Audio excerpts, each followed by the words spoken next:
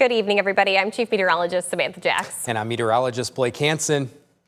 Woo. Looking like a busy night ahead of us. We are tracking a line of potentially strong to severe storms. We have already seen them have a very strong nature, Blake, over the last several hours in Wisconsin, and they're entering into an untapped and primed environment to potentially allow them to continue to strengthen. I think it's one of those things. Of course, severe weather is never a slam dunk, and it's still not a slam dunk over the coming hours, but pretty much everything we have talked about over the last 24 hours has been coming to fruition with these storms to our west are starting to congeal into a line, and they are heading in our direction. I think really the only difference, and we'll get more into this, is that it looks like these storms might be just a little later in the evening, but our atmosphere going to be ripe for storms. And the thing is today, and a lot of you I'm sure have noticed this, you know, upper 70-degree temperatures, dew points sitting in the 60s, sunshine in and out all day long. What the energy and what the atmosphere needs, right, is fuel for these storms. You have to think of it, we always say, like baking a cake. You need all the ingredients to be there, and the more ingredients that are present in the atmosphere, the more that these storms can enter into them and blossom into, right, a bigger cake. We've had all the ingredients there today. We've all had all the ingredients, and you can argue that it doesn't feel like the middle of April by any means. This is more of what we see in May, maybe even early June, and that's why we have this higher awareness for this evening, because not usually we see this type of environment here on the 14th of April. Absolutely, and parts of our environment are really indicative of that early summer environment, but then there are other parts of the environment that are very spring-like, and it's almost the contrast of those two things, or the collision of those two things, that have elevated our risk tonight and have certainly our antennas up, right? We are paying attention, we are focused on these storms, and the good news is that if you're joining us right now, you have a lot of time to prepare, because we are tracking one cell that's crossing Lake Michigan, but the main line of storms is still likely another hour and a half out before it makes it to Lake Michigan itself. And that's the thing, is that you have plenty of time to stay weather aware, as we always try to advertise throughout the year. We got a lot of time as we try to guide everyone through these storms as the evening goes on. You know what, let's go ahead and take a look at things. We're going to start off on our Max 2 computer here and take a look at radar. What we're watching as of right now is a little cell that's developed in Muskegon County. Now, we have had reports of some hail embedded within the cell, and this is far from the most intense of the storm that we're going to see. You can see a little bit of thunder and lightning embedded in it. This is nothing that would jump out at me saying, oh, this is a severe storm, and it's not at this hour, right? We've got thunder and lightning, a little bit of light hail, but we have to zoom out here to look at the bigger picture of things. And it's these cells that are over in Wisconsin right now that we're really monitoring their strength and their intensity. You can see this cell that's just off the shoreline of Milwaukee, and it's on a trajectory right now at the east, maybe a little bit northeast, moving at around 30 miles per hour. So let's go ahead and throw a track on that here. That way you all can see I've got this moving at 30 miles per hour. We're going to throw a track on it to the east, maybe a slight northeasterly hue to it, to see when it's going to arrive to West Michigan. Because while yes, we are already seeing a little bit of thunderstorm activity, that's not necessarily the severe weather that we're monitoring closely. So this takes this cell to places like Muskegon by 10:36 this evening, Fremont by 11:12, Newaygo 11:24, making it to White River Township by the time we hit 10:24. So this is where we ask all of our friends in Muskegon County to ensure that you are, once this cell makes it there, if it does get turned to a severe cell, which the National Weather Service makes that call and we'll be watching it closely, that you're heeding that warning, that you're heading inside and making sure that you are remaining safe from that storm. If we look at the hail potential right now at the cell that's currently over Muskegon, we can see why you're receiving those reports, or why we're receiving those reports of hail. Let's take a really close look here. This is the core of the hail at this time. It's just slightly to the south and east of Whitehall Township, making it to Holton Whitehall Road, and it's going to continue to track towards Crystal Lake. It's going to continue to move across Crystal Lake Road and make its way towards, let me zoom out a little bit here so that I can get some slightly bigger towns, Holton Township. Now, with hail, you're always going to want to remain indoors during a hailstorm. Nobody wants to be outside during something like that. But in addition to to that if you have time, right? I mean, you can see places such as, let's zoom in just a little bit here, Sheridan Charter Township, Garfield Township, Bridgeton. You have a little bit of time right now to get the cars in the garage, making sure that you're protecting them. But yeah, this is really blossoming into something, and it started off kind of as a weaker thunderstorm cell only about 10 minutes ago. And it's just showing that these initial thunderstorms, and this is separate of that line that's going to come through, Sam, later this evening, really tonight, is that our atmosphere is primed for storms. We had nothing today. Yes. We had some earlier convection, that thunderstorm activity that was around daybreak. Okay, that was 13 hours ago. At this point. Yeah, We had a full day of heating. The atmosphere is primed for these storms, even if they're maybe somewhat weaker intensity at the beginning initially. These storms could fire up rapidly. And in fact, I do have a quick note here, Sam, that the Storm Prediction Center just issued a mesoscale discussion. Anyone can read those, by the way, on the site of the SPC, that they are pretty sure they're going to issue a severe thunderstorm watch for lower Michigan shortly, that the threat for severe storms will spread into parts of lower Michigan within the next couple hours. A cluster of storms has evolved out of 2 supercells in southeastern Wisconsin, which you were just highlighting. Yep, you can see that cell continues to strengthen. You can see that clearly Lake Michigan is not weakening these the way they typically would in a very early spring environment. It's nice to see that there is agreement always between the Storm Prediction Center, the National Weather Service, and us here in the 13 on Your Side Weather Center, because the fact that all of us are on the same page thinking, hey, the environment is just right for this, should be reassurance to you all that it's time to remain weather aware, and that this is not just one of those sets of storms that we're hyping up, or, you know, we're here to ensure your safety, and we're doing so because you can see the line on your screen right now that's headed towards us is entering into an untapped, primed, fueled environment. The Storm Prediction Center has been aware of this, Blake, for a little while. Let's go ahead and pop up Max 1 here so that people can see the threat headed towards us. Yeah, you know, earlier today, the Storm Prediction Center upgraded much of West Michigan into this level 3 enhanced risk. That is the orange coloring you see on the map here. Sam, yesterday that level 3 out of 5 risk was just across Iowa, Wisconsin, into northern Illinois. They made the decision today to expand that risk into West Michigan. And you can see a closer look here at home. That level 3 risk, and everything colored in orange, includes pretty much all of West Michigan, at least all of the 13 on Your Side viewing area. The exception, Big Rapids, Ludington, that line to the north and east, so mostly our US 10 communities. That is the exception where there is a level 2 out of 5 risk for severe storms. But what does an enhanced risk mean? I know we say these levels all the time when we have severe weather. Well, enhanced risk, that level 3 out of 5 risk, indicates that numerous severe storms are possible. When we have a level 1 risk, that just means an isolated severe storm is possible. Maybe we'll see one blossom and become severe.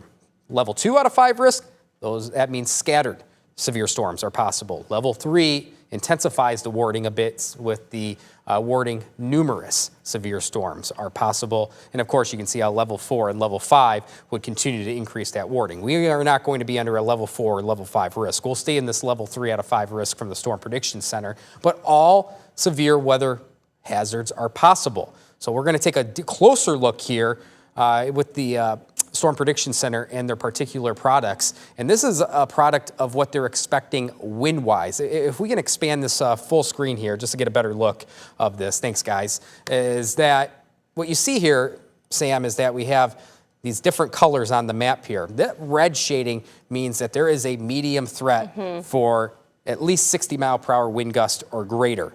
However, you see the dashed lines here. There's been a little bit of a change in how the Storm Prediction Center denotes the strength of certain severe weather products. The easiest way for you at home is that if you see this dashed line on the map here, that is where we could see wind gusts in excess of 74 miles per hour. So that is the concern as we get towards this evening with that squall line coming through, that we could easily see wind gusts exceed what we see in a severe thunderstorm of your baseline severe thunderstorm. I think, Sam, you want to head back to radar actually a little bit here? It seems like a little bit of an update, or do you want me to keep going? I do want to just quickly talk about radar here because I've looked at the precipitation rates embedded within this cell right now in Muskegon County. What is a precip rate, right? That's how heavy and fast the rain is coming down, the intensity of it. Look at this here. You can see that we have some very heavy rain embedded within this system. Right now, some of it is indicating potentially upwards of 1 to 3 inches per hour rainfall rates. I mean, I know that's a little bit of a range, but that is not good with our ongoing flooding, what I would call even an emergency that we have across our rivers along West Michigan. And really throughout the state of Michigan. I mean, I know that portions of northern Michigan dealing with some serious issues up there as well. And so this is something else that we cannot let our guards down about tonight. Flooding is a serious concern when it comes to severe weather threats. It's not necessarily something that we talk about very often because we are always, really looking at the things like tornadoes and hail and wind. But flooding is something we really have to watch for, especially because of the amount of heavy rainfall that we have received recently. I mean, we're really seeing this cell blossom.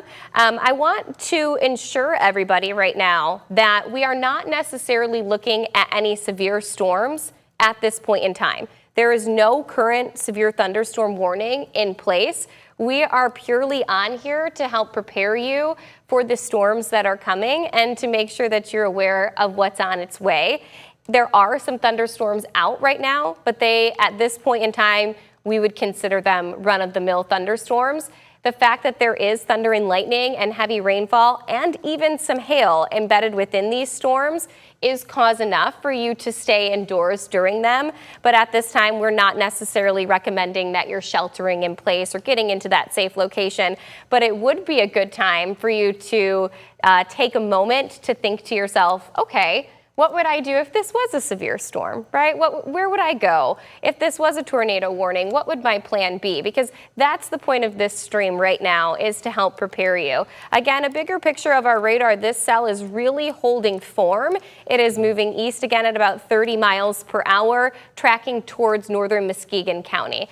Blake, do you have any updates? I know that the National Weather Service has issued a couple things recently. Yeah, so I just wanted to finish the thoughts there of what the mesoscale discussion was from the Storm Prediction Center. They're just indicating that the cluster of storms will continue and that we'll likely see that some sort of squall line, some linear type of structure come through lower Michigan. Obviously, straight line winds the main concern. Large hail will remain a concern in the strongest, more discrete thunderstorms.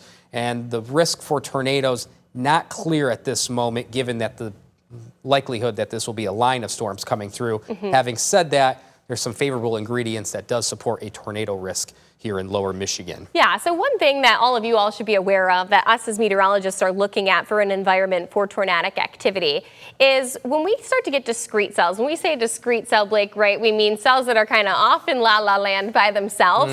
Sometimes those are the cells that can really end up creating some nasty, large supercell tornadoes. Yeah. Now, the fact that these storms have already, we call it congealed or moved and formed into this line formation that you're seeing on your screen here. I'll point to it. You can see this line of storms that's beginning to form. That doesn't necessarily create a 0% tornado risk, but it oftentimes can change our environment from them being these large tornadoes that are by themselves and violent to rain-wrapped small spin-up tornadoes, Exactly. right? And so that's what we will be watching for along this line. Another thing that can happen really easily along a line of thunderstorms is strong damaging winds. Yeah, and that's the thing is that, everyone gets kind of caught up in the word of a tornado. And of course, you got to respect that tornado risk.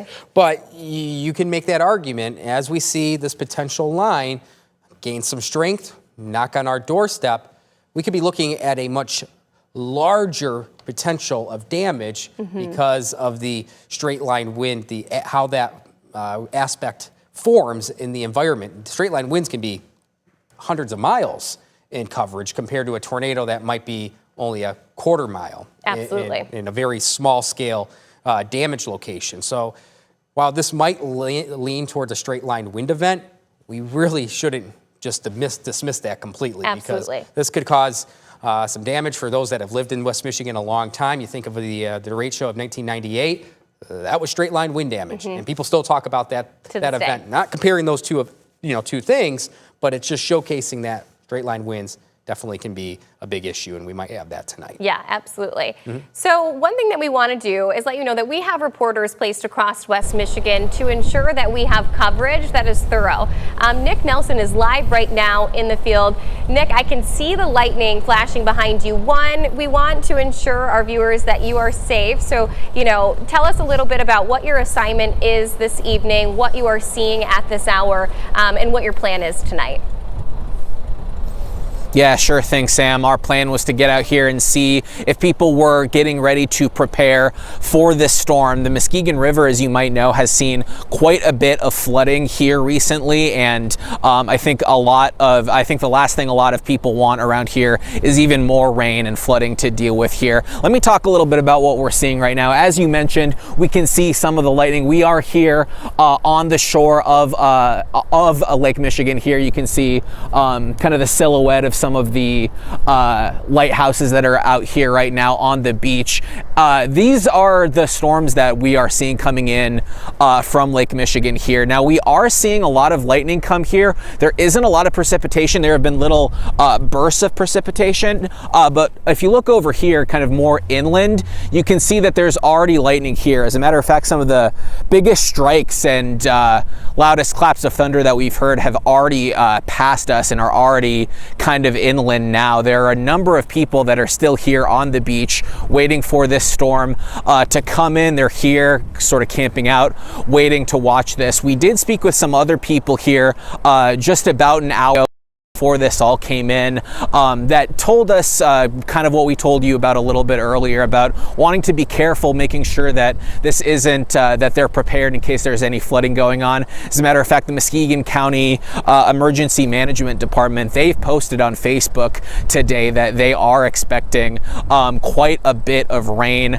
that could cause some flash flooding here around town. So people are prepared for this. They are out here watching the lightning, watching the storm as it comes in, and as you mentioned, more of it is just on its way. But as of right now, there's not a ton of rain to speak of, but we are hearing sort of loud bursts of thunder and seeing some lightning around here. So it's certainly on its way. We'll send it back to you.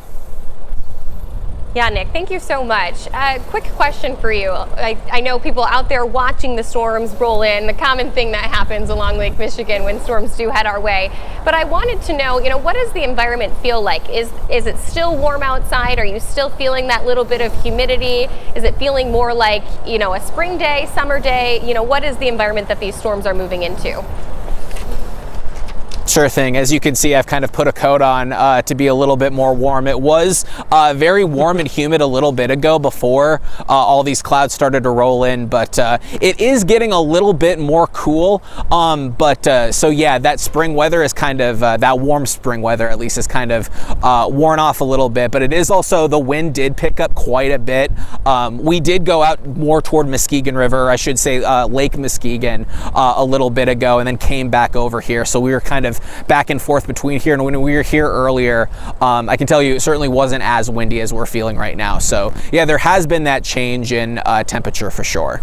Absolutely. Okay, well, you stay safe out there tonight. We really appreciate your time and coverage, keeping West Michigan viewers informed and safe. We do have a special marine warning that I'd want to go ahead and talk about, though, and get inside the car away from all of that lightning, Nick. So special marine warning has just been issued. Blake, did you grab the paper for that? Yes. Is that what that is? Got it right here. Yep, at 8:48, so that was a minute ago. Strong thunderstorms located from along a line extending from about 25 miles west of Little Sable Point to the west of Grand Haven Lights. So obviously that complex right there that Sam is pointing to on her map. And this is moving eastward at about 35 knots, so roughly... it's picked up speed then. It's picked up speed a little bit. 40 miles per hour, wind gusts to nearly 50 knots, and some small hail with this storm. Let's go ahead and throw a track on that for everybody then, so that we can let you know when it's going to get to your doorstep. Do you want to do that, Blake? Yeah. Go ahead and show them where it's at. So we know we have some active thunderstorm activity already scattered across West Michigan. We'll go ahead and switch on over to max 1 here. And the active thunderstorm activity that's happening right now is not necessarily the severe weather that we're monitoring. While anytime there is thunder and lightning, we ask that you stay indoors. It is the line that's juxtaposed over Lake Michigan that we will be monitoring closely. It is moving at about 40 miles per hour to the east, maybe a little bit to the northeast. Blake, what's the arrival time for some of these things? I'm going to redraw this one more time just to account for a little bit of that north and east motion, it looks like, just slightly to the north and east. This is looking like about 10:07 for those in Whitehall. Lakewood Club, 10:19. For Muskegon, just a little bit later, that would be about 10:41. And then Norton Shores at 10:46. So this has still got some time to it, maybe a good hour or so. I think this might be, it seems like a little, I would argue probably about 10 o'clock or so in the Whitehall area. That seems about a good baseline right there. So we got about an hour before this storm will make its way on shore. Again, this is moving at about 40 miles per hour to the east. It's halfway through the lake, so that makes sense. About an hour away if it continues at this strength. You can hear the heavy rain on top of our roof here at 13 on your side. So about 10 o'clock for those in Whitehall. We'll go 10:20-ish, 10:30 for Muskegon. I like to be on the sooner side of the time frame here. So we'll go 10:20 for those in Muskegon. That's a good hour and a half away. Norton Shores at 10:30, and then this would continue into around 11 o'clock for those in Newaygo. So this is going to be our first focus of the forecast this evening. This line coming through Lake Michigan. We also have to watch closely how these ongoing thunderstorms that are blossoming out ahead of the line, how that is behaving. We do have some reports, Blake. On my Facebook, Stacy from Montague says that she has received some hail. Here's what I want everybody to know tonight as we head into this environment. There are a couple of ways that you can reach us with severe weather reports, and it helps us so much when we are staying on wall-to-wall coverage and keeping you covered on streaming when we know what's actually happening on the ground. And now we do have crews placed across the area, but your reports matter just as much. You can leave comments on our different Facebook posts and platforms. Another really helpful way to go about this is pull out your cell phones. I'm going to give you 10 seconds to get it ready because this is the phone number that you can text really easily to give us reports. It's 616-559-1310. I'll give that to you one more time. 616-559-1310. It is so easy. All you have to do is send us a text as if you are our friend, sending us, hey, how's it going today? Nothing else required about it. We would love if we could get your name and location. That helps us to be able to, of course, pinpoint where this is happening at. And of course, if you have supporting pictures or videos, we would love that just as much. But we ask that you wait to get outside, take pictures of hail and those sorts of things until after the storm has passed. These storms do have some indicators of hail embedded within them. I know Blake's got that pulled up right now. And so chances are we are receiving a little bit of that on the northern fringe of Muskegon County and the southern flank there of Oceana County. And then again, tracking the rest of that cell, which will make its way in about an hour-ish, right, we said? Yeah. To portions of Muskegon County. And I think that's, one of the other things, Sam, is that we're going to really talk more and more about this as the night goes on, especially where these thunderstorms continue in certain locations. There is a lot of moisture in our atmosphere and a lot of potential for heavy rainfall, regardless of the severe weather risk that is present this evening, even if we don't even see one severe warning or severe report tonight, which would be great. I don't want to see. That's what we would like to happen. We also know that there is a high potential of flooding. We've already seen flooding this spring. That rain that just came down, that was heavy torrential rainfall that was coming down, in addition to what we have seen so much as of late. I do want to give a quick update that just came out from the National Weather Service. From our friends there, they said a tornado watch is going to be issued momentarily. Yep, there it goes. We can hear it Wow. coming through our system. The watch is anticipated to cover the entire region from the US 10 corridor to south of Michigan-Indiana border, lasting until 4 o'clock this morning. This is a long duration event, everybody, that we are preparing and planning for. And we will have you covered through the entire thing. I know. It's a little, I wasn't expecting that, to be honest. See a tornado watch. We were yeah, thinking that maybe was a a little bit watch. of a. And here it is. I mean, you can see this covers our entire viewing area from Ludington to Port Huron, Michigan, down to Detroit through Ann Arbor, stretching through Calhoun, Van Buren, and Benton Harbor. This is impacting most of lower Michigan tonight. It is a heightened risk for severe weather, and it is a tornado watch that has been issued until 4 o'clock this morning. What Blake and I are going to do at this time, because there has been a tornado watch issued, is that we're going to take a moment to cut into our programming on air. We've been doing this on streaming, but we want to take the time to inform our viewers that maybe aren't watching us digitally that a tornado watch has been issued, give them a short little brief update on what's happening, and then we're going to return back here to continue our coverage on streaming of these storms that are developing. So you're going to see that happen. You're going to see us work through that process, which is great. But just know that we might be a little silent for a moment here, a little bit distracted while we prepare to cut into our programming. Yeah, so just give us just a moment here. Okay, so tornado watch issued until 4 a.m. Here it is. All counties. Let me give a little here real quick. Just do this. Sometimes this doesn't tell you all the information that's needed.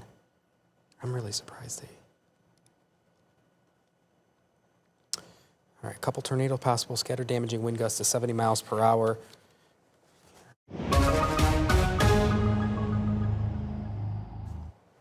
Good evening, everybody. I'm Chief Meteorologist Samantha Jacks. And I'm meteorologist Blake Hansen. Fresh off the press, Sam, we have our first kind of notification of this evening. A tornado watch has been issued all across West Michigan. Yes, this is a wide and expansive tornado watch that has been issued starting now and continuing on until 4 o'clock this morning. You can see the watch is up on your screen. We do have some active thunderstorm activity ongoing right at this time, none of which are currently severe, but there are some things that we're monitoring for this evening, including some primary threats here that include a couple of tornadoes possible embedded within this storm, scattered damaging wind gusts, Blake, upwards of 70 miles per hour. Sometimes it's not even just the tornadic threat that we watch really closely. Wind damage can be, just as bad. And 70+ mile per hour wind gusts embedded in the line of storms that we'll show you here momentarily.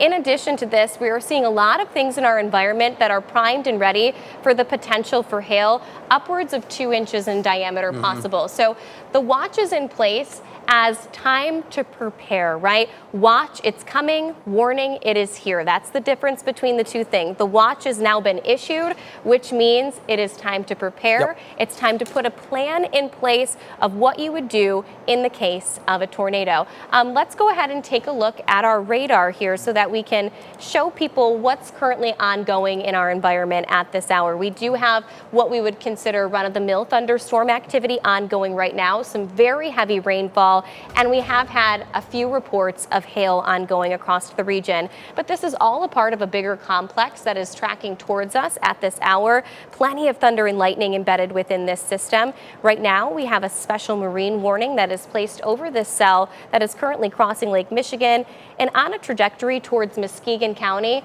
moving at around 35 to 40 miles per hour to the east. And so, yes, there's no current severe thunderstorm warning on this system at this time, but the watch in place at this hour says, right, Blake, that our environment is ripe, it is primed, and it is ready to go for these storms to potentially become strong to severe. And this might come in several waves of thunderstorms. We talk about maybe at times we kind of tapped out our atmosphere with prior thunderstorms coming through. This might not be the case this evening because of how favorable our environment is overall. We might continue the favorable ingredients for several hours, even if your backyard has seen a fair amount of thunderstorm activity, you still have that opportunity, that chance of severe weather, and why it's one of those nights, I know it's going to be a late one for some, to stay weather aware. And that's why that that tornado watch remains in effect until 4 o'clock this morning. What you're looking at on your screen right now is actually a future projection of what we looked and to expect to play out this evening. So this is a look at midnight tonight. Overnight storm threats, Blake, are something that we take really seriously here in the Weather Center, and in large part because a lot of people are sleeping. And so this is when you take the time to think to yourself, what are my multiple means to receive critical weather information this evening? When we say multiple alerts, one thing that we do not want you to have in your plan this evening is outdoor sirens. The reason for that is I imagine that most of you don't plan to be outdoors at midnight tonight. Yep. And outdoor sirens are meant for outdoors. Yep. So NOAA weather radio is going to be a great option. Having your local station turned on, because we will be sure to cut in anytime there is a threat. In addition to that, cell phone apps, a great option as well, having those emergency alerts turned on. By far. So having those multiple ways, that is the best way to go over the coming hours. We're right at 9 o'clock here on this Tuesday evening. Nothing severe right now on the map. There might be some torrential rain. Very heavy rain coming down. Some thunder and lightning. Even we've had a few reports of small hail in northern Muskegon County, maybe even stretching into southern Oceana County. So around, let's say, north of Whitehall. In the Whitehall area, but it is that main thunderstorm complex that is over Lake Michigan right now. That is our main focus right now over at least the next 30 minutes, as this is going to be working its way onshore, likely into Muskegon County, probably by about 9:45-ish. Absolutely. So we want to get you back to your regular scheduled programming, but before we go, we want to ensure that you know that we are streaming on multiple platforms this evening, including our 13 on Your Side YouTube channel, our Facebook page. You can download our phone app that's going to allow you to watch our coverage nonstop, and then of course 13 Plus. Those are all different platforms that you can catch Blake and I on, even when we're not cutting into programming. We are making sure that we are watching these storms closely all night long and giving you extended coverage there. In addition to that, we really want everybody to know how to give us reports of severe weather tonight, and that's going to be by texting us at 616-559-1310. For meteorologist Blake Hansen, I'm Chief Meteorologist Samantha Jacks. We will ensure to continue to bring you coverage all throughout this evening on your severe weather updates.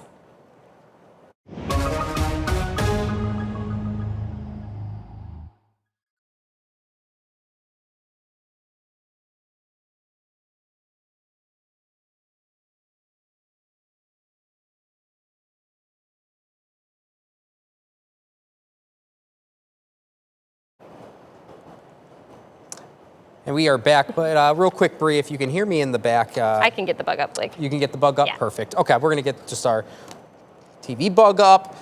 So if you're watching us, 9:03 here on this now Tuesday evening, and kind of kickstarting our severe weather coverage, a tornado watch has been issued by the Storm Prediction Center. I think for both Sam and I, a little bit surprised that this was a tornado watch. The indication was that there would be a severe thunderstorm watch issued here at home, but they have decided to go with a tornado watch. And I think that just speaks that there are multiple severe weather hazards in play tonight. While there is obviously the potential of tornadoes because we have a tornado watch overhead, we also have the potential for large destructive hail on the order of 1 to 2+ inches in diameter. So we're not just talking your baseline quarter-size hail. We could easily be seeing hail that's larger than ping pong ball size, golf ball size hail.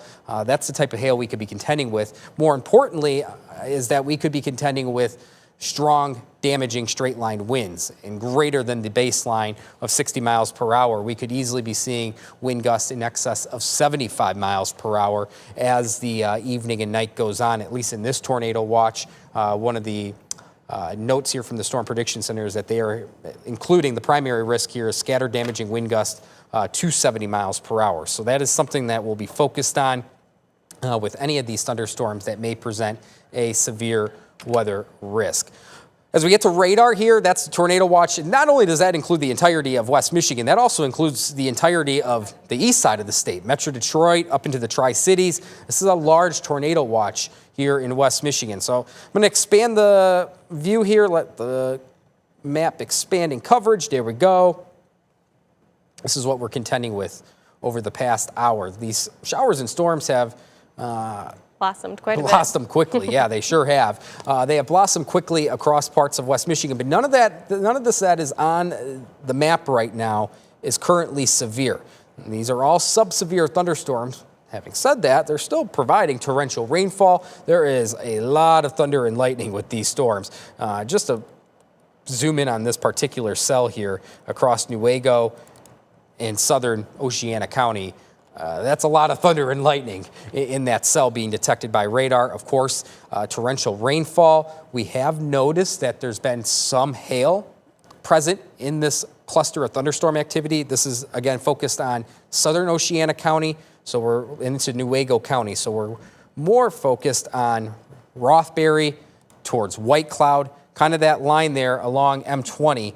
That is where there could be some hail just south of M20 between Rothbury and White Cloud, at least pockets of larger hail. But as of now, nothing that is screaming severe criteria.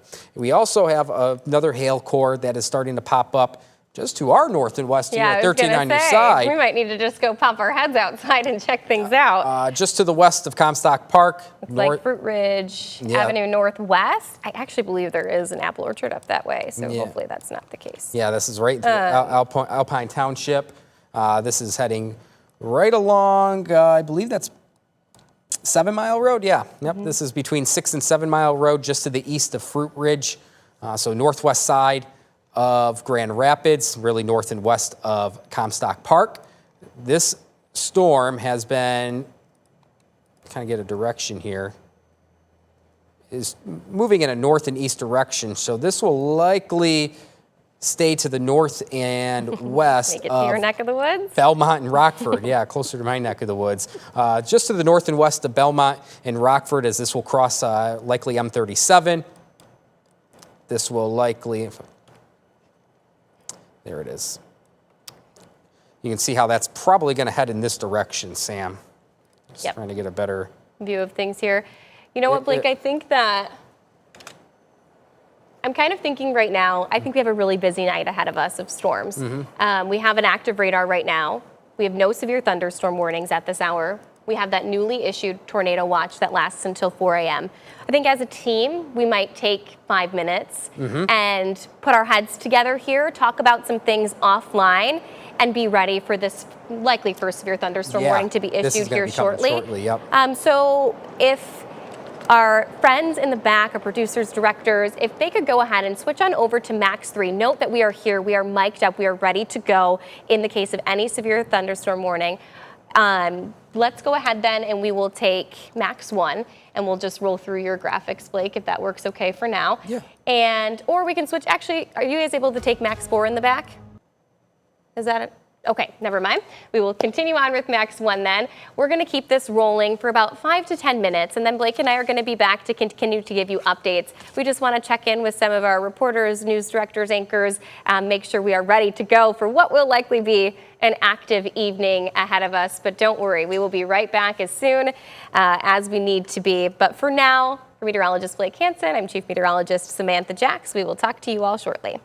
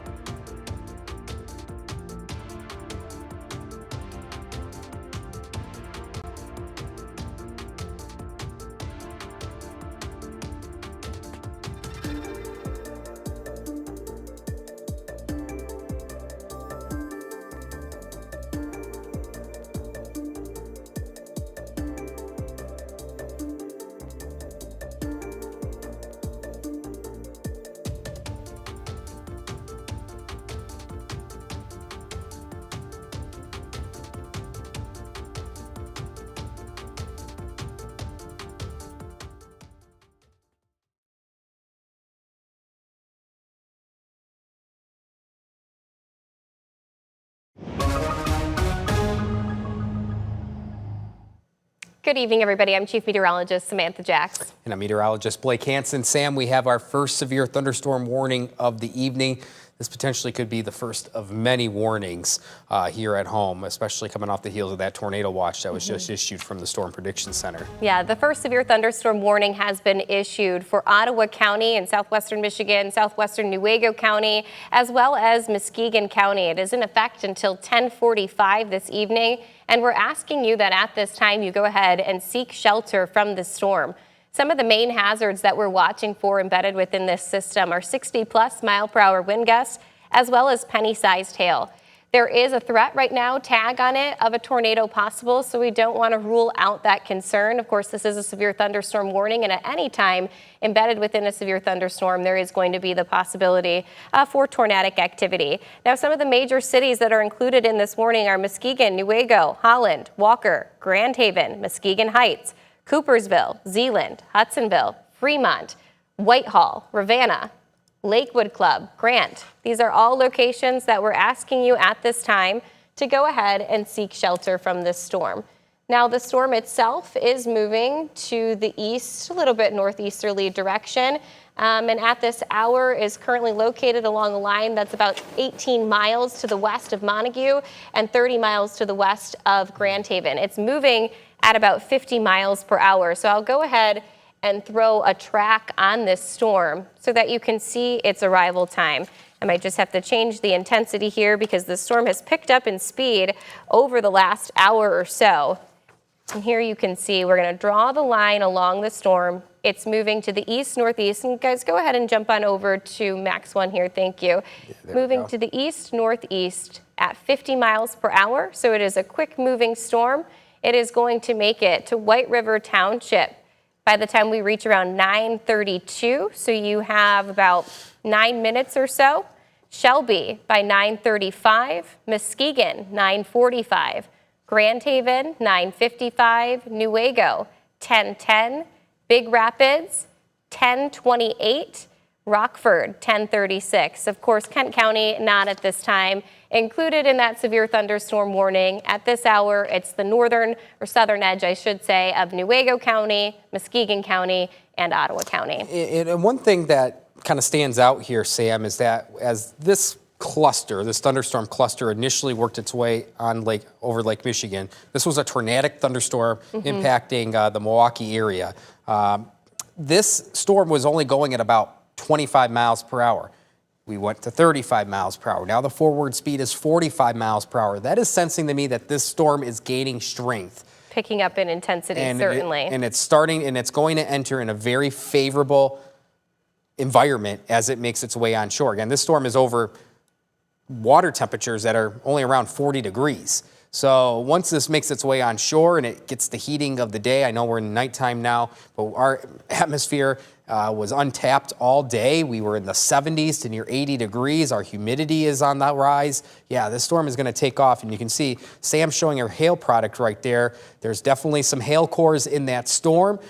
There's also been a look on radar, velocity, the velocity product, which is the sampling of wind in our atmosphere. Yes, this is sampling pretty high up in this thunderstorm, a couple thousand feet up in the storm, but it does show that there are several bouts of strong winds coming through Lake Michigan as this thunderstorm presses eastward. At the very least, that these storms are providing gusty winds, and if they can mix down to the surface, yeah, we could definitely see that damaging wind risk that the severe thunderstorm warning is highlighting.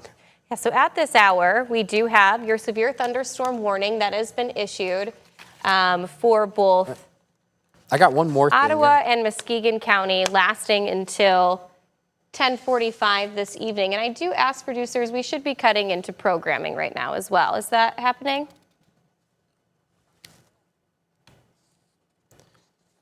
Real quick, we also have a flood warning until 3:30 in the morning. So that flood warning includes parts of Muskegon, Newaygo, and Oceana County, Sam. So that's going to be another thing we keep an eye on. We're going to just take a quick pause while we wait to break in the programming, and then we'll be right back.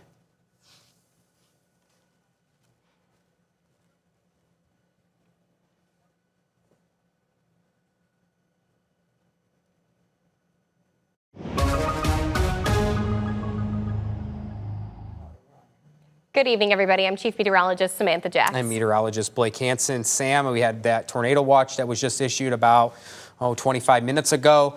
Now we have our first severe thunderstorm warning of the evening. Yes, the first severe thunderstorm warning of the evening has been issued for the following counties, and we're asking you at this point in time to go ahead and find a safe location to bear through these storms. Muskegon, Newaygo, and Ottawa County, including some of the major cities such as Holland, Muskegon, Norton Shores, Grand Haven, and this storm is continuing to track at a 50-mile-per-hour cadence with 60-mile-per-hour wind gusts potentially embedded within it and the potential for hail as well. We have been monitoring this storm since it moved over Lake Michigan and only continuing to gain strength as it moves. Let me go ahead here and throw a track on this system so that you know when it is going to arrive at your doorsteps. The National Weather Service has tagged a threat with this severe thunderstorm as tornadic activity possible. Any severe thunderstorm warning really can include the potential for there to be a tornado. Right now, we're closely monitoring for that, but at this time, it's really going to be for the maximum wind speeds of upwards of 60 miles per hour and the potential concern for hail.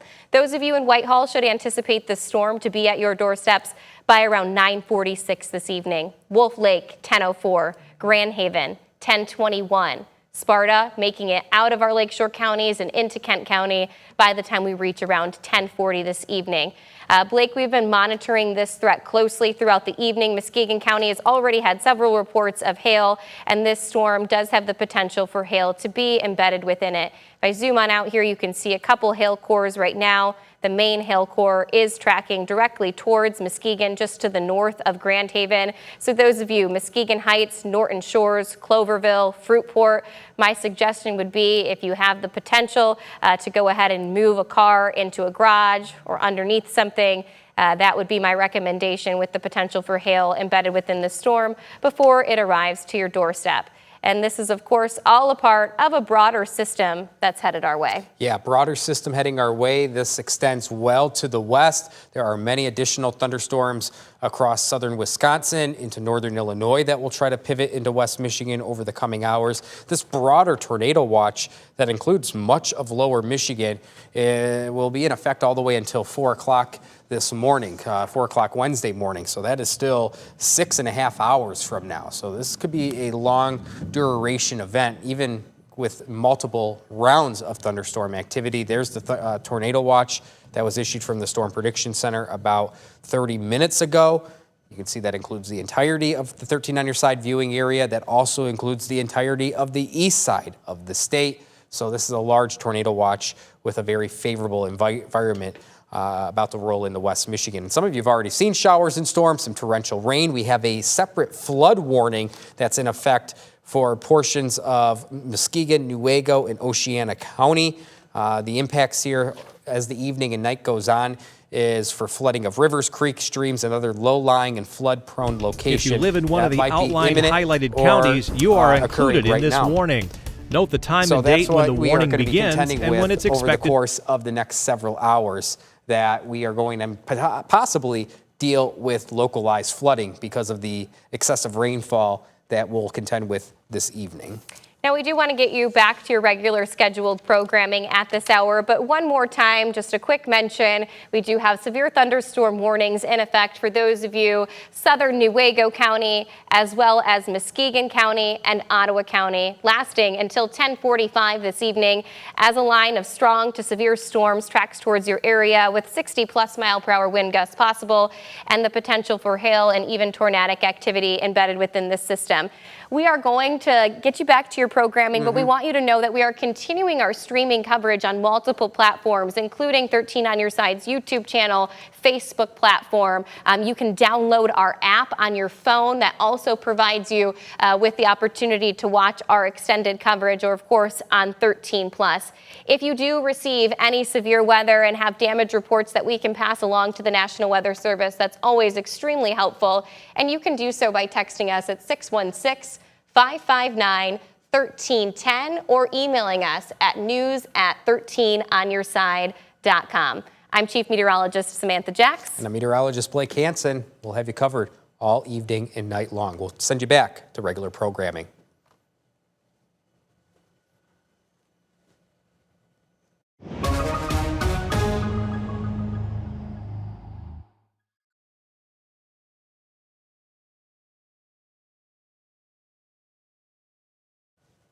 And all right, there we are. A little repeat for those of you who've been watching us on streaming. Yes. And we actually, downtown, where's that at, Bree? Downtown Muskegon? Oh, Grand Rapids. Okay. We have some live reports across to West Michigan. Our own Jordan Hatfield is. Yes, Blake, Samantha, we are here in downtown Grand Rapids right now. I'm just going to step to the side here. There was a lot of lightning going off in the sky here. We actually had a pretty impressive strike just a few minutes ago with really rather loud thunder accompanying it. But so far, it's seeming to be pretty shy right now. It's not a lot of lightning strikes right now. The rain has also calmed down here in Grand Rapids. You would be seeing it hitting me right now if not for a canopy above me, but yes, it's stopped right now. The wind is also picked up just a little bit. We're getting a little bit of lightning. I just saw it off in that direction, I believe. So the storms are still hanging around, but it's not super intense right now. I've seen some folks out and about walking their dogs and doing some late night errands, so people are out and about right now. So obviously if you are out, try to find a safe place once the storms do hit, because yes, they could be dangerous. Back to you in studio. Okay, thank you so much for that report. For any of you that are just joining us, thank you so much. We're going to be covering this all evening long as we are tracking a line of powerful and strong to severe storms that are tracking towards our area. We currently do have one severe thunderstorm warning that is in effect for a line of storms that has been moving from Milwaukee over Lake Michigan and now towards both Muskegon and Ottawa County at this hour. One thing that we've really noticed about this line of storms within the last, 20 minutes or so is that it is really picking up its speed and intensity. You can see embedded within the storms torrential rainfall. That is something we will be watching really closely all night long with our ongoing flooding concerns that we have across the state of Michigan. In addition to that, some other threats that are potential within this system is going to be the concern for hail embedded within it, as well as a line of strong damaging winds. If we look inside the storm for its hail potential, this is called vertically integrated liquid, right? And that's a really fancy way of saying that we are looking inside the storm itself to see if there are any signatures of hail. Here is our strongest core on the map right now, and it's sitting over Lake Michigan still, so you really still have some time to prepare. I love how the National Weather Service has really gotten ahead of this storm, issued the warning early, and we always say, watch, it's coming, warning, it's here. Not necessarily here just yet, but that's okay, because it's giving you time to say, hey, maybe those of you who are having their car sitting outside in their garage or outside in their driveway instead of their garage that are located right now in Norton Shores, Cloverville, Wolf Lake, Muskegon Heights, Ravenna, Fruitport, it might be a good time to go ahead and put that in the garage if you have the opportunity to do so, since we are tracking the potential for some hail embedded within this storm. Blake, is there anything that you're seeing that's standing out to you at this time? I mean, I can see there's clearly some strong winds. Yeah, strong winds. This is still measuring probably a good 2,000 plus feet up in the atmosphere, Sam. The distance between the radar site at the Ford International Airport, that's south and east of downtown Grand Rapids, to these storms that are still a good 15, 20 miles offshore of Muskegon. Having said that, these are some strong thunderstorms. The National Weather Service does not issue a severe thunderstorm warning just for fun and games. They are by far anticipating that as this storm rolls through, that there will likely be strong to potentially damaging winds, and there might be even a tornado possible in this line. We'll have to really watch how this line behaves as it works on shore. One other thing, Sam, that I just want to make a quick note of here is that National Weather Service is indicating that flooding is likely imminent across southern Oceana County into central and southern Newaygo County, where 1 to 2 inches has already occurred in this short time. Again, we're talking maybe about an hour. Wow. Since this has all started, hour and a half. Northern Muskegon County will also likely experience flooding impacts shortly, Would not be surprised if stretches of M20 are underwater at this point. Wow. So okay. that is something that we're going to really have to focus on. I know well, look at this light show. Yeah, putting on quite a light show in Grand Haven right now as these storms approach the lakeshore. I mean, regardless, Blake, I mean, these are showing clear signatures of potentially being severe in our area. Regardless of that, just the lightning alone can be a threat. I know we typically have a lot of storm watchers that sit along the Lake Michigan shoreline and watch the storms as they roll up. This is the time, friends, to go ahead. Hopefully you snapped your photos. Let's head back home before these storms do end up rolling on in. But yeah, wow, really, really impressive light show ongoing in Grand Haven. And for those of you who don't know, we have the ongoing severe thunderstorm warning that's in effect for both Ottawa, Muskegon, southern Newaygo County at this hour, lasting until 10:45 this evening. We should throw a track on that. Go ahead and show you all when it's expected to get here. I'll go ahead and pause the radar loop. It's getting a little bit closer. Man, my mouse is playing games with me. Let's see here. Zoom in. There we go. It's getting a little bit closer to Muskegon County. It's moving at 50 miles per hour, so it has picked up its pace quite a bit. Go ahead and throw a track on this. Moving to the east. All right, there you have it. Those of you, Grand Haven, 10:04. Making it to places like Newaygo, 10:17. Whitehall, a much shorter time frame. We're looking at 9:40, 9:45-ish. Muskegon, 9:54. Grand Haven, again, 10:04. Embedded within this, you can see, let me grab my little arrow here so I can point it out to all of you. So this kind of right here, that would be the eraser. Let's see. This is the arrow. And real quick, Sam, just an update on this storm that we're talking about right now. Quick update. Healthy core of wind with this Boeing segment moving into Muskegon and Ottawa counties. Obviously a few thousand feet up in our atmosphere, but there is a good likelihood those 60+ mile per hour wind gusts will make it to the surface. Also, something to be watched for is any cell mergers with this line. Especially we have that cell across Ottawa County right now in Holland. If that interacts with that main storm, that main line that's starting to press on shore into Muskegon County, that could locally boost a spin-up tornado risk. Okay, so that's where we get this tag, right, of tornado possible. It's not necessarily that we are seeing signs of spin embedded within this line. We are seeing signs of strong damaging wind gusts, but it is the potential for this cell right here and this line of storms to cause each other's environments to intensify, cause spin in the atmosphere, and potentially produce tornadic activity. With that being said, we really want you all to take this storm incredibly serious, seeking shelter from this storm and having a plan in place, right? Now is the time to ask yourself, what is your shelter location? What is your shelter situation as you still, especially those of you down towards Holland, have another 20 to 30 minutes before this line does officially move into your neck of the woods. Ask yourself, where are you going to go? Do you have a basement? If the answer is yes, that's going to be your first location. If you do not have a basement, we're going to look for a room that has no windows in it. We are going to look to be enclosed by walls. One thing that we've seen time and time again when we go to sites of severe thunderstorm or tornadic damage is that the windows can often be blown in and shattered. And so that's why we say remove yourself from windows. Bathrooms are oftentimes really good locations that you can head to. A hallway is another really good spot. One tidbit that I've heard time and time again from different meteorologists, in fact, former Chief Meteorologist George Lessons used to say this all the time when storms were moving in. Now's the time to close your garage door as well. And the reason for that is because with these strong damaging winds, you want to have that garage door shut. And this line of storms itself is really indicating that it has some strong winds embedded within it. We're going to send things over. Blake, how are you feeling over there? Are you ready? Yeah, I feel pretty ready right now. All right, let's go ahead and send things over to Blake. He's at the wall right now. He's going to look a little bit further in depth at this storm. Yeah, the biggest thing, Sam, right now is that we have this kind of curvature of this line coming through the lakeshore right now, at least this, we can call a squall line or a bow echo.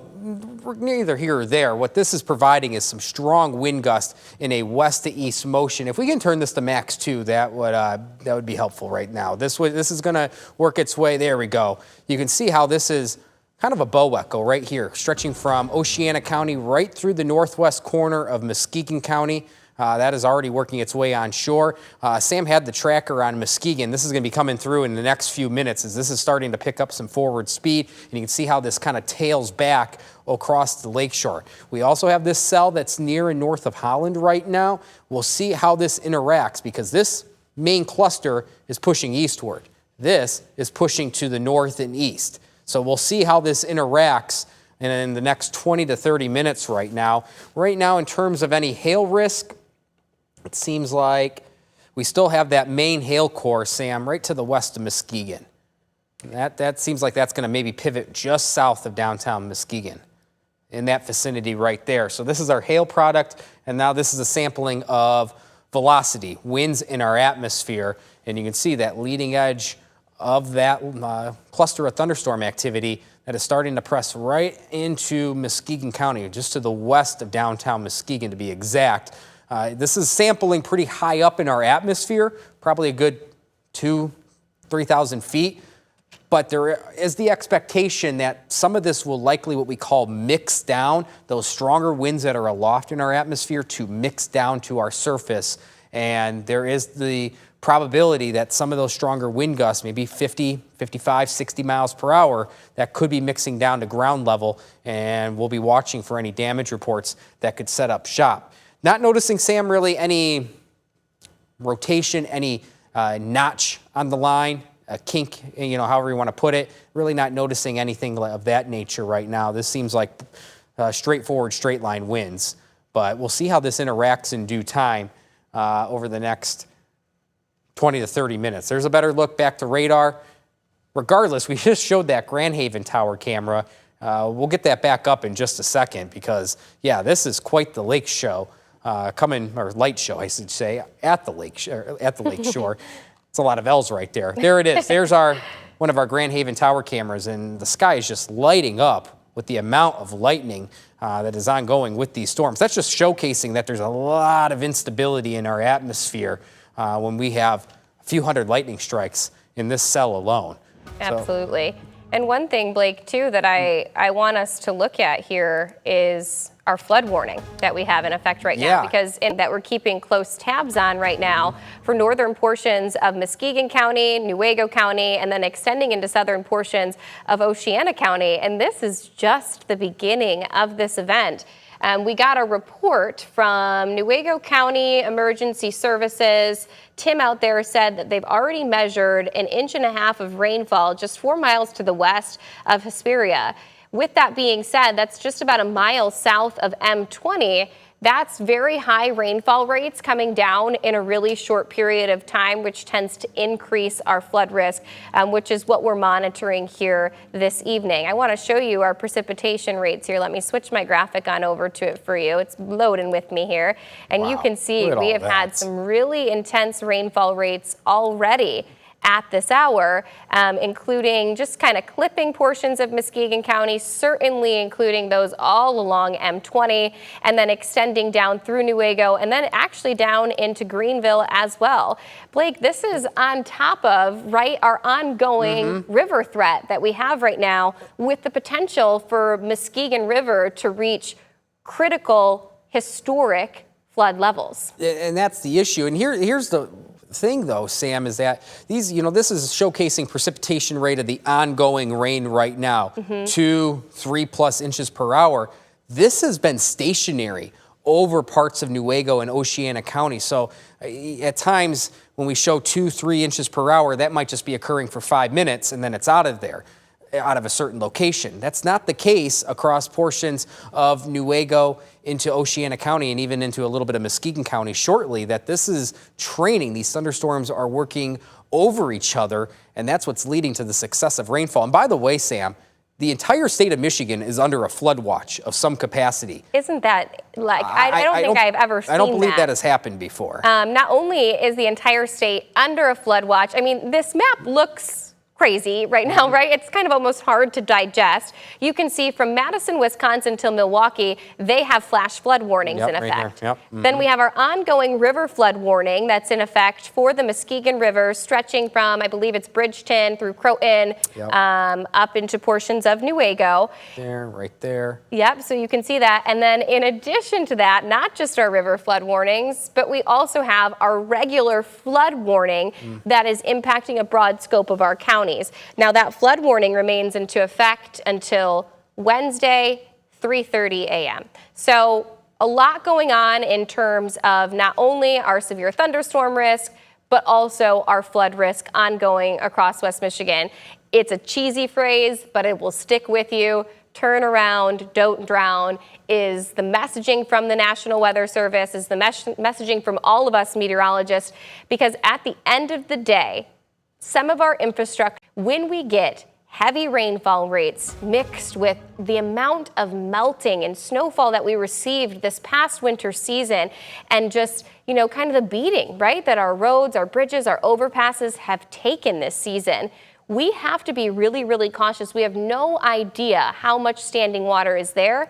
In addition to that, we have no idea if the road is still existent underneath it. And so that's where that messaging comes into play, right? It probably sounds silly. It sounds a little bit dramatic, but I can promise you, you don't want to think that you're driving through 3 inches of water and you're actually driving through 3 feet. And in addition to that, we have our surrounding rivers, right, that are at the brink. I mean, they have dealt with so much water over the last 2 weeks.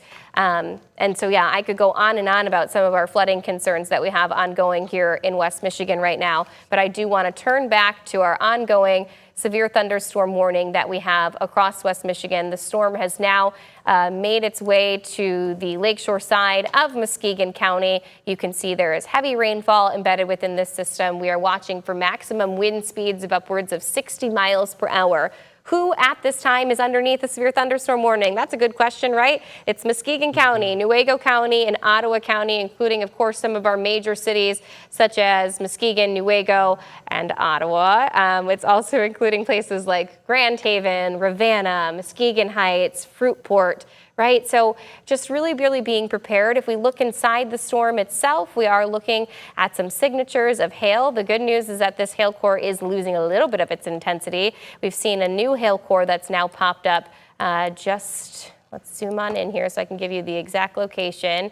It is just right now to the west of West Olive, making its way towards Lakeshore Drive and Port Shelton Street. So that's a new hail core that we're going to monitor closely. What do you do if you get hail? Well, first, you wait till it passes. And then once it does pass, if you could place an object next to it, such as a penny, a quarter, something of that nature, a golf ball, depending on the size of it, and then text that to us at 616-559-1310. That's a really, really great way for us to measure the hail that's embedded within these storms. Another thing that we are watching really closely is the winds within this system as well. We are having signs that there is the potential for some of these winds to mix to the ground, creating around 60-mile-per-hour wind gusts. I'm going to pull up here our Muskegon Tower camera and see what's ongoing in that area. Looks like some heavy rainfall. It's saying that right now Muskegon's temperature is sitting at 74 degrees, so still really mild out there. A dew point currently sitting at 61. So why do we look at the dew point, right? We look to see at the dew point how much moisture is sitting in the atmosphere at this hour, and there's still so much untapped moisture. Active rainfall coming down with that. Oh, and you can see lightning now off in the distance. Wow, this is a seriously powerful storm. Right now on standby, we have Juliet Dragus. And Juliet, I know that you have been monitoring different things, including some information from Consumers Energy, and they're watching our power outages. Do you have any information for us ongoing on the types of things that they're looking for this evening? I do, Sam, and one of the things that I am seeing is that Consumers Energy has been preparing for this. They knew it was coming. There are 200 crews on standby out in the field right now. So far, we've seen just a few scattered power outages, nothing major. But one of the other things that state police are also saying, as far as flooding, yes, we know if you drive through several inches of water, you can ruin your car. But there are also things to remember about flooding that can be contaminated waters, electrical lines, just so many other things that you need to keep in mind. And with this could be historic flooding, as Sam was just saying, there is so much to keep in mind. Just, you don't, as she says, don't drown. Just turn around, don't drown, because it's going to get a lot worse. So right now we're just continuing to monitor. We are getting information from our viewers as far as keeping those pictures coming, the videos, as long as you can safely do that. And we are going to continue to find out if there is anything going on anywhere in our viewing area. And if you can let us know, please do that. So right now I'm going to go back to you, Sam, and get an update on what the weather's doing. Thank you so much for all of that information, Juliet. Super helpful to everybody. I mean, we've got crews sitting by everywhere, making sure and ensuring that we are at the right place in the right time and prepared for what's to come. We have our ongoing severe thunderstorm warnings in place with a tornado possible. What we're going to do on streaming tonight, guys, is stay with you throughout these storms. Continue to monitor them, continue to watch them closely as they push into our area. Blake, I know you've been monitoring things off to the side. What are you seeing at this hour? Yeah, you know, just a couple things I'm trying to keep an eye on here is that, let me try to zoom on in here. Oh, that's not what I wanted to do. There we go. You all can go ahead and switch over to Max 2, yeah, if we can switch please. over to Max 2. There we go. What we have here on radar is that we have our ongoing severe thunderstorm warning, again, for mostly Muskegon and Ottawa County, a little bit of the southwest corner of Newaygo County. This goes until 10:45, so this is still for basically near an hour. What we're keeping an eye on here is how this line will interact as we get farther in time and possibly merging with a few other storms. This is a product of hail. Good news, Sam, doesn't look like that hail core is as intense as what it was maybe about 10 minutes ago to the west of Muskegon. Still need to keep an eye on that hail core, but here's the thing that I'm keeping an eye on. If we can put me on graphics here, I just want to show something that I'm noticing on velocity real quick. And Sam, you see that little notch just north of Muskegon? Just want to indicate that. Yes. If we can get back to Max 2 real quick. Sorry about that, Aaron. There we go. Well, there we go. This is what see that right there? Mm-hmm. Let me zoom in just a little bit more on that. I just want to see something here. Looks like a continuation, but let me check here. Make sure. One thing's for sure, if there are strong winds, it's occurring just to the north of Muskegon. Here's our next radar scan. See that, Sam? Right by Wolf Lake. Yeah, seeing that little bit of a notch happening right now. Starting to see a little bit of a twist in our atmosphere, and that's why we always say, you know, embedded, yeah. Yeah, Sam, that's what I'm keeping an eye on right there. Right through Wolf Lake right now. So what we want you all to do when we're looking at something like that on radar, what we're seeing and what that means to you at home is that we want you to really take this seriously. We want you to get inside your, yeah, there we go. Yeah. We knew that was coming. Good eye there, Blake, on that part of the system. All right, we're going to break in here. Yeah, we're going to break into coverage. Bree, give us about 30 seconds here, and we will get our graphics re-racked for on air. We are now going to go into wall-to-wall continuous coverage because of an ongoing tornado threat that we have going on right now. That's going right along 46. Okay, that's good news. Okay, that's what I need to see there.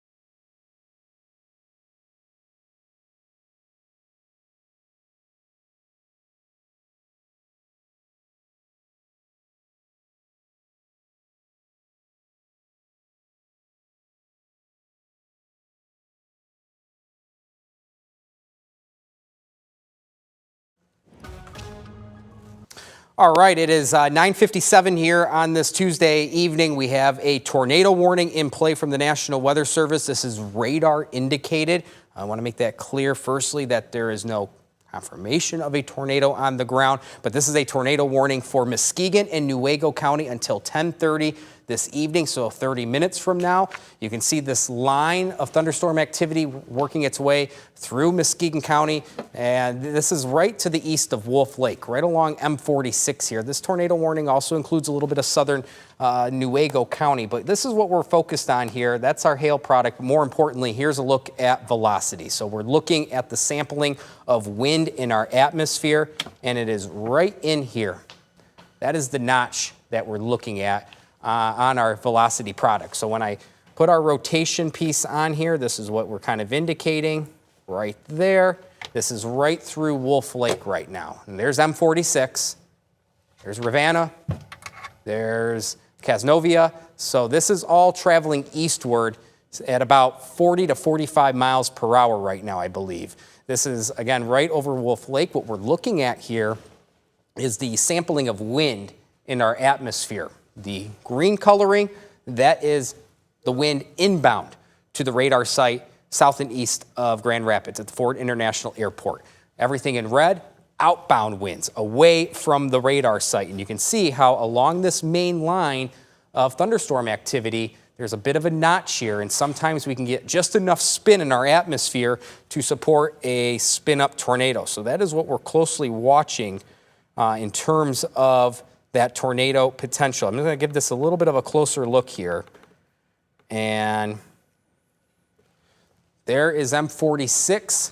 There is Maple Island Road. This is all working eastward, again at about 45 miles per hour. So if I continue this down, there is Ravenna Road. There's Bailey Road, east to west. So this is heading in this direction, west to east motion here at about 40 to 45 miles per hour. We are just keeping a close eye.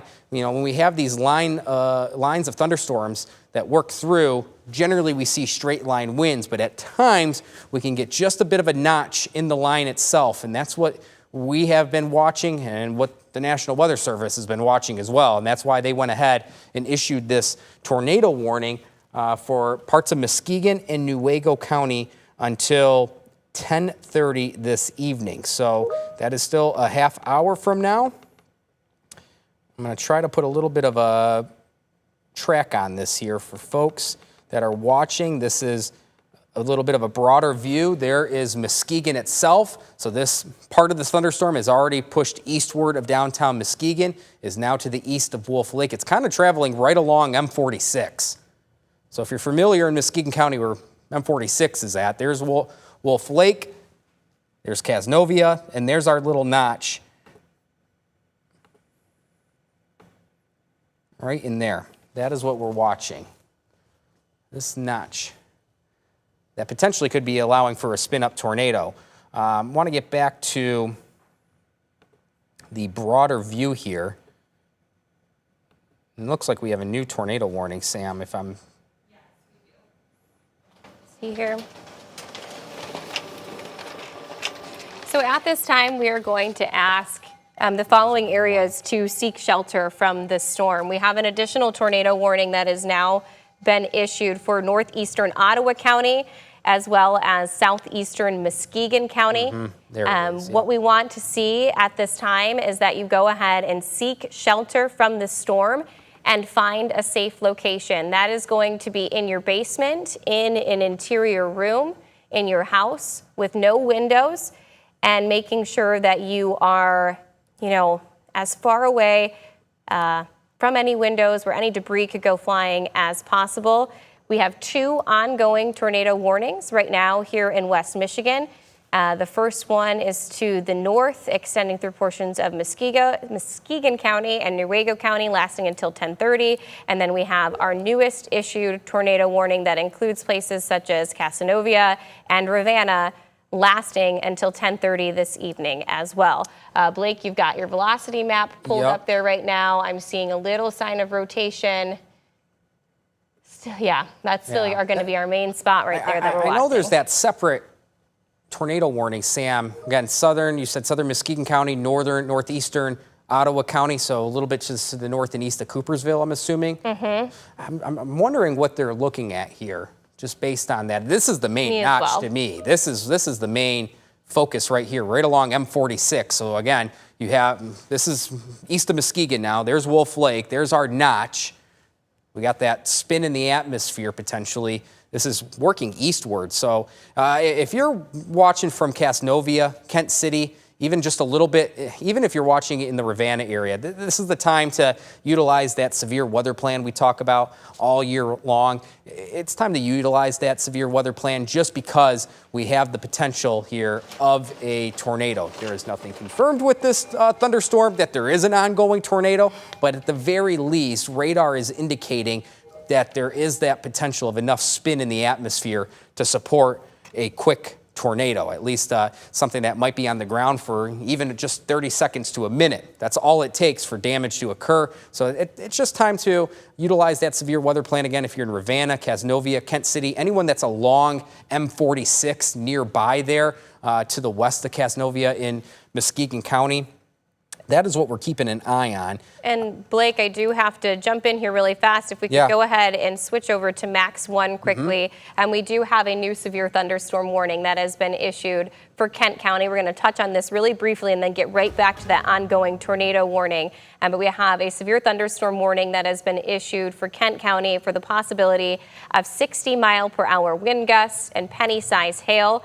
At this time, we're asking that you go ahead and seek shelter from the storm. Obviously, the environment primed and ready to go for tornadic activity as well, as we have our ongoing tornado warnings in place at this hour. But again, you want to make sure that those of you in Kent County are also aware that you are now underneath countywide a severe thunderstorm warning, including the major cities of Grand Rapids, Kentwood, and Wyoming. That lasts for an hour. You have until 11 p.m. There is still some time on this storm before it makes it to that location. I'll go ahead and throw a quick track on it, but we got to get back to that tornado warning so that we can ensure we are monitoring that situation closely. Blake is watching velocity over there and monitoring the couplet at this time. These storms are racing fairly quickly. They're moving to the east at around 50 miles per hour. You can see right now, Grand Haven, you should expect the storm to be there by 10:11 this evening. Those of you in Coopersville, by the time we reach 10:28, looks like there is a new tornado warning that has just been issued. So let's go ahead and switch on over to that right now and see where we are watching closely. Looks like they've just kind of narrowed down our tornado warning at this hour. Okay, that makes sense now. Yeah, it was a little bit funky there for just a second, but those of you, it still includes portions of Ottawa as well as Muskegon County, Casanova, Ravenna are going to be our main locations. This is a radar indicated tornado, and you can see. How fast is this storm moving, Sam? This storm is moving east at 45 miles per hour, Blake. Okay, thank you, thank you. Yeah, what we're asking everybody to do at this time is to ensure that you are in your shelter location. Okay, so this is the latest update from the National Weather Service. The tornado warning for southwestern Newaygo County has been canceled, but they are continuing it for Muskegon County at this hour. Blake, are we seeing anything? Let's go ahead and switch on over to Max 2 here. He's got rotation up on the map and is working on the track currently of this storm. We know that at this hour it is moving to the east at about 45 miles per hour, and you can see the signs of rotation there making its way towards, well, just a little bit to the south there of Moreland Township. Yeah, kind of in between Moreland Township and Ravenna. This is right along, Sam, M46. It's basically taking a track along that stretch of road. But for those nearby Moreland Township, this is pretty much right overhead, this storm. This couplet that we talk about, this notch in the line, this might be just to the south of Moreland Township, but it doesn't matter. If you're in this vicinity of M46 in Muskegon County to the east of Wolf Lake's back here, that is already past Wolf Lake. If you are east of Wolf Lake, and there's our new radar scan, so let's get this out of here. And it looks like still showing a little bit of broad rotation, maybe not as strong, but Sam, this is coming right over. There it is, right there. if there is still a little bit of a notch, right to the north of Ravenna, there's Harrisburg.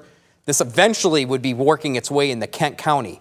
There's Sparta, there's Kent City, there's Casnovia. So I would say anyone in this broad area, just based on what we're seeing here with that brief notch of the line, you can kind of see that curvature right there, just indicating that there might be a little bit of inflow coming. Severe weather plan. Want to play things on the safer side and let this pass through.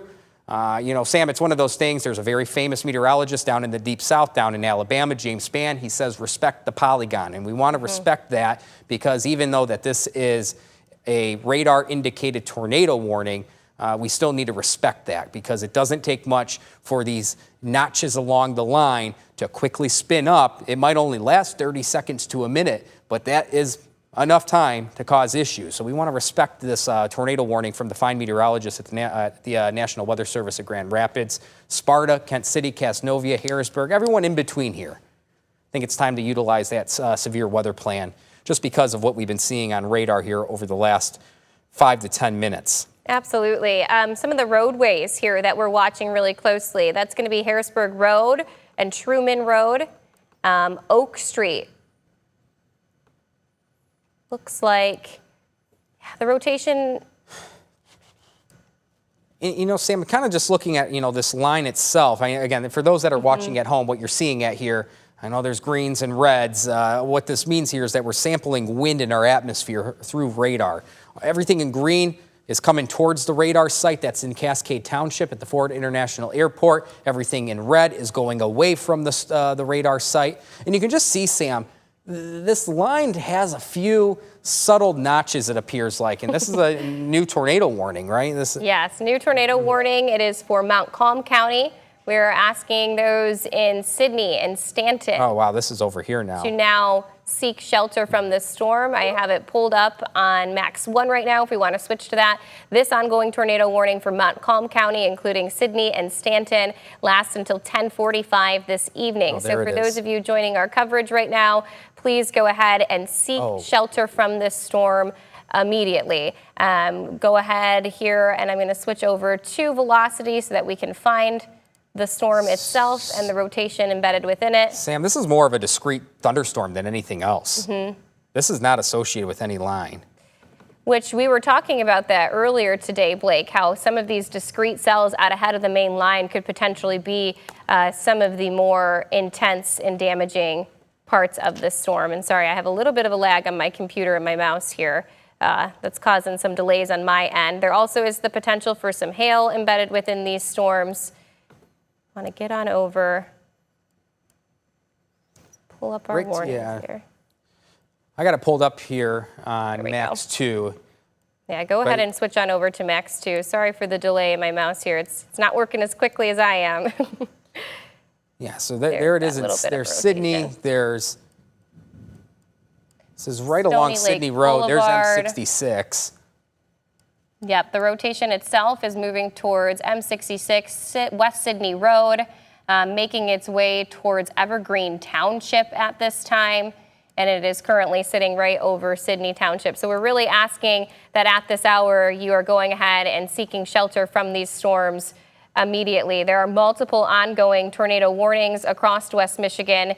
Let's take a broader picture here of what's happening in our area so that we can get a clean outlook of the ongoing tornado warnings and ensuring that if you are under one, that you are seeking shelter from these storms. Zooming in here on our first tornado warning that is including both Muskegon and Ottawa County, lasting until 10:30 this evening. We are continuing to watch the potential for rotation embedded within this storm, and you need to, respect the polygon as we say and stay indoors away from any potential tornadic activity. And then we have our second ongoing tornado warning that is currently in Montcalm County, including the major cities of Sidney and Stanton at this hour. This is all a part of a broader complex. We have, in addition to tornado warnings in effect, severe thunderstorm warning in effect for Kent County.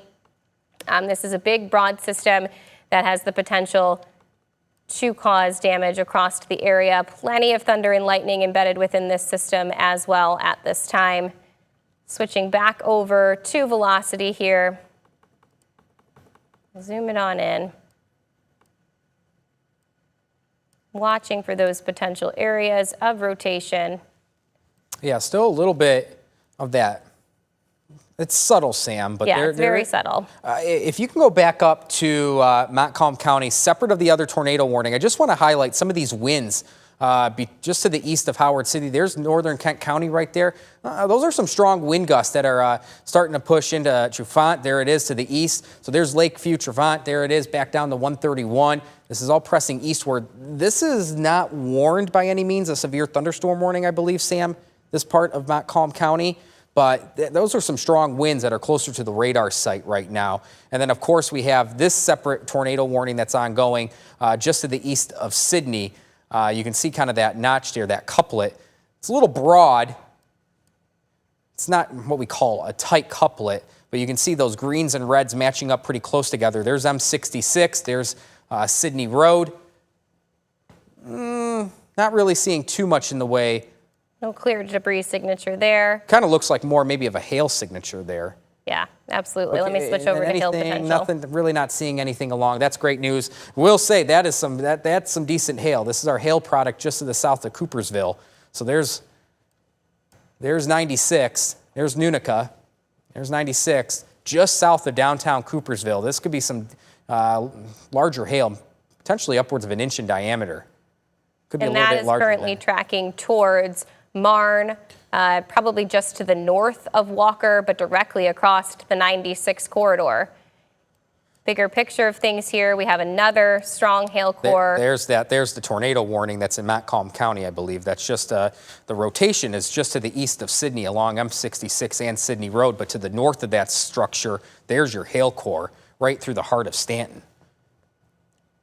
And what this is showcasing, this is a product of radar that tries to indicate if there is hail in the updrafts of these thunderstorms, these strong to severe thunderstorms.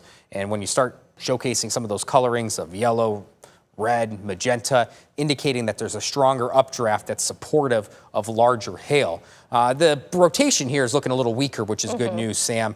But again, back to the west in Montcalm County, in far western Montcalm County, some strong, powerful line of wind. Yeah, some powerful winds right there. There's actually entering into Kent County as well right now. There's a really strong band of winds making its way towards Marne, Lamont, Walker, Comstock Park, Sparta. We should be prepared for upwards of 60-mile-per-hour wind gusts along that line. Real quick, Sam, right there to the north. You can zoom back in there, north of Coopersville. There's one area, some stronger wind gusts. But a little bit to the north of that, I think, keep going a little bit farther to the north. Maybe I'm just seeing things. Yeah, kind of maybe right there south of Harrisburg. I was kind of noticing something. But as of now, we still have that active tornado warning. 2 active tornado warnings, correct? Yes, 2 ongoing tornado warnings at this time. It looks like we have sirens going off in Small, Hale, and Mecosta in northern Newaygo County, and sirens going off currently in Spring Lake Township. So that's a really good sign, right, that the emergency crews there have reacted to the tornado warnings, and they are telling you to go ahead and seek shelter. Tornado sirens are one of the multiple means that we ask you all to have in situations like this to prepare for the potential for severe weather. Thank you so much, Juliet, for that update as well. So here's a bigger picture of what's ongoing. You can see we have multiple areas of severe thunderstorm warnings ongoing right now, including Muskegon, Ottawa, Kent, as well as portions of Montcalm County. In addition to our ongoing severe thunderstorm warnings, we also are continuing to track tornado warnings across the region. Switching now to just our current ongoing tornado warnings. We have one in portions of Muskegon County, stretching down into Ottawa County, and a second tornado warning that remains in effect in portions of Montcalm County. If we zoom in here on radar, we still have about just over 10 minutes left of our current tornado warning that exists in portions of Muskegon and Ottawa County. And switching over to our ongoing tornado warning in Montcalm County, That lasts until 10:45 this evening. What meteorologist Blake Hansen and I are going to do is continue coverage, right? Because when there is an active tornado warning, radar indicated, whether or not it's spotted on the ground or not, we stay in wall-to-wall coverage until the threat is over with to ensure all of your safety. These storms are currently tracking to the east at about 45 miles per hour. So if we zoom in on the current tornado-warned storm in portions of Muskegon and Ottawa County and throw a track on this sector of the system, right? It's going to continue to move to the east at 45 miles per hour, which means while those of you are not necessarily underneath a tornado warning in Sparta, Casanova, Rockford, Nelson Township, now is the time to have a plan in place as a storm that has previously been having the potential for tornadic activity is currently tornado warned. You need to heed those warnings early and come up with a plan in place. It's not just our ongoing tornado warnings on the ground, but we have a watch in place for all of really most of the lower peninsula at this time, stretching from US 10, continuing down through the Metro Detroit region over into Van Buren County. The tornado watch is in place lasting until 4 a.m. And so while some of you may be watching right now and thinking, well, this threat isn't for me, really everyone here in West Michigan has the potential for this severe weather to cause there to be issues in the area. We do have some severe reports that we want to pass along to you. So we have wires that have been reported down in Rockford, small power outages for a few dozen people there, and scattered power outages right now that are being reported in Muskegon County. That's affecting about 540 customers. We have multiple lightning strikes and different things that are happening across West Michigan, sirens going off across the area. And so these are all just clear signs of there continuing to be the ongoing threat of severe weather in the area. Let's go ahead and jump back on over to our velocity map. Blake, I can see you've got that pulled up. Watching it closely, there's nothing at this time. I mean, that little south of Coopersville right now, just to the north of Lamont. Yeah, I'm not really But I'm not seeing anything that's jumping out at me right now. No, I think if anything, what I'm noticing, Sam, is that we definitely have some strong winds. If we can put this to max 2 just shortly here, just want to highlight some areas. It does appear that we do have some stronger storms in the Grand Haven area. That is the case just based on velocity here. There we go. Blake, a new update for everybody right now. The tornado warning, let me just make sure that I've got my information correct here. So the tornado warning for portions of Muskegon County has been canceled. The tornado watch remains in effect. So for southern Muskegon County, right now, that tornado warning has currently been canceled. We do still have other ongoing tornado warnings, though. So let me pull that up for you here because the threat is not completely over. Here we go. I've got it up on max 1. If you all wanted to switch over to that, we are still watching very closely portions of Ottawa County. But for those of you in Muskegon County, if you are currently seeking shelter from this storm, you can breathe a sign of relief as your tornado warning has expired. And you could come up out of your basements at this time. But of course, we still have ongoing severe thunderstorms, and so we ask that you just stay indoors until things are over. You can, of course, always report damage to us, though, at 616-559-1310. What warning that did not expire yet is the warning that is currently in place for Ottawa County, lasting until 10:30 this evening. I want to go ahead and look inside the storm. Let's see if we see any debris that's being lofted, any clear debris signatures. Nothing that's jumping out to me at this time. Let's go ahead and check for hail, right? Because not only are we watching the potential for tornadic activity, but man, I am still seeing a very clear and strong hail signature right now sitting just to the north of Coopersville. Let's see if I can get my map to zoom in further for me here, heading right towards Wright Township, making its way towards 16th Avenue right now, and then heading towards Fruit Ridge Avenue here in Kent County. That's just to the north of Walker. This hail core, you're going to want to make sure that you are staying inside, regardless of us not necessarily at this time seeing clear rotation. We want to make sure that we are staying indoors for just the hail itself. We have a new tornado warning that has now been issued. All right, let me see here. This is for ongoing for Montcalm County. Tornado warning. Looks like maybe they just updated the time for the warning. Yeah, that's the continuation of that Montcalm County. And the rotation still looks a little bit broad on that storm, Sam. Obviously, you need to respect that. But definitely appears to be more of a hail risk right now with that thunderstorm. But still need to watch out for this rotation that's trying to sneak in to parts really eastward now of M66. This is far eastern Montcalm County. This would be heading eventually into Gratiot County, which is towards Ithaca. But that's the ongoing thunderstorm there. Really more focused right now on that hail signature by Coopersville. That is go back to that. If those of you at home who are watching this coverage right now, who are currently located in Coopersville, if you are actively experiencing hail right now, we would love that report of what's happening, ground truth at the surface. Brand new severe thunderstorm warning just now has been issued for Ottawa County, lasting until 10:45. You've been underneath the severe thunderstorm warning, so they've updated your severe thunderstorm warning, continuing on until 10:45 this evening as the storm continues to track in. Let me go ahead and throw a track on this system itself. Really quickly here, I just want to make sure I'm checking the latest speed on the storm, because the storm itself is continuing to kind of change pace and cadence. Quick update for you before I go ahead and draw that warning, that the tornado warning for northeastern Ottawa County has since expired. Those of you who are seeking shelter from the tornado in Ottawa County, you now can, of course, breathe a sigh of relief, come up from your basements, but we are certainly remaining weather aware. Despite that tornado warning expiring, you really, really want to make sure that you are remaining weather aware, because you do have ongoing severe thunderstorm warnings. Let me see here. Northeastern Ottawa County warning has expired. Looks like our system has just taken a second to catch up with it. It is still popping up on my map here, but the National Weather Service did release that they have expired the warning, that the storm that prompted the warning has weakened below severe limits and no longer looks to be capable of producing tornadic activity. However, hail still is contained within this thunderstorm, and we ask that you remain indoors.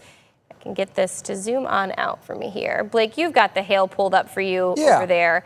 Let's go ahead and switch over to Max 2 while I get Max 1 here working back with me. Yeah, so we have that. This is our hail product here, the hail potential. It's not showing any indication of what maybe the size of this hail is, but at the very least, there is hail likely reaching the ground just to the north of Coopersville. You can see the direction of that hail core that stretched just to the north of West Olive Township right there, crossing M45 to the west of Allendale, west of Grand Valley. And we actually do have a picture of quarter-size hail in Robinson Township. If we can pull that up there, that kind of give a good baseline of what we're dealing with here. Again, quarter-size hail in Robinson Township. And there it is, our own Jacob Hunting. Yeah, thank you to Jacob for sending that in. Yeah, that's quarter-size hail. And this is the best way. Thank you so much, Jacob. You must listen to our coverage quite a bit. This is the best way to send in a hail photo, guys, because we love to have that reference object. It really allows us to understand the size of the hail. Another thing you can do is place a ruler over the hail when sending us these reports. But Blake, I would be remiss to not mention that we do still have an ongoing tornado warning for portions of Montcalm County. So let's go ahead and switch back over to Max 1 here so that we can discuss this ongoing tornado warning, because we don't want to forget about our friends in Montcalm County. Continuing on until 10:45 this evening. Let me look back inside the storm for any rotation, really broad rotation ongoing here. I can see why they're continuing the tornado warning at this time. Debris potential. I haven't really seen too much in the way of debris potential.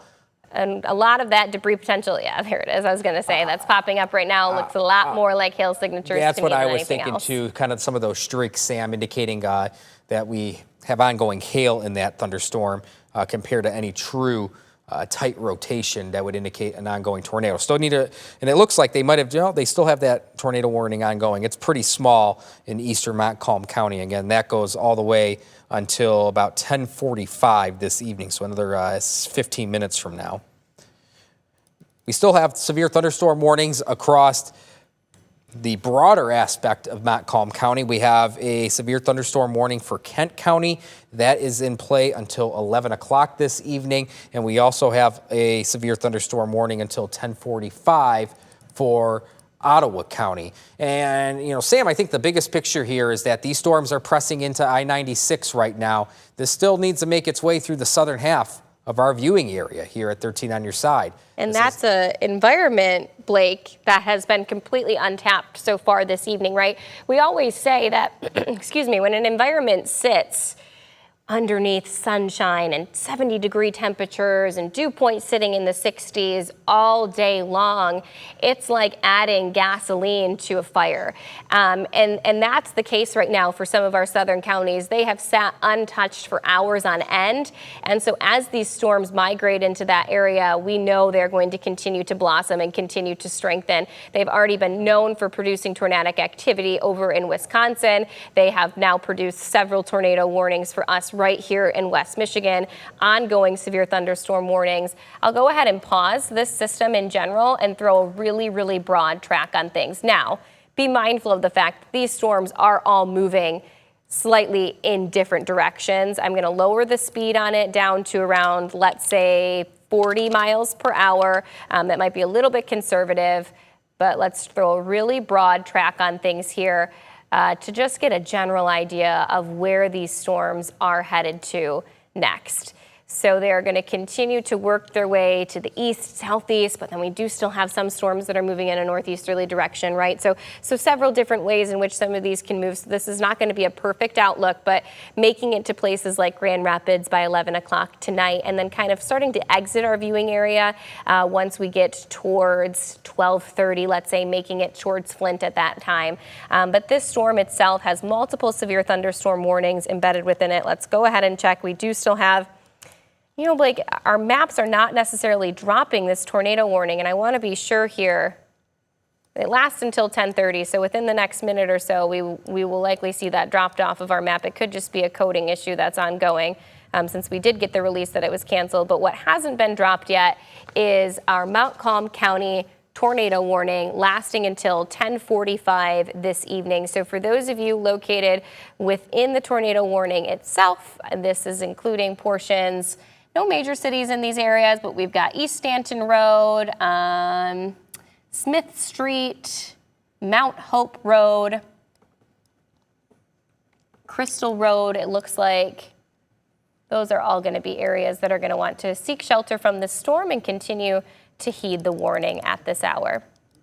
A couple other things I'm noticing, Sam. If we can take Max 2 real quick. Yes, let's take Max 2.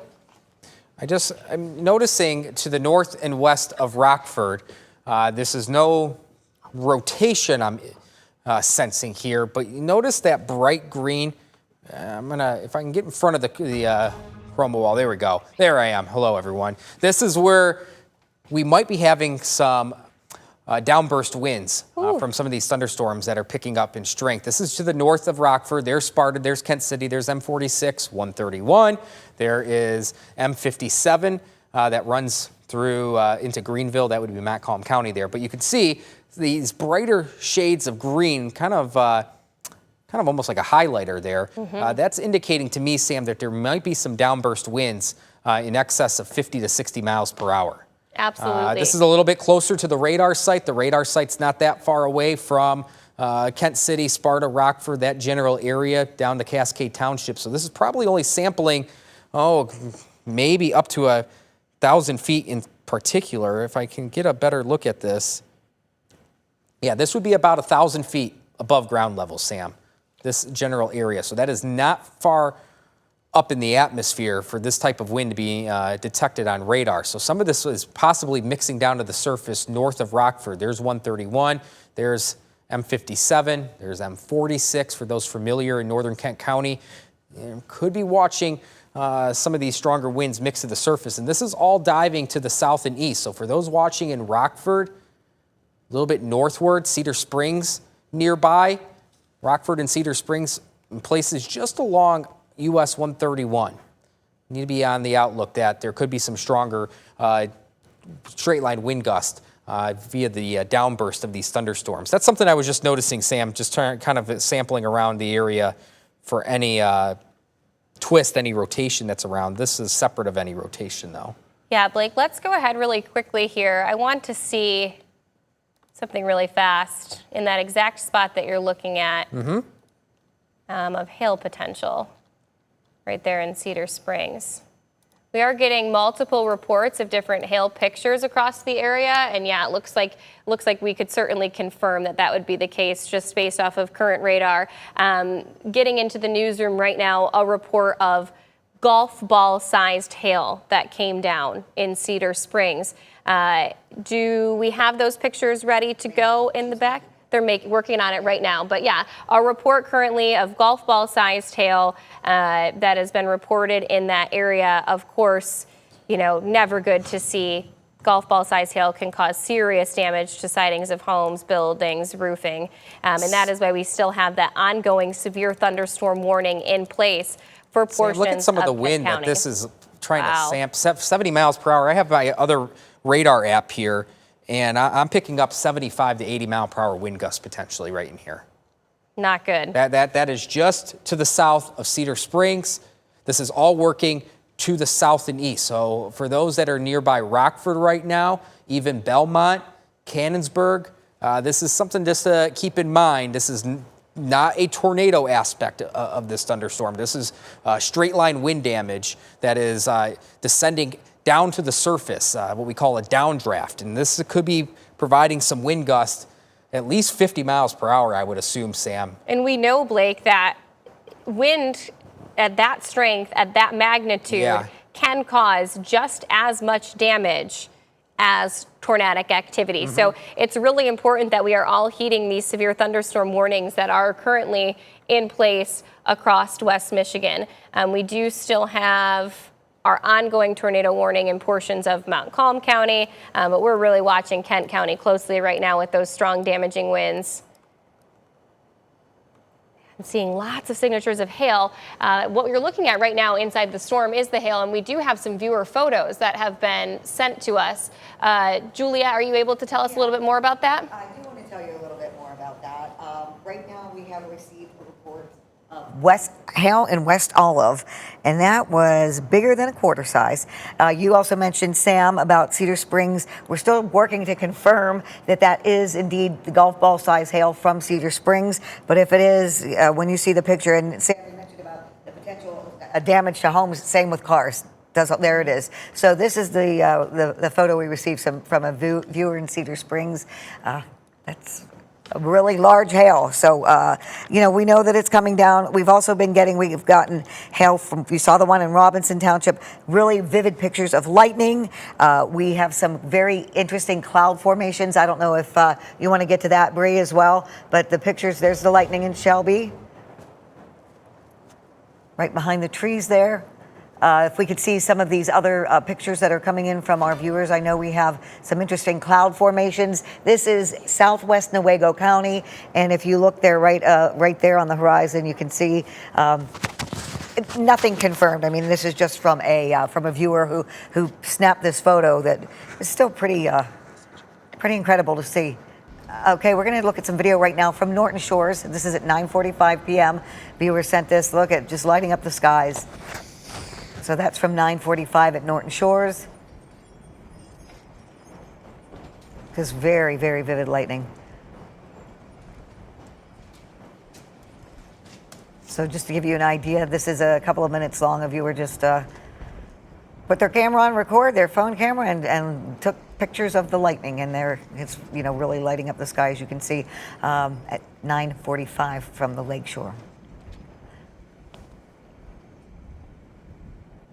All right, and so now we're going to go back to Sam. Sam, and we continue to get pictures and videos from our viewers. If you have any and you can safely take them and send them to us, we'd love to show them to our viewers as well. Right, Sam? Yeah, absolutely, Juliet. The best way that you can do that for us is by texting us at 616-559 1310. And the reason, for those of you that may be wondering why we are staying and cutting in and covering your programming, is that we do still have one ongoing tornado warning in the area. As soon as this tornado warning expires, we will end our coverage here on TV, right? So we're not going to continue to block your programming, but what we will do for those of you who might be a little bit on edge because we do have multiple ongoing severe thunderstorm warnings, is that we are going to continue our coverage on our streaming platform. You might ask yourself, okay, how do I get to that? Well, there are multiple different ways. You can download it on your TVs, right? Different locations that you're able to do that on smart TVs. You also can use our YouTube platform just by going to 13 on your side. That's going to be on YouTube there, and you will be able to watch our continuous coverage in that location. Our Facebook feed right now is continuing to stream our severe weather coverage as well as downloading our 13 on your side app. So those are the multiple ways that you can watch us. Blake and I are going to continue to watch these storms really, really closely and monitor them, staying on coverage there and then cutting into this programming as necessary. We are still watching really loose rotation in portions of Montcalm County. I imagine that y'all's warning is going to be expired here shortly, but until it is, we want you to continue to respect it at this time. There is nothing that is jumping out to meteorologist Blake Hansen and I right now that we are seeing tornadic activity on the ground, but that is not to say that you still shouldn't be staying in your basement at this time and continuing to heed the warning itself. One thing that is really prevalent across the region at this hour is our hail potential. We are seeing some hail cores within this line, embedded within this line of storms, and we also are seeing some strong damaging winds embedded within this line of storms as well. Let me zoom in here. And what we're seeing, one of the strongest areas of wind right now is located right here in Kent County, where we still have our ongoing severe thunderstorm warning. Radar indicated that potentially we see winds upwards of 60 miles per hour mixing down to the surface just to the east right now of Cedar Springs. So being really, really cautious there. Sometimes damaging winds can cause as bad of issues as tornadic activities. And anytime we start to see those shades of blue, those shades of white pop up on our velocity, that is an indicator of very, very strong winds mixing down to the surface at this hour. Really quickly, touching on our ongoing severe thunderstorm warnings that we have. We have 3 ongoing severe thunderstorm warnings right now, including portions of Montcalm County, Kent County, as well as Ottawa County. These storms are moving to the south and east at this point. Let me go ahead and pause the storms itself. The trajectory of the storms, I'm going to draw these really quickly here, but let me first mention that those of you in Montcalm County that have been underneath the tornado warning, that warning has since expired, and now you can all take a deep breath, breathe a sigh of relief that your tornado warning has expired, and go ahead and exit your shelter location. If you are in a basement, you are safe to exit that, no longer underneath that tornado warning, but you are still underneath the severe thunderstorm warning, so we ask that you remain indoors for the time being. The current line of thunderstorm activity is moving its way off to the south and east, working its way, I would say, at about 40 miles per hour.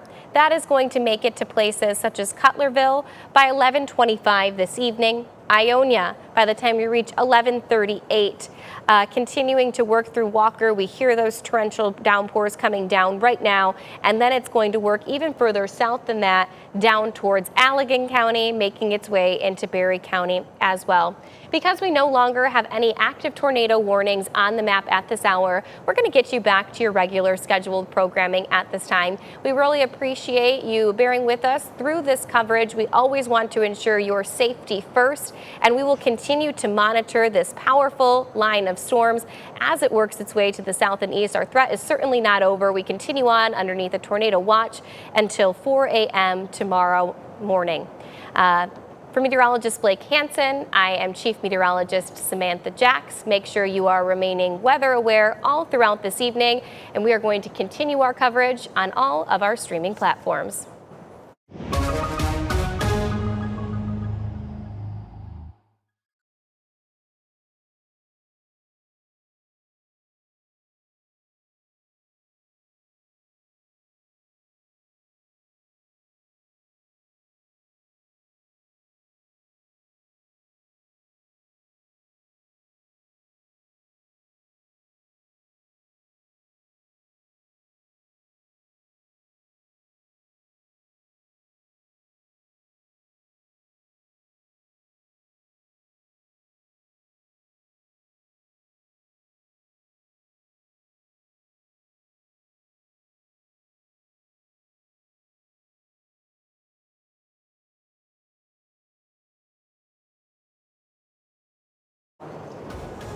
All right, we are back to streaming right now here on 13 Plus.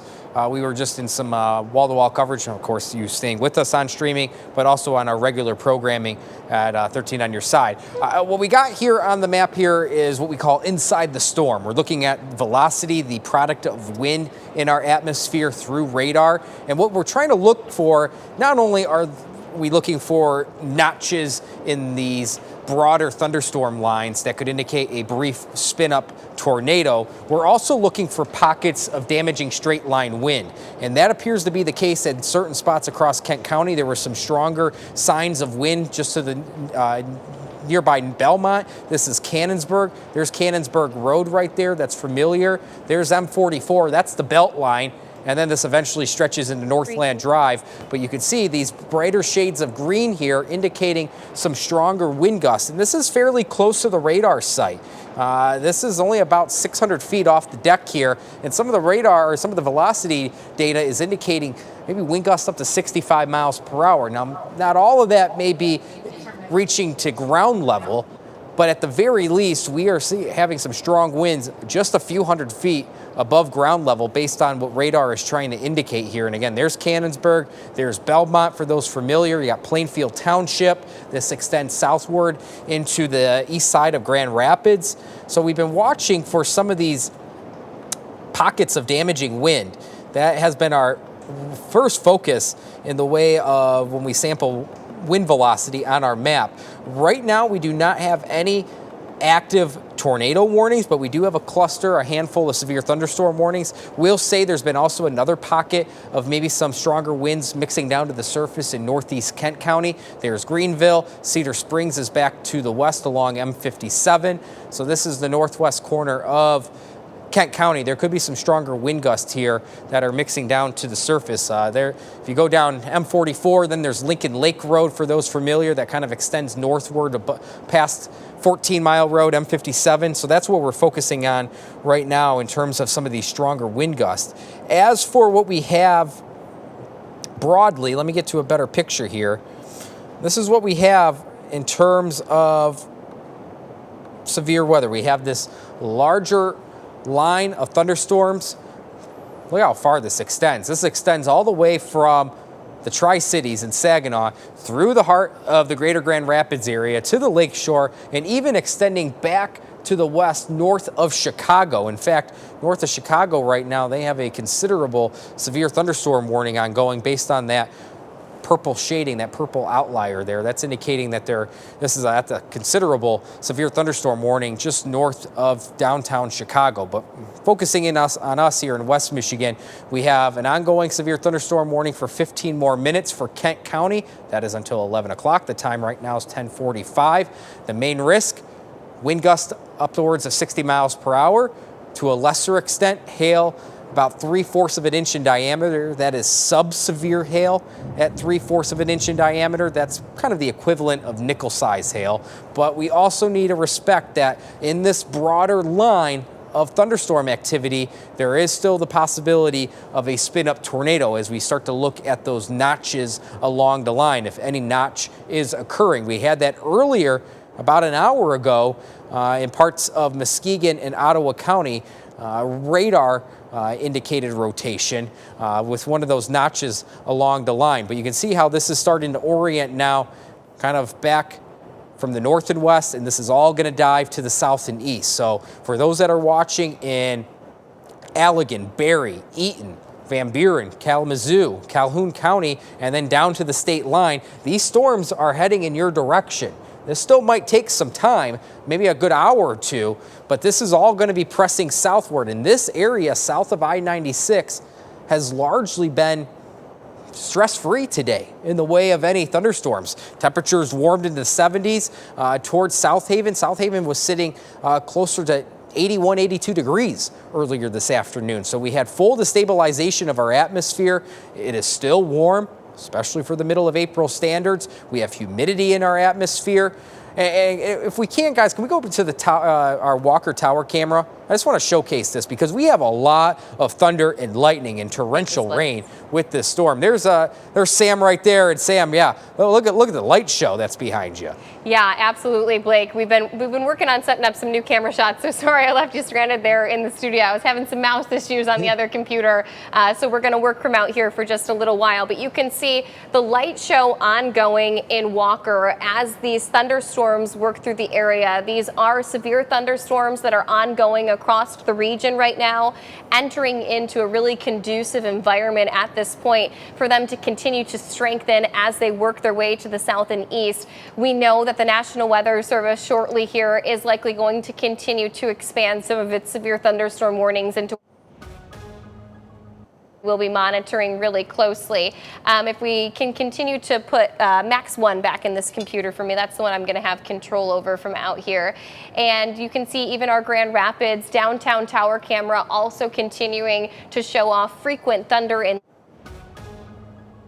coming down across the region. And there you go. You can see the flashes of lightning ongoing as these severe thunderstorm warnings continue across the area. Let's go ahead and give you a play-by-play of what's happening. So in the last several minutes here, we have dropped Ottawa County's severe thunderstorm warning. You all have been underneath a severe thunderstorm warning for quite some time.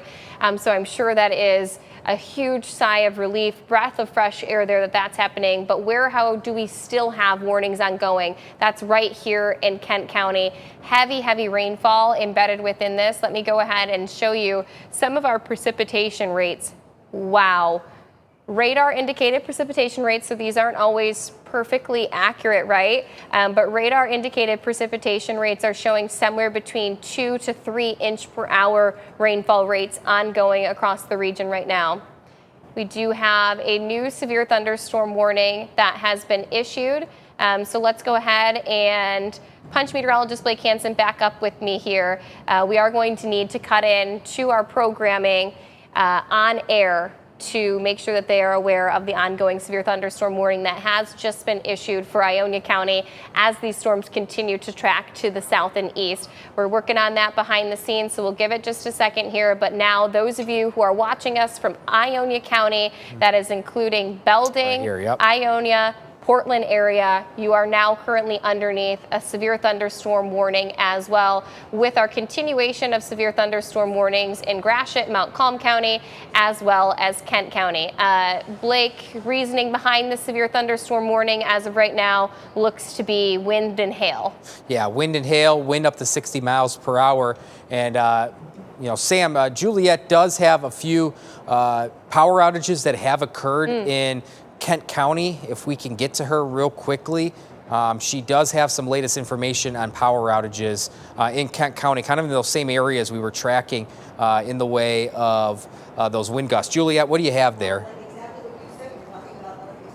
That's where we're seeing the largest outage right now. I know we have the outage map, but it is in northeast Kent County, north of 10 Mile, in the Ramsdale area, 11 Mile Road. As many as 1,000 customers are without power. That area loses power quite often whenever we do have severe thunderstorms, bad winds. So that is the area right now. And if you can zoom into that one, that gold area right there in northeast Kent County, that right now is the largest power outage that we're seeing. We have about 5,000 people right now without power throughout our viewing area.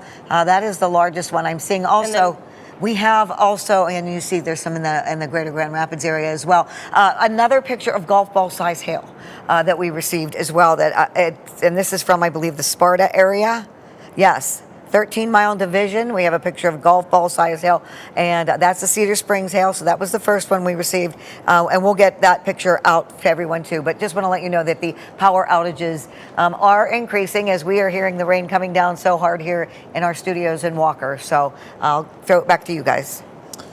Yeah, so as we continue this coverage across West Michigan, we are going to briefly cut in to regular programming, just to give a quick note for those. And actually, we do have a tornado warning. We do have a tornado warning southeast Grand Rapids, southeast Kent County, to the south and east of Grand Rapids there. This is clipping right close to the radar site. So we need to cut in real quickly here.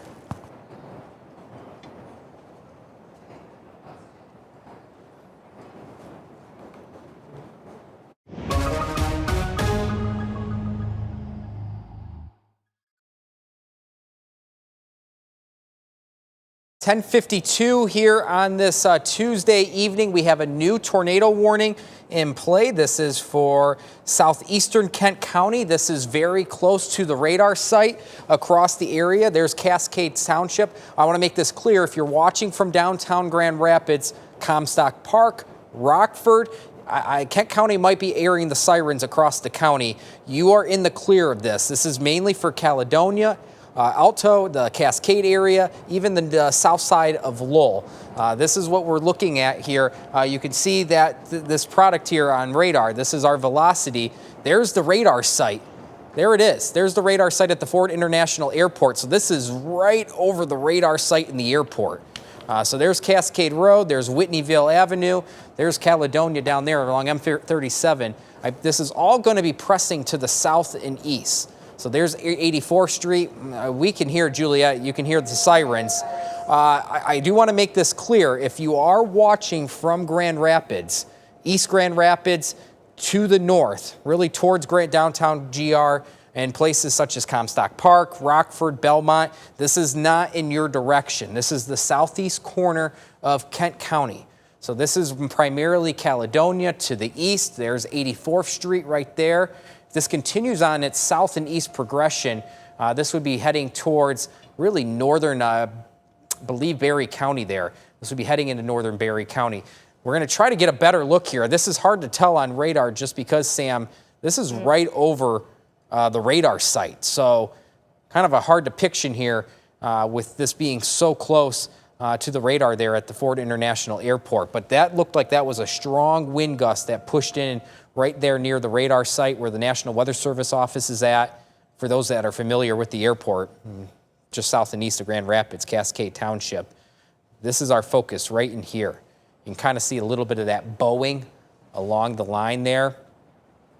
That is what we're going to be keeping an eye out. So if you're watching from the southeast corner of Kent County, and also, by the way, we have this severe thunderstorm warning that you have highlighted here in Ionia County. This is a severe thunderstorm warning with wind gusts up to 60 miles per hour. And also it appears, there it is, 60 miles per hour and a little bit of hail there. That's until 11:45.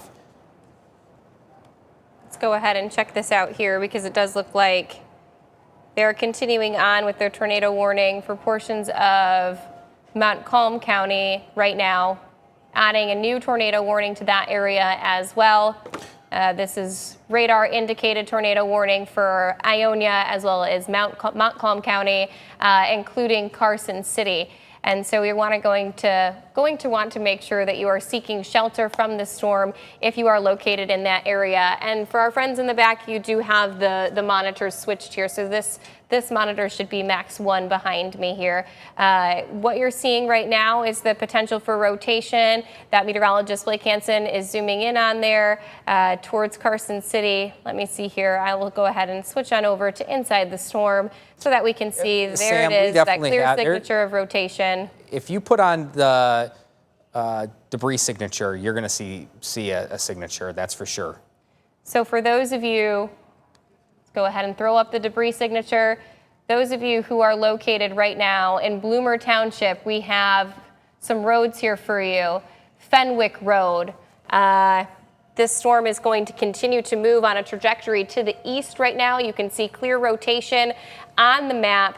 This is a tornado-warned storm in portions of Ionia as well as for portions of Montcalm County.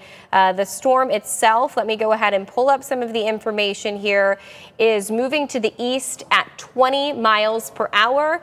Flying debris could be dangerous. At this point in time, you need to make sure that you are seeking shelter from the storm. We've got a debris signature, and again, this should be max 1 behind me here. A debris signature right now that's located on the map just to the south and east right now of Russell Township, and you can see the radar indicated rotation that's going right now, looking inside the storm. So for those of you, and again, let me double check here. Yes, the storm is moving to the east at 20 miles per hour. So those of you, Fenwick Road, continuing to move towards, there we go, South Hope Road. You need to be seeking shelter from this storm immediately. This is a very clear signature right now of rotation on the map, and we also are seeing debris being lofted in the air from this storm ongoing right now in our debris potential map. This is our latest tornado warning that has been issued for the area, and we are asking that everybody in northeastern portions of Ionia County and then continuing to extend down towards southeastern portions of Mount Calm County go ahead and seek shelter from this storm. We've now switched over to our debris potential. So what you're seeing right here over Fenwick Road, just to the south of it, is the potential that we are seeing debris lofted in the air. That is going to continue that tornadic activity to move to the east. And so while yes, there may be ongoing damage right now happening over Fenwick Road, it is going to continue to move towards South Mont Hope Road. We really, really, really want to stress that you need to be seeking shelter from this immediate cell at this time. We do also have ongoing tornado warning right now in Kent County that I would be remiss to mention. Of course, we have the clear couplet right now in portions of Ionia County as well as Mount Calm County, but I do want us to check back in on Kent County here and see how the storm is developing. It's a little bit tricky when you have storms that are this close to the radar, but we still are monitoring it really, really closely. Strong line of winds that's coming off the storm itself. And let me read you some of the information from the National Weather Service here. You've seen that wind gust at the airport? Yep. Oh, seeing the wind gust report, what does it say? 80 miles per hour at the GRR airport. Wow, 80 mile per hour wind gusts at the airport. I'm going to pull that up in Max 1 right now, our airport camera. We do have a camera located right there at the airport that helps us to see visibility right now reduced down to a half a mile there. 63 degrees is our temperature. We looked at the airport camera not just 10 minutes ago. That temperature has now dropped 10 degrees in a matter of moments as this tornadic activity continues to pass through the region. But this storm right now that's currently located in portions of Kent County is moving to the east at 40 miles per hour currently. And so we want to make sure that those of you who are located within the tornado warned area are seeking shelter from the storm. And that includes locations such as Alaska, Alto, as well as Cascade at this hour. We have multiple tornado warned storms on the ground right now. Going to go ahead here and take a look at some of those storms ongoing. The one that certainly has my attention is the ongoing storm in portions of Mount Calm as well as Ionia County. Zooming on in here, oh yeah, you can see a hook that's currently happening on our radar signature right now of this tornado, and they have now confirmed the tornado on the ground. Let's see, we'll pull up velocity for you all here.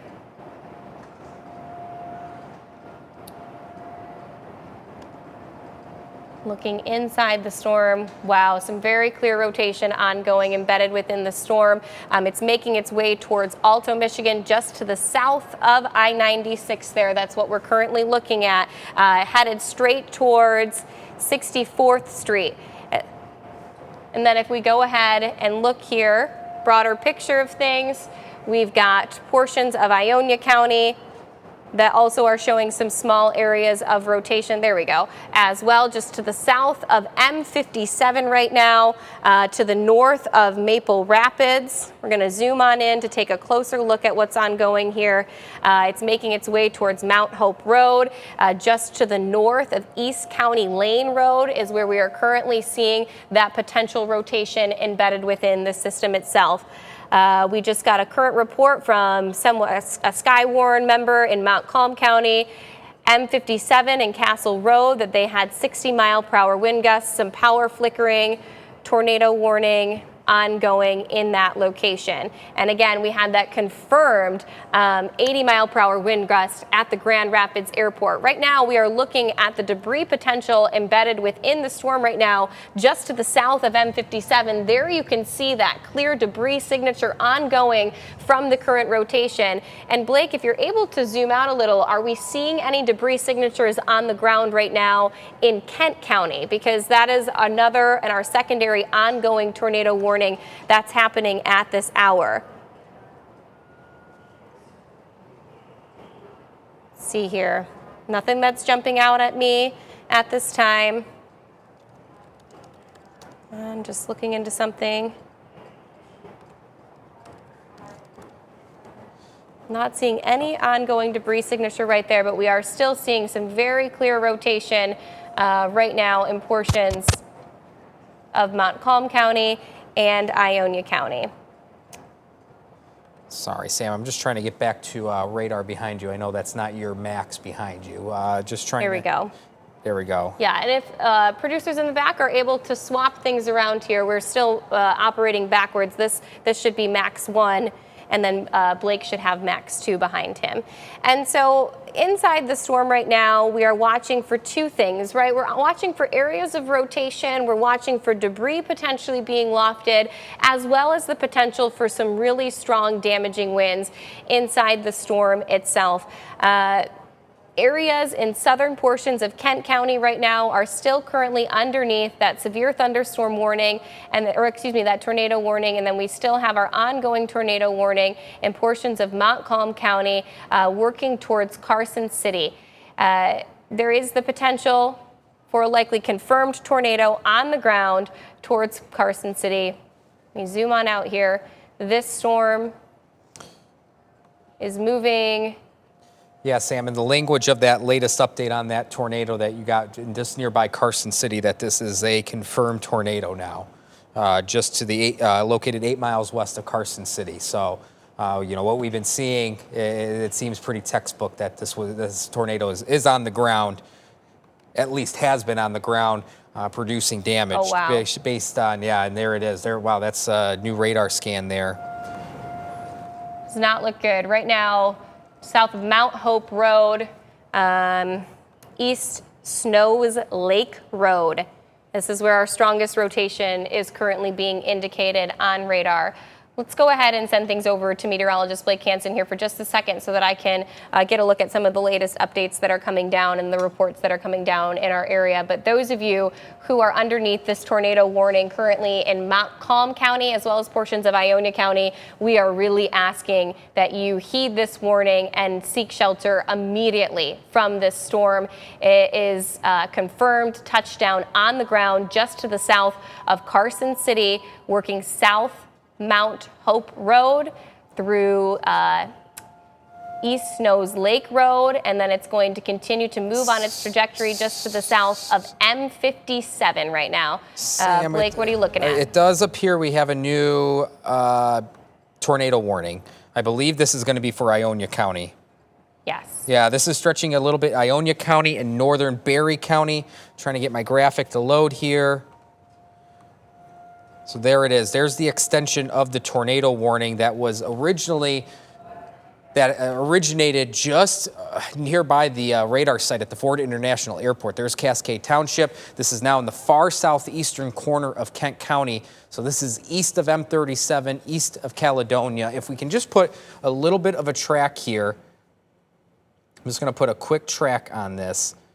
And this is all moving at a decent speed. If we go through here, again, for those in Clarksville, 1108, you got about a minute or two to utilize that severe weather plan. This is radar indicated. This is separate from the tornado that has been confirmed to the west of Carson City. This is a separate tornado warning that is radar indicated. If this continues its strength, and at the very least, we're going to see this squall line continue to press south and eastward. Lake Odessa, this is going to be on the doorstep in about 15 minutes, and then eventually pressing farther into eastern Barry and Ionia County, at least the northern half of Barry County and the southern portion of Ionia County. I'm not really sensing too much on our velocity product. Need to get back to where we were at. There we go. Not noticing anything that's a clear-cut signature on velocity. I mean, there's the leading edge of the wind. You can kind of see that separation of the red and greens here. This is the leading edge of the wind of that squall line, but I'm not noticing, Sam, really any notch, which is a good thing. We don't want to see that at all. But this is radar indicated right now, so no confirmation of a tornado on the ground. That is separate of what has been going on in eastern Montcalm County and now really into Gratiot County. There is Carson City right here. That is now to the east of Carson City. There's Maple Rapids right there. So kind of in this general area of southwestern Gratiot County, that is still appearing to be on the strong side. At least that rotation seems pretty tight. The good news here is that it does appear that much of the debris signature was has kind of fizzled out a little bit there, Sam. Because there it was earlier.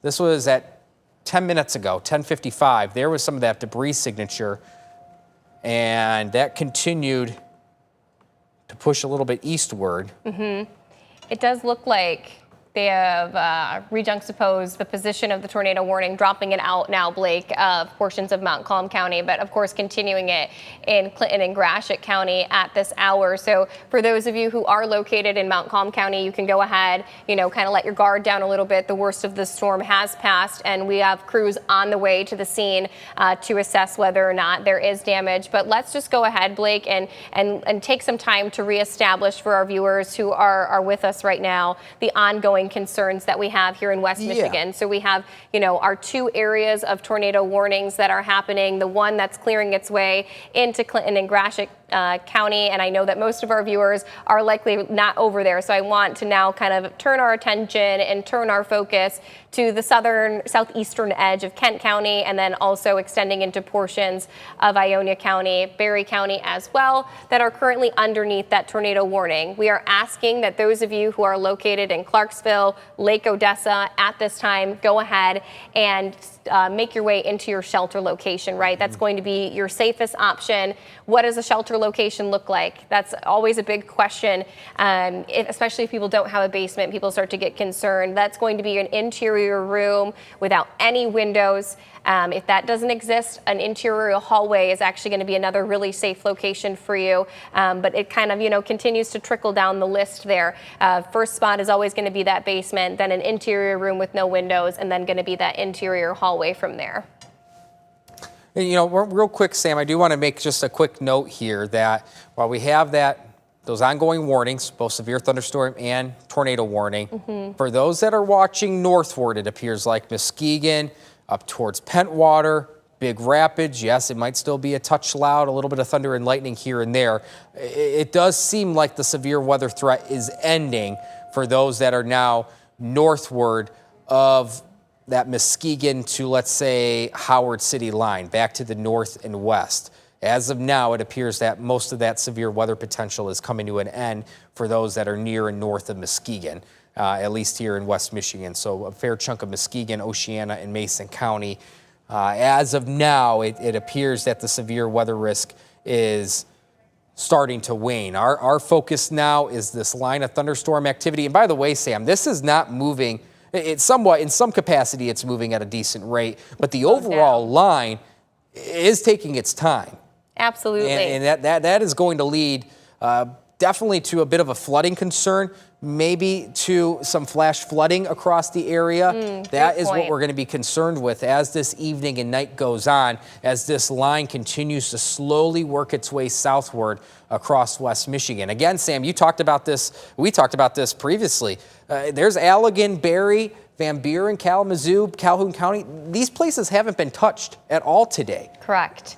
And that's the type of environment, right, that can really become conducive for these storms to continue to develop, to continue to blossom, despite them having been ongoing since early this afternoon in Wisconsin.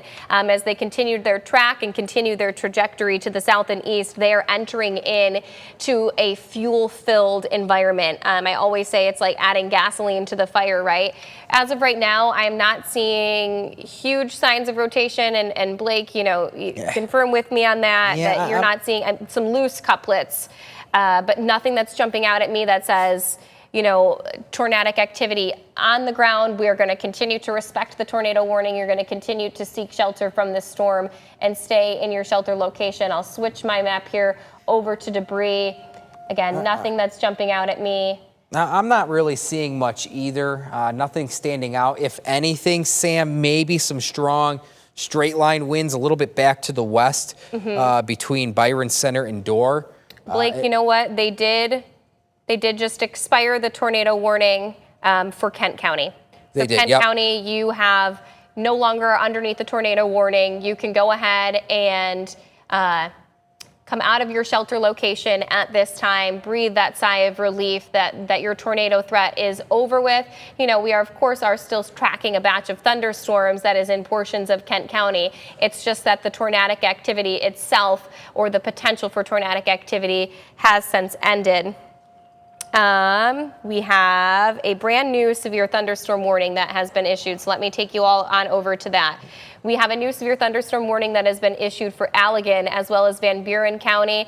Blake had just mentioned he's potentially seeing that strong damaging wind at the surface over towards Dorr. You know, that's going to be where we have our latest severe thunderstorm warning that has been issued. What I want you all to know about this warning is that the potential hazards embedded within it is going to be a 60-mile-per-hour wind gust. This includes places Allegan, Wayland, Matawan, Fenville, South Haven, Otsego, Pawpaw. These are all spots that we want to make sure you are seeking immediate shelter from this storm. It is not a tornado warning, but it is an ongoing severe thunderstorm warning with that tagged threat, right, of a tornado possible. So with that being said, we have seen this line of storms really quickly spin up tornadic activity, and we want you all to know that you need to be seeking shelter from this storm. This threat continues on until 12:15 this evening, so that ongoing severe thunderstorm warning lasting until 12:15 this evening. Let me go ahead here and get my bearings on the track of this storm and the trajectory of it. I'm going to play through it for just a second here so that we can tell the direction of the storm itself. And it does have a little bit more of an easterly trajectory. It's actually, you know, this cell of storms over Lake Michigan right now that we're monitoring for the potential for severe activity. And they've got it moving to the east at 55 miles per hour. So let me adjust a couple of things here so that I can have our track moving exactly as we want it. I'm going to pause our radar scene, throwing the track on the storm. It's moving to the east at 50 miles per hour. Drop the track. It's looking at getting to Wayland by 11:52 this evening. Hastings, 12:20. Owasso, 12:41. Lansing, 12:51. Of course, going to arrive even earlier. I know it didn't ping it on our thing here, but places like Fenville, Saugatuck, you're going to see this storm sooner than the rest of those areas. So, you know, if it's giving 11:52 to Wayland, I would imagine that it's going to make it to places like Fenville closer to, let's say, 11:15, 11:20. It is 11:15, 11:20. You lose track of time when you're doing wall-to-wall coverage, right? And so these storms are going to continue moving at their current cadence. They have the potential for 60-plus mile-per-hour wind gusts embedded with them. And then just one final time here, we've got our severe thunderstorm warning that's at play for Allegan County now, as well as Van Buren County. But I would be remiss to mention that we do still have that ongoing severe thunderstorm warning for Ionia County as well. And I'm just second setting here that we no longer have any active tornado warnings in our area, but hold on. Let me just verify that here. I have some extra graphics I can look at to just make sure I'm not missing anything in our chat that we work with the National Weather Service through. We still have that ongoing tornado warning, so I'm not sure. We still have it, and obviously, Sam, we try to respect that. I don't sense anything right now on velocity. Okay. There's just nothing that's screaming to me that there's any imminent risk. Of course, still want to keep a close eye. There it is. There's the better look, kind of that radar. You can kind of see that's the general area. I'm not seeing too much. Now, this is a little bit outside of our area now. This is heading into Clinton County, though, but you can see another rotation spot there. Oh, yeah, absolutely. There's Ionia. This is east of Ionia. It's the county line. This is heading into Clinton County. So there's St. John's right there. There's some of that broad rotation. That's all I'm seeing right there. You know, when we go back, Sam, I think, you know, the biggest look that we'll just keep an eye on here, there's that leading edge of the thunderstorm development. You know, will we see anything twist along that line? You know, right now, not sensing anything, which is good news. we'll hope for that to continue. But that's what we'll be watching if we can get any inflow, any notch coming out of the south to allow for some brief rotation. But we'll say that would probably favor, Sam, more of the northern extent of the line and maybe a little bit more of the southern extent of the line instead of what's in the middle right here across West Michigan. We're starting to get into some true meteorology speak here, but that's what I'm thinking. That's why we're seeing the more of that rotation towards Clinton and Gratiot County compared to down here in Berry and Allegan County. Absolutely. At some point, right, storms start to work against each other. If you get too many things fighting for one thing and fighting for that energy, it tends to eat away at some of its strength, but not when it's entering into these untapped environments like portions of Allegan County, Berry County, stretching down through Van Buren, Kalamazoo. I mean, those are the spots and locations that at this time have still not seen any storms. And so as these storms continue to enter into those counties, we're going to be monitoring them really closely. If you're asking yourself why we are continuing here in wall-to-wall coverage, because we have brought you a lot of information and hopefully you're feeling safe from these storms, until that tornado warning is dropped in Ionia County, we're going to continue to bring you this coverage here on programming because we want to make sure that we are keeping everybody safe and everybody weather aware, and then including our severe thunderstorm warnings, right? We don't necessarily remain in wall-to-wall coverage for severe thunderstorm warnings, but what we do is we will continue to stream with them. Blake, are you noticing something? I guess kind of our minds are a little bit all over the place over the with just so many warnings going on here. But definitely this is catching my eye here that we've kind of seen this line of thunderstorm activity across Ottawa, Kent, Ionia County, stretching back northward. It was kind of more east to west oriented. So we saw some of that, just broad rotation. Yes, we did have that confirmed tornado to the west of Carson City, but overall, we've just seen some pockets of straight line wind damage for the most part. Notice, though, that this is turning back in that north-south orientation, a little bit of that bow echo signature, so meaning you got kind of that curvature along the line. We'll be watching for how strong these winds are. I just want to take a quick look. I'm going to zoom in real quick, because this is moving its way onshore very quickly into Allegan County to the south of Holland. This would be impacting Saugatuck very shortly. Let me just try to find my velocity product here. This is a sample of wind. Here we go. Let's see how much. Not really seeing too much though, Sam. At least it doesn't appear to be anything major.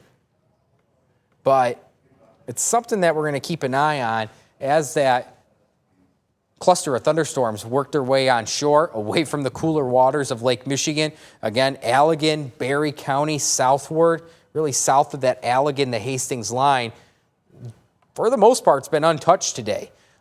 Just a very quick occurrence of a thunderstorm earlier this evening. That's been about it. So the atmosphere is still very favorable for stronger storms to develop out ahead of not only this line that's east to west in orientation, but also this little signature coming off the lake in a north to west motion. So that's what we'll be watching for as this works onshore. That severe thunderstorm warning continues until 11. Let's see what we can get here. There we go. This is in play until 12:15 actually in the morning. So this is going for another 55 minutes. This is for Allegan and a fair chunk of Van Buren County. The main risk here, wind gust upwards of 60 miles per hour. Hail to a lesser extent. If we do see some hail, it likely will be sub-severe still. Hail is hail. That of upwards of maybe 3/4 of an inch in diameter is just smaller than nickel-size hail. But we also need to respect that, like we have seen so far this evening in some occurrences, that there is the potential of a tornado. We saw a couple weak signs of rotation across West Michigan, and then we finally had that confirmed tornado just to the west of Carson City in Montcalm County. We do have a new severe thunderstorm warning, it appears like. Let's see where that is from. That appears to be from... That is for Ionia County as well, now including Clarksville, Lake Odessa, and Portland, Blake. That's the latest issuance of a severe thunderstorm warning. So now the National Weather Service is indicating that those storms are potentially of severe strength with 60-mile-per-hour wind gusts and continuing on with the potential for hail there. That set of storms is moving to the south and east at about 35 miles per hour. And so one thing that's really of note here is that we're starting to see some of these storms slow down slightly in their speed. Let me go ahead and switch here over to our tornado warning, and I do want to give you some of the latest numbers and updates from our digital team in terms of power outages that are ongoing across the area. I'm going to zoom in on this tornado warning because we do not want to forget that those in Berry County and Ionia County are currently underneath the tornado warning. Those of you Clarksville, Lake Odessa, we are asking that you continue to seek shelter from this storm. There is nothing that's jumping out at us right now as for a specific location that is necessarily seeing rotation embedded within the storm itself, maybe a couple signatures of hail, and maybe some very weak rotation ongoing there. But let's talk about some power outages that are ongoing across the region. So we have about just over 5,000 customers that are without power, and I think that Julia is on standby with a little bit additional information there. All right, Sam, and as you were saying, we were talking about the power outages in Kent County. We do have about 5,000, as you said, several hundred in, there we go, let's take a look at that right now. You can see the yellow area, those are the largest outages, up to 1,000. Where's that at, Bree? Okay, we're looking in the Carson City area right now. This is the live consumers energy power outage map. In Kent County, 5,156, Muskegon, 584, Ottawa 281, Carson City, which is Montcalm County. We have not gotten any specific numbers yet. Now you can really see where the power outages are. We have talked to the Montcalm County Dispatch. They are just, their phones are ringing off the hook, so they don't have any confirmed reports of damage, but they are being called out right now. Also, a viewer who lives in Carson City says nothing where she lives right now, but once again, she's safe at home. So we are continuing to assess if there's any damage. We have a crew on the way to Carson City right now, and you can see here's that live look at the consumer's outage map and the areas that are without power. So once again, earlier tonight, Kent County only had several hundred. Now it's 5,156. So by far the largest number of consumers energy customers without power. Like I said, we don't have the Montcalm County numbers yet, which is not as populated as Kent County and Montcalm County. But as you can see, you can see where the storms were right there on that. Would also like to show you some of these pictures that we've been getting. Thank you to our viewers who have been sending us photos and videos. We were talking about golf ball size hail earlier. Oh, here is the quarter size hail. This is Robinson Township, which is Ottawa County. Cedar Springs, that was the first golf ball size picture we received. And then we received another one. This is Sparta, another golf ball size hail. That was 13 Mile and Division. Also some very dramatic video taken by viewers of lightning, of cloud formations. Anything that you want to show us there? Let's take a look. Here is the lightning in Norton Shores. This is from 9:45 tonight. I know we've also been receiving just very, very, very vivid pictures of lightning from all over the areas in West Michigan that have been seeing these severe storms tonight. But it really has been a lightning show. Here at the station in Walker, we've had from our Walker Tower Cam earlier, just nonstop lightning. Even looking at our Grand Rapids Tower Cam right now, I can see that. We're continuing to watch this as rain and lightning. This is Montague. So thank you to our viewers who are sharing this and letting us see what's happening there. I'm just going to look at this for another second or two. Yeah, I knew that I was told there was quite a lightning strike there, and there you just saw that. That was in Muskegon. This is around 8:45 tonight. And thank you to that viewer from Muskegon who also sent that into us. So once again, we are continuing to monitor the power outages from Consumers Energy. How many in Montcalm? 690 in Montcalm, which is a considerable amount for Consumers Energy's customers in Montcalm County, which is where Carson City is, where that tornado has been confirmed. Another 5,500 in Kent County. Okay, so we're going to continue seeing that throughout the evening. So once again, confirmed tornado in Carson City. We have a crew on the way to the scene, as I had mentioned. Montcalm County Dispatch, they're just getting the calls right now. So we will be assessing damage. Hopefully it's not too severe or in areas where there weren't very many people. So we will keep you updated on that. Right now, let's get back to our meteorologists who have the very latest on severe weather. Yeah, at least what we're looking at here, Sam, is the continuation of some of these warnings. We still have that tornado warning for portions of Ionia into Berry County. I'm not really seeing much. I don't think you have as well. Correct me if I'm wrong. Yeah, no, I haven't seen much embedded within this storm that screams tornadic activity, but again, always wanting to heed that warning. Yeah, I'll get to velocity in just a second.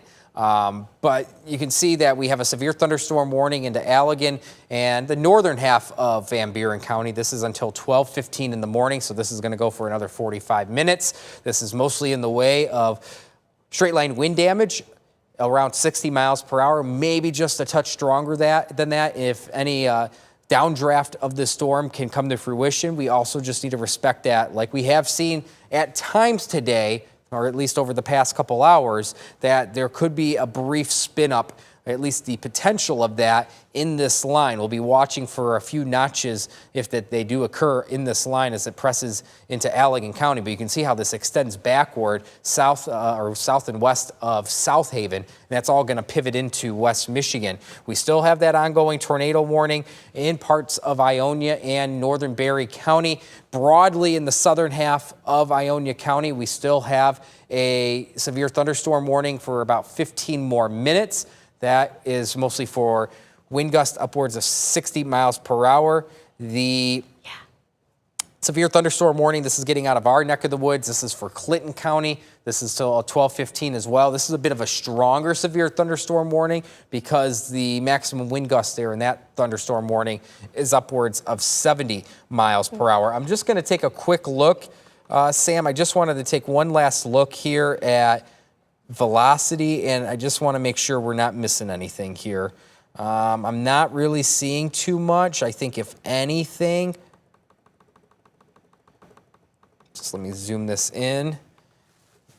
Maybe just a little bit of broad rotation near Lake Odessa. I don't think this is much by any means, but just trying to kind of think outside the box here of that tornado warning. Yeah, very broad rotation just to the south of Lake Odessa. Got the latest scan in. It would just seem to me more, kind of more that downburst straight line wind action. I agree. Yeah. I completely agree with that. I want to just take a moment here and look at the broader picture of things while we continue to play out this active tornado warning ongoing, and Blake's going to continue to monitor some of our velocity scans there. So here's a big picture of things, right? We've been tracking this line of thunderstorm activity that's been working through West Michigan for the last several hours. And one thing of note, that those of you who are located Newaygo, Muskegon, northern Ottawa County, continuing up into Oceana, Newaygo County again, you are no longer underneath the severe thunderstorm threat. It's going to be the leading edge of these storms. While yes, there is still some activity, some thunderstorm activity embedded to the north of this storm, that is not going to be the main area of concern. It's going to be along this line of storms, and then as it continues to work its way to the south and to the east, that we are going to refuel these thunderstorms and continue to provide them the environment that they need to potentially remain at severe strength. These storms have a lot involved in them. They have been known for producing hail embedded within them. We can go ahead and look at the current hail potential across West Michigan. I'm looking at a nice little signature here on the edge of Allegan County right now, just to the west of I-196. Zooming in a little bit further here, there's our exact location of our hail core to the north and east right now of Saugatuck. Let's see, Old Allegan Road making its way towards 58th Street, just to the south of 136. So there's a potential hail core that's headed through that area into Allegan County. Remember, Allegan County right now, you are still underneath that active severe thunderstorm warning right now. So hail, something that we're monitoring closely, embedded within these storms. In addition to that, man, have we seen some heavy rainfall rates. This is really concerning to me, the rainfall rates. And these rainfall rates, we've seen way more rain than what this is showing, right? For Muskegon, it updates every, I would say, 10 to 20 minutes or so. Some extremely high rainfall rates happening right now on the edge of Allegan County. This is radar indicated, so it's not confirmed, but radar indicated rainfall rates embedded within this along I-196, all along southern portions of Ottawa and into Allegan County, are upwards of 3 to 4 inches per hour. So to put that in perspective for you, not only are we contending with the potential for hail, but we've got these high rainfall rates, and we have our ongoing flooding concerns here in West Michigan. We know that we have an active flood warning in effect for portions of Muskegon County. Let's see here. Graphics are just buffering a little bit for me. So you can see all of these northern flanks of counties, including southern portions of Oceana, Muskegon, Newaygo, Mecosta, Mount Calm County, underneath these broad flood warnings. And that's not even to mention the ongoing and continuing river issues that we have across West Michigan. The Muskegon River has the potential to experience record-breaking flooding, historic flooding over the next several days due to the ongoing wind concerns or rainfall concerns that we have here in West Michigan. And this rainfall event now just crossed the Grand River, another location that again had the last week extreme flooding that occurred in portions of Comstock Park and then stretching all the way over into Ottawa County. And now here we are again with another extreme rainfall event playing out in front of us. For those of you who may just be joining us at this hour, we do have an ongoing tornado warning, I believe. Let me just double check it here. Looks like that one might have expired. Okay, this is fantastic news. So for those of you who are in Ionia County that have been underneath a tornado warning for quite some time now, good news is that the tornado warning has since expired and that you are no longer underneath a tornado threat. All of our tornadic activity has now moved from a line stretching from Lansing up through Saginaw. But we do still have a couple ongoing severe thunderstorm warnings. But what this means for all of you at home is that you get to go back to your regular scheduled programming. Blake, I want you to quickly mention, though, I can tell you got something right on the tip of your tongue you want to say. Yeah, real quick. You know, this is in Allegan and Van Buren County. The leading edge of these thunderstorms definitely could be some strong winds that are occurring. This is pretty high up in the atmosphere by about 2,000 to 3,000 feet. So not all of this is reaching the ground level. But if it does tap in a little bit of that downdraft mixing down to the surface, and all that means for you at home is those winds higher up in the atmosphere just making its way to ground level. South of Allegan towards Plainwell, to the north of Grand Junction and Bloomingdale, in this vicinity along the county line between Van Buren and Allegan County, could be some gusty to strong winds out ahead of these storms as they work through. We're going to continue to watch velocity, our product of wind in the atmosphere, and just make sure that we keep a close eye on any potential spin-up tornado risks that could occur. We've already seen that a few instances of that today, including, it appears, Sam, one confirmed tornado to the west of Carson City in Montcalm County. Yep. Everybody at home, thank you so much for sticking with us through this coverage. As you know, our goal as meteorologists is always to ensure your safety first. We have multiple ongoing severe thunderstorm warnings, so that means that me and Blake's job is not done here yet. And if you're still feeling a little bit on edge, we are going to continue our coverage on all of our streaming platforms. That includes YouTube, Facebook, and our 13 on Your Side app. Please download those platforms and stick with us as we monitor and track these storms. We have crews headed across West Michigan to ensure that we can give you the latest reports on damage across the area. But for meteorologist Blake Hansen, I'm Chief Meteorologist Samantha Jacks. Make sure you are remaining weather aware. We are not done just quite yet for all of our southern portions of West Michigan, but have a good evening if we don't see you again.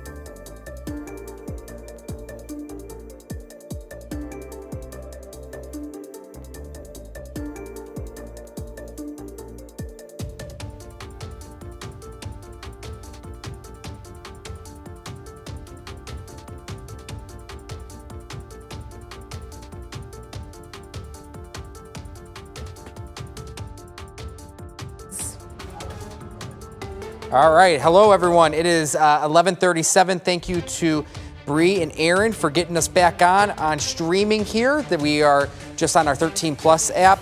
I do want to make a quick note here for those that are watching on our streaming app, maybe on Facebook, our YouTube page, just keeping a close eye on a little notch in the atmosphere right here. This is in southern Allegan County. Sam, take a close look at this. I just want to see what I'm pointing at right here. Seeing a little bit of a broad notch there. That's in western Allegan County. I'm going to try to zoom in here. I don't have a mouse, so I'm clicking. All right, let me head back right now.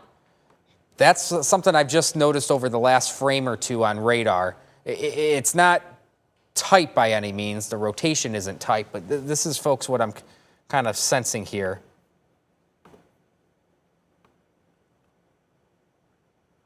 Right there.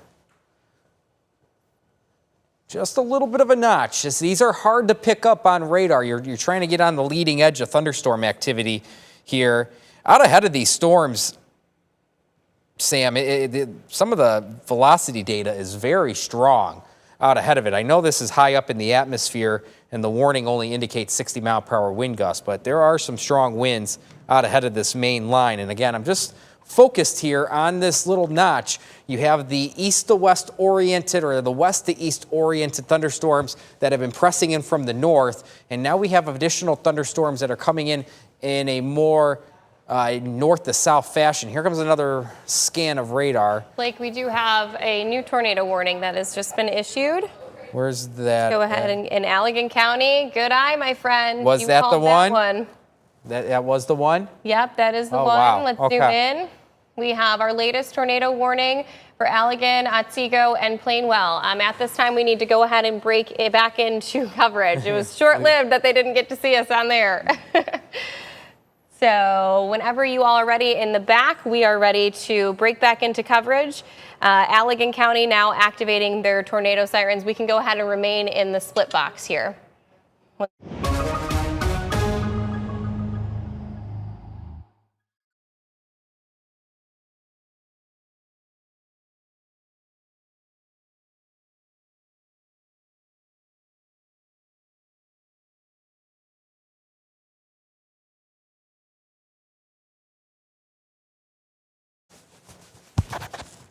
Well, good evening, everybody. I'm Chief Meteorologist Samantha Jacks. That was short-lived that we were having to break into programming with you.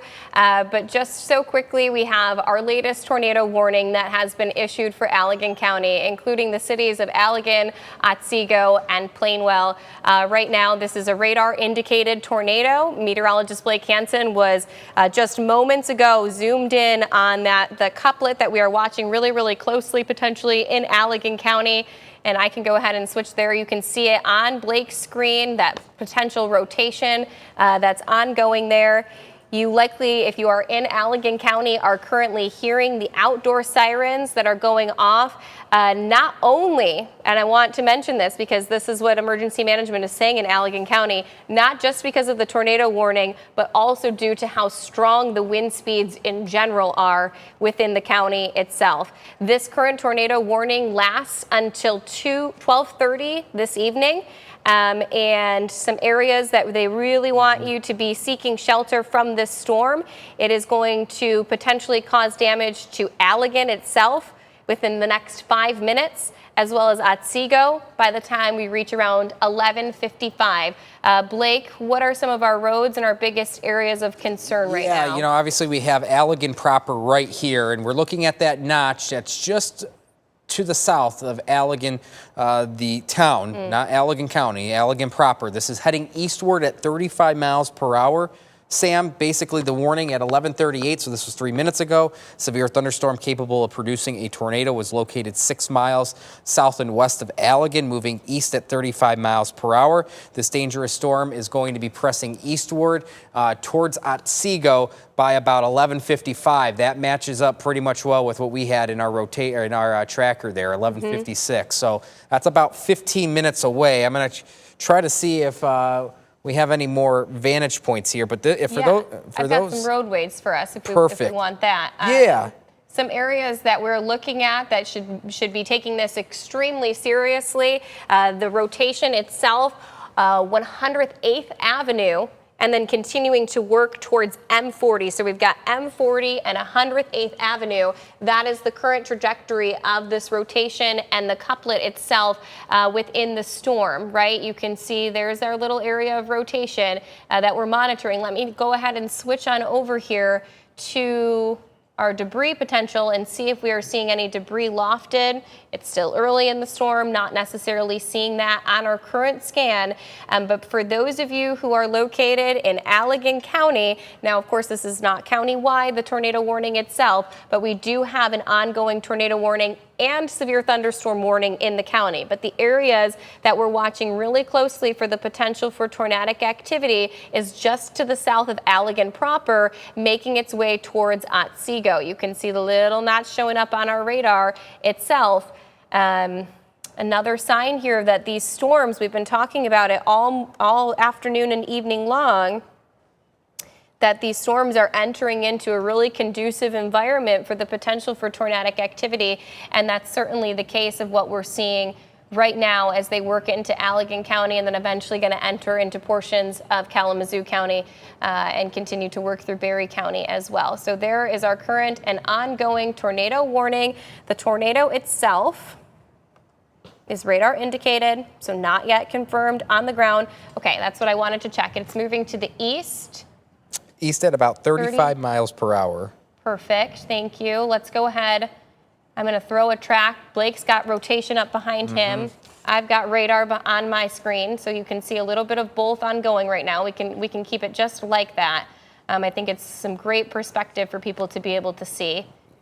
Yeah, so there's that notch. And what I was trying, when I was looking at this, Sam, prior to us breaking back in and before the tornado warning, is that this is kind of the intersection here. We have that west to east oriented thunderstorm coverage that's pressing in from the north. And then we have this north-south oriented thunderstorm complex that's coming in from the west. And this is where you're kind of merging these two thunderstorm complexes together. And that's where you're seeing some of that enhanced rotation. You got the inflow coming in from the south and west, and that's what's providing some of that updraft and some of that inflow to allow this notch in this storm. Again, this is all radar indicated. There's nothing confirmed here with this tornado warning, but we need to keep in mind that it only takes 30 seconds, 45 seconds, kind of the, Sam, in one particular scan around West Michigan of the radar site, that's how quickly some of these spin-up tornadoes could be. And we've seen this before in previous severe weather events. Absolutely. And sometimes these can be some of the harder situations to identify tornadic activity because they are so quick and fast moving within the line. I want to quickly mention those of you in, I'm hoping I'm saying this right, Trowbridge Township. This is headed towards you. Trowbridge, thank you, 1156. So seeking shelter from this storm immediately is going to really be necessary. And Blake, in our chat that we have with the National Weather Service and some other emergency managers across West Michigan, they activate tornado sirens by quadrants, right? Okay. And so what happened, though, is that countywide, Allegan County actually had tornado sirens go off. Tornado sirens aren't always just for tornadic activity. They are also because of strong damaging winds. And it looks as though winds reached that threshold within the last 10 to 20 minutes. And then, of course, now they also have the ongoing sirens for those who are located in Allegan County. Let's see, you've got radar, or excuse me, you have velocity ongoing behind you. And this is a little bit out ahead of that notch. We're trying to look in there, and there's your debris signatures. Not really, I'm still not seeing much. It looks nothing that's conclusive by any means. I mean, very weak debris signature, but maybe just a little bit. But I mean, at the very least, this notch right here, even if it's not a tornado, this is still could be providing some damaging straight line winds. Your downdraft that's rushing towards ground level. That's something that definitely could be occurring there. It's just matching up with, what we try to look for from a tornadic perspective. But some of these wind gusts out ahead of this line, Sam, you got the east-west oriented storms here, north-south oriented storms here. In this quadrant, now that looks a little tighter right there. Yeah. Real quick, some of these winds that are out ahead of these storms across parts of Van Buren, Kalamazoo, southern Allegan into Berry County. And I know this is a little higher up in the atmosphere, but still gusting 50 plus miles per hour. So these winds are still strong out ahead of the storm here. Like, I think I've got a really tight view. Second set me here that I'm in the right location of the rotation that you've got a broader view of right now. Yep. Who needs to really be aware right now? We have 106th Avenue, 105th Avenue, River Road. We have 26th Street, so 106th Avenue and 26th Street. If you are located in that spot, chances are, because our radar is just a little bit behind, right, always, this rotation is moving overhead. You really need to be seeking shelter from this storm. And then it's going to continue on an east trajectory towards Otsego and then Plainwell, eventually a little bit north of Plainwell here shortly. And the main roadway here is going to be M89, okay? So these are kind of the crossroads that we're looking at with this couplet in this area of rotation. Bigger picture of things here, we've got that ongoing tornado warning, but we also do still have several severe thunderstorm warnings in play. That includes Berry County, that includes Allegan County, and then continues down into Van Buren County as well. These extend for most of those locations until 12:15 tonight. But the reason that we are cutting into your programming, of course, is for this ongoing tornado warning that is in the southeastern edge of Allegan County, impacting just to the south and east of Allegan proper. I would say that those of you who are in the city of Allegan are safe. Yeah, this is M89 right here that runs between Allegan and Otsego. And there's that, even on reflectivity, Sam, you can kind of just see that little notch right there. This is all radar indicated, so I don't want to jump the gun here and start saying that anything's confirmed, because there is nothing confirmed. This is just radar indicated rotation. But we're really trying to dive into the guts of radar when we're not dealing with your textbook supercell thunderstorms. When you're trying to find these little notches up and down the line, this is what we try to do to keep people aware. And again, if you're watching from Otsego, Plainwell, if you're in the southeastern corner of Allegan County along M89, Otsego, Plainwell, even into Berry County, near and south of Orangeville, the Martin area. I know that you just have a broad severe thunderstorm warning overhead in Berry County. I think it's time to initialize that severe weather plan, because this storm is heading eastward, and this might still try to cycle again and try to show some sort of spin in the atmosphere. So for those that are along M89, once again, Otsego, Plainwell, stretching into Berry County, there's Orangeville, there's Martin, farther south into Berry County.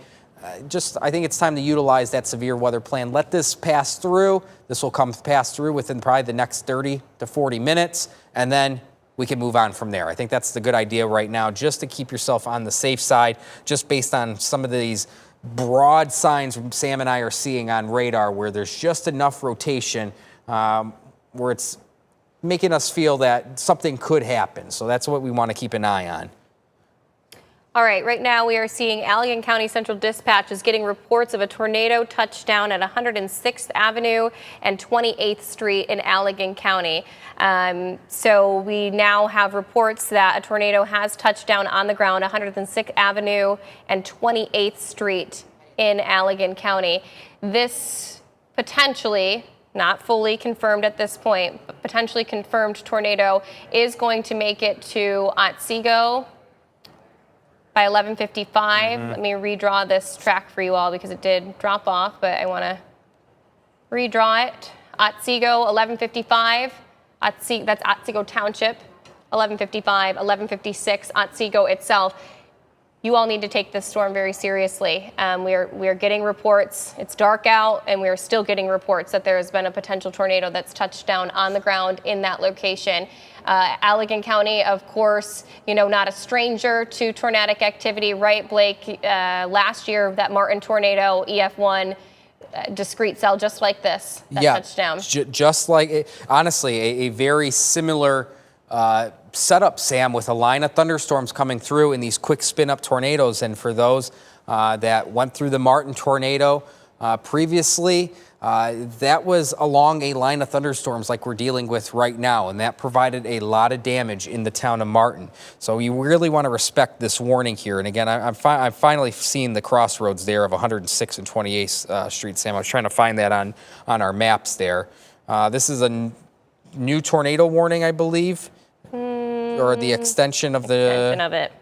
Yes, the continuation of the tornado warning in Allegan County now in effect until 12:30 tonight. So unfortunately, we can't give you the report that you can let your guard down. What I will say is if you're in places like Fenville, Saugatuck, Holland, we're not necessarily concerned about tornadic activity there for you. We've got torrential rainfall coming down just on the heels of making it to the Door area, Byron Center, going to make its way towards Wayland. And then we have our cluster and area of rotation right now. That is potentially, we have to get the confirmation, right, from the National Weather Service of it being a confirmed tornado. But we do have reports. Yep, and they did confirm it. That was 2 minutes ago. The National Weather Service now updated. Confirmed tornado was located over Otsego, or just 7 miles to the south and east of Allegan. It's now moving east at 45 miles per hour. Flying debris, dangerous to those that are without shelter. Mobile homes could potentially be damaged or destroyed. That's something that always hurts my heart because we always say this time and time again. There is no safe location in a mobile home. I wish that I could shout that from the rooftops, Blake, because it is not a sturdy structure. Right. Sturdy structure is going to be, a building with a basement, an interior room. Those are going to be your shelter locations at this time. And Sam, real quick, if you can get back here, I just want to show you this. Again, we do have some new severe thunderstorm warnings, Blake, but let's, what can I zoom in on for you here? No, just real quick, I just wanted to show this. There's our notch. This is right over Otsego right now. That appears to be over downtown at Otsego.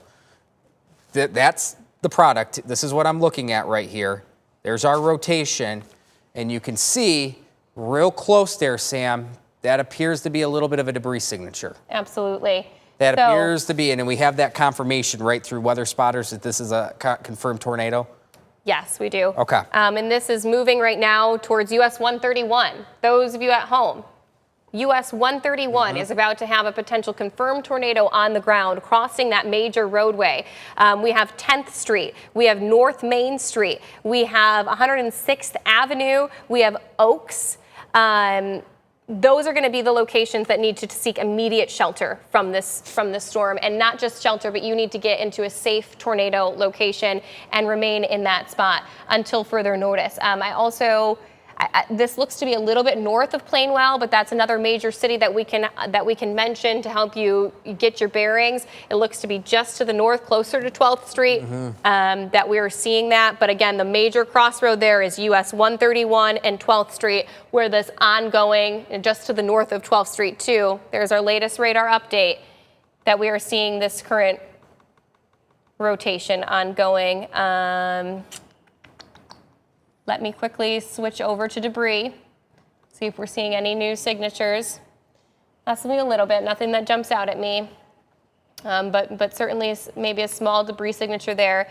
And we do have 2 new severe thunderstorm warnings that I got to mention really quickly, everybody, because I want to make sure that all locations are remaining safe and weather aware at this hour. Let's see, my system's going to pull it up for me here. There we go. So here are our 2 latest severe thunderstorm warnings that have been issued from the National Weather Service. They are for Calhoun and Kalamazoo County, including, of course, those major cities of Battle Creek, Kalamazoo, and Portage. These storms are moving into your area now. You're in an untapped environment. We've been saying it all evening long. The environment, the atmosphere is primed and ready to go. The chances are that we are going to see additional spin-ups embedded within this line are there, and there's also, of course, the current threat of 60-plus mile-per-hour wind gusts and hail that are ongoing as the storm continues to approach your area. I will pause so we can see the current look of radar right now, continuing to work its way through Allegan County, entering into Berry County, as well as Eaton County, and then soon and of course Van Buren County as well, and then soon to be in Kalamazoo and Calhoun County with that ongoing tornado threat as well in Allegan County. And back to the Otsego tornado, real quick, Sam, I'm just going to redraw this. You can kind of see what we're dealing with here. You have the inflow coming in, and then you have this downdraft on the back side of this storm. So there's your inflow coming into this storm, and then here comes your downdraft, and that's where you're getting that spin in this notch along the line. And in fact, you know, that little clearance of reflectivity, Sam, is not what we want to see. Never. That's that really, if you match that up, you match that up, that's where the rotation is at. So that's what we're dealing with here. Here, and I can switch us back. You're going to switch us back? Awesome. On there. So you've got me. I've got a few too many things that turned on with this. 1 second here. But this is, you know, besides what we saw in Carson City, to the west of Carson City in Montcalm County, Sam, obviously this seems to be a confirmed tornado by weather spotters in southern Otsego County. That this is the strongest rotation we've seen since that confirmed tornado to the west of Carson City. Yes, and this certainly is. And this has stayed pretty steady. You know, here's the latest run of our debris signature, and you can see at the very least that there appears to be something being lofted from our debris signature. We'll see how much hail's going around here. You know, there's not really a strong hail signal, so, you know, Sam, this to me obviously seems like, based on where we're overlapping radar products here, that this could be an ongoing tornado. Yeah, an ongoing tornado. Absolutely. And we did have confirmation from emergency managers that we were contending with a confirmed tornado in Allegan County. So that is something that we really do need to be mindful of, that this does appear to be still, if not a tornado on the ground, a very dangerous storm. So for those that are to the east of Plainwell, really as we get into south and east Barry County. So. Yep, they just, latest tornado warning, Barry County. Barry County. So this tornado in this active environment and scene is now exiting Allegan County and entering into Barry County. So we have our latest tornado warning that has been issued until 12:45. We are asking that those of you within southern portions of Barry County are seeking immediate shelter from this storm and preparing for a storm that previously was confirmed on the ground in Allegan County by the National Weather Service. The storm is moving right now to the east at 50 miles per hour, and this is for southern Barry County. See if I can get some major cities to list off for all of you. We've got Prairieville, Hickory Corners, Dwalling, Delton, Pine Lake, Banfield, Assyria, and Lacey. Those are some of the major cities, and I'm sorry if I'm not pronouncing them perfectly for you, but those are going to be the major spots that have this potential tornadic activity headed towards them, and now is our latest tornado warning that's been issued. We can see here on radar, we still do have our ongoing tornado warning in Allegan County. That threat is not completely over yet, especially for those that are currently to the east of Plainwell, but it is exiting Allegan and moving its way towards Barry County at this hour. Blake's got the velocity couplet pulled up right there. You can see the rotation signature still present on the map, with otherwise heavy torrential rainfall continuing to come down and strong damaging winds in the surrounding areas. Blake drawing on his map right now the ongoing radar loop. Yeah, and this is heading what appears to be still kind of along M89, just maybe a little bit north of M89 to the east of Plainwell, Sam. So this would be in the, I believe that is the, Juliet, for a pronunciation purpose, the Doster area. Would that be just a little bit over here? Yes, moving towards Prairieville Township, Doster Road, 3 Mile Road, Riverview Drive. That's going to be the general vicinity of this rotation couplet. Because there's M89 right there, and that dives a little bit southward. Then you have M43 that runs up north to south. There's M43, Sam.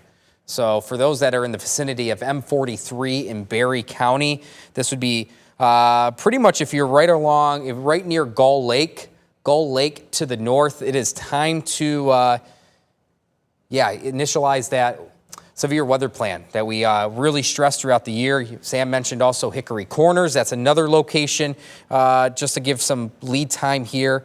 And again, if you're watching even, this might be a little bit too far south, but again, if you're somewhere along M89, even stretching into a little bit of Kalamazoo County, that just want to really respect this rotation that has been consistent now for the last 20 minutes, that started out in Allegan County and is now pressing into Barry County.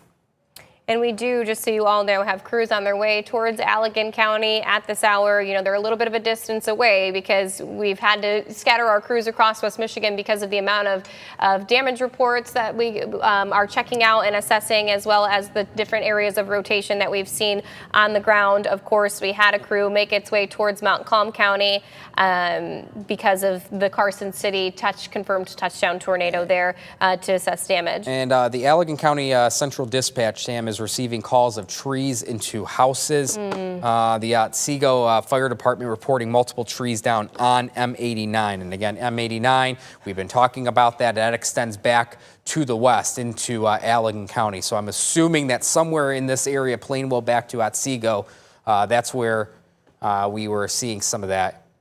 And just want to make sure here that our news director and producers and them have that report from us. So Otsego is reporting multiple trees down near M89, multiple trees into houses in that location. So that's something that we're monitoring, Blake. It's not just our ongoing tornado warnings. You know, we're going to keep you up there with your velocity couplet behind you so that we can see where the ongoing rotation is. But I have to quickly mention that we have these multiple severe thunderstorm warnings in effect for Allegan County. Allegan County, you're getting really close to being dropped from your severe thunderstorm warning, but continuing for Barry County, Kalamazoo County, Calhoun County, as well as Van Buren County.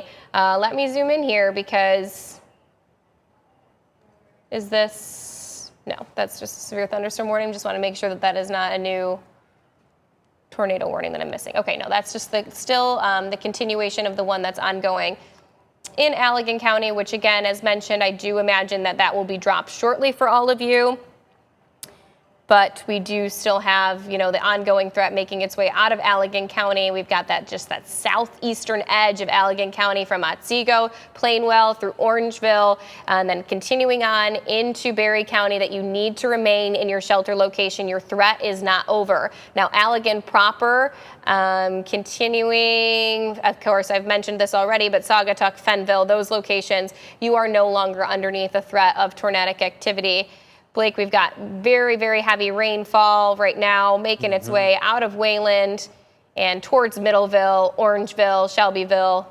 Those locations right now still looking at some heavy rain as well as some strong damaging winds. And for those, you know, that are watching, you know, maybe still watching our coverage in Grand Rapids, Muskegon, even as far north as, let's say, Fremont, yeah, your severe risk is pretty much done with for the night. At least it seems like it's going to be done with for the night.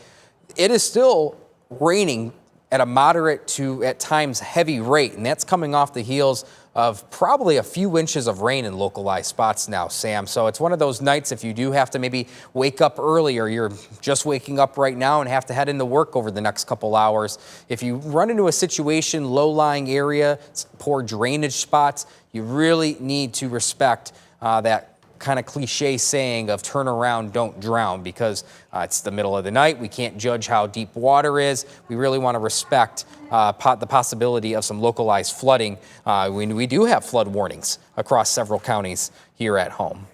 Absolutely. We have multiple ongoing flood warnings. We have our ongoing river concerns across the area.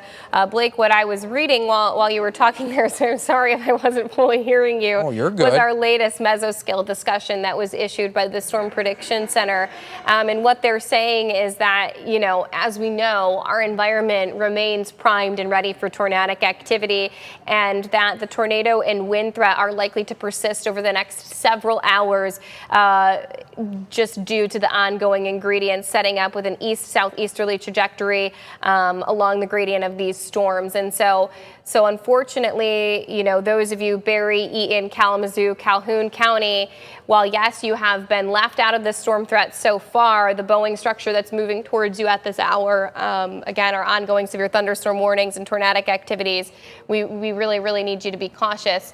We do continue on tracking this velocity couplet right now on radar. I'm going to quickly switch over to debris, but I know that we do have some new reports, and maybe momentarily, whenever we are ready from our news crew, we could touch back in with Juliet and see some of the latest information on damage reports and power outages that we have across the area, but not to be remiss that we are still tracking the potential for an active tornado on the ground. Yeah, still seeing that clear couplet right now. I want to zoom in so that we are well aware of the location that it's headed towards. So our main area of rotation looks to be headed towards Lockshore Road and West Hickory Road, Glinkley Lake Road, as well as Baseline Road. So those are going to be our areas that have this potential rotation moving towards them next. All right, let's send things over to Juliet. Juliet, what's some of our latest information? Some of the outage updates from Consumers Energy. Total of 31,000 people without electricity across the state. In Allegan, we're getting updates on that right now. 9,934, and that number has been going up quickly, as you might imagine, because, I'm sorry, Bree, how many now? 9,893. And so we're also looking at Kent County. There's 7,500 in Kent County, but like I was saying, in Montcalm, Allegan is where we're getting a lot. Montcalm, I want to talk about damage. We have seen reports of one structure damaged. It looks like a farm building. It looks like it's collapsed. I also saw some cows. We haven't heard of anything else other than branches and trees down, so hopefully the damage is minimal in Montcalm County. Allegan County, we are getting reports of a number of trees down, trees into houses. We have a crew on the way to the scene there to some of the addresses that we are hearing have the worst damage. We are looking right now. What are you showing us there, Bree? That is, okay, this is south of Wayland, so you can just see how widespread the outages are in that area as well. So far, that's what we've seen damage-wise. As we mentioned before, Montcalm County, they're still on their way to the various addresses that they've been called to with the branches down, and also they have to watch for wires and also debris in the road. The other thing that I want to talk about is flooding, because we have seen a lot of rain tonight since we've been on the air, since about 8:30, and so please be careful in these areas, particularly that Sam was mentioning and Blake. Don't go near the flooded waters. There could be down lines. There could be unsanitary germs, in addition to just damaging your car. And turn around. Turn around. It's not worth it. Don't drown. So that's the update right now from our consumers outage map. And as we continue to zoom in there, you can see where the scattered outages are and where the largest outages are in our viewing area as well. Once again, we are on our way. There's the Allegan County area. We are on our way down to Allegan County to see the damage reports and find out what's going on there. Montcalm County, we also have a crew there. The one place that I did see it looked like a farm, one building that I saw, in addition to the trees and branches down. So that is our update from the news department. So now back to our meteorologists. All right, thank you so much for that, Juliet. Just for those of you in Allegan County who have been underneath the active tornado warning, it's important that we mention to all of you that your tornado warning has now been canceled. And so if you are seeking shelter from that storm in places such as Plainwell as well as Otsego, you are now should feel comfortable to remove yourself from that sheltered location and hopefully go to sleep for tonight. Those of you in Berry County, that is not the case. We do continue on until 12:45 this evening underneath an active tornado warning. This is a radar indicated tornado, still showing signatures of rotation embedded within this line of storms. Blake, you've got velocity up behind you right now with the rotation juxtaposed there. I've got our radar on the map. You can see where you're getting that little bit of inflow right into the storm itself that's allowing this spin up of the thunderstorm line, all a part of a much broader system moving through our area. Yeah, that's definitely the case, Sam. We're keeping a close eye on this rotation. This has remained very consistent for the last, oh goodness, now 30 to 35 minutes. I'm losing track of time. So, sure. You know, it's not saying that the entirety of that time there's been an active tornado on the ground, but what it is showing is that our environment remains favorable for these quick spin-ups along this notch in the line. This is working right to the south of the Delton area, kind of towards Hickory Corners. That seems to be the case right now.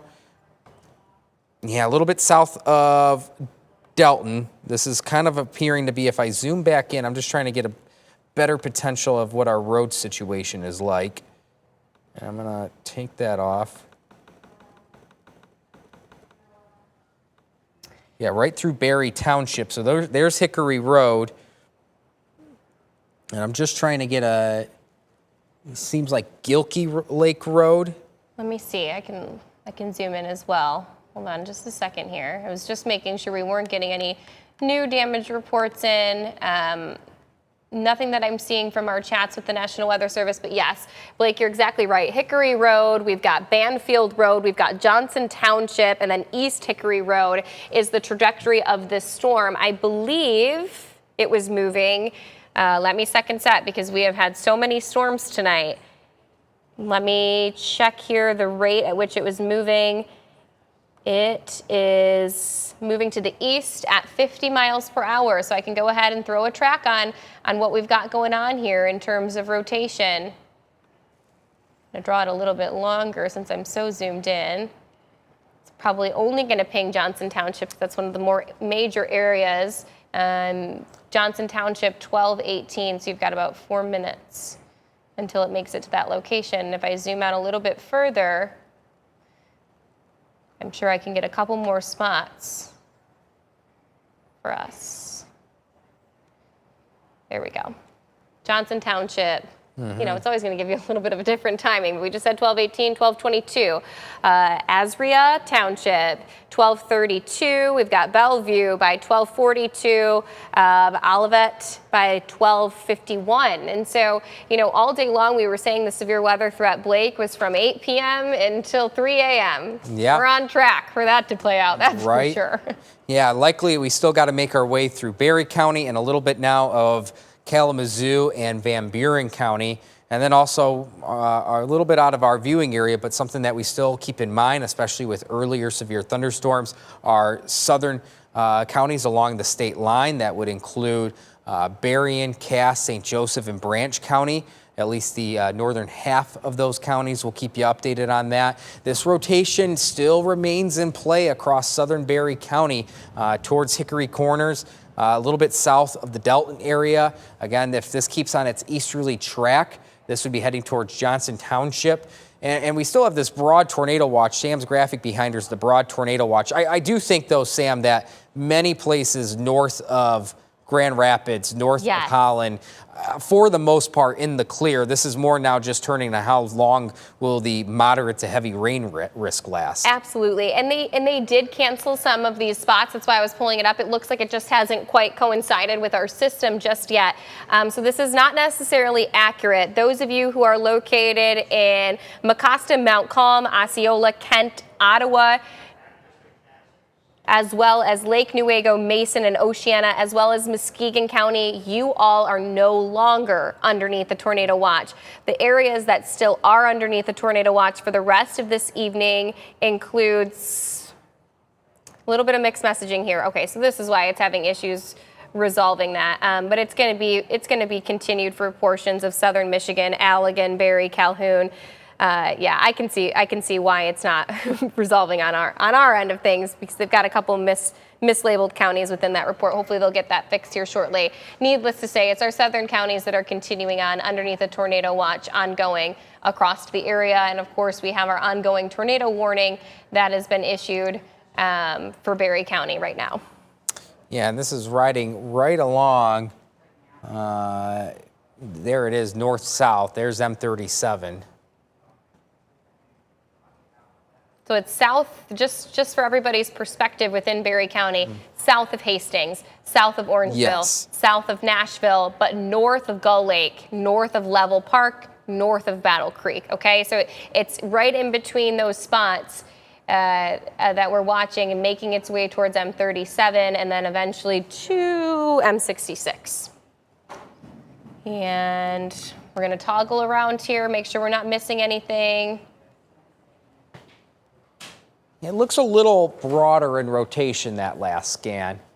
Which is great. Hopefully that means that it's starting to weaken, it's starting to lose a little bit of its strength and some of its intensity. Again, nothing jumping out at me right now in terms of debris, especially when we toggle between our area of rotation and the debris signature itself, right? So, yeah, maybe a little to the north of Level Park, but again, nothing that's screaming. Major debris potential there. Let's remind us, everybody, of some of our ongoing other severe thunderstorm warnings that we have in the area, right? So we have multiple severe thunderstorm warnings in effect. Ones that have been canceled include Allegan County. So again, not only has your tornado warning been canceled in Allegan County, but so has your severe thunderstorm warning.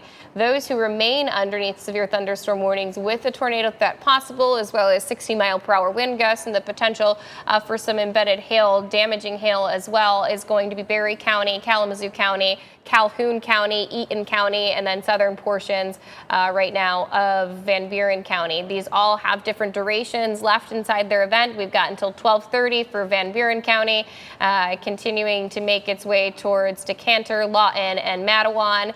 It's entering into Kalamazoo County at this hour, and that is tracking over Kalamazoo right now, making its way towards Galesburg, and then eventually headed towards Portage, Vicksburg, and Schoolcraft.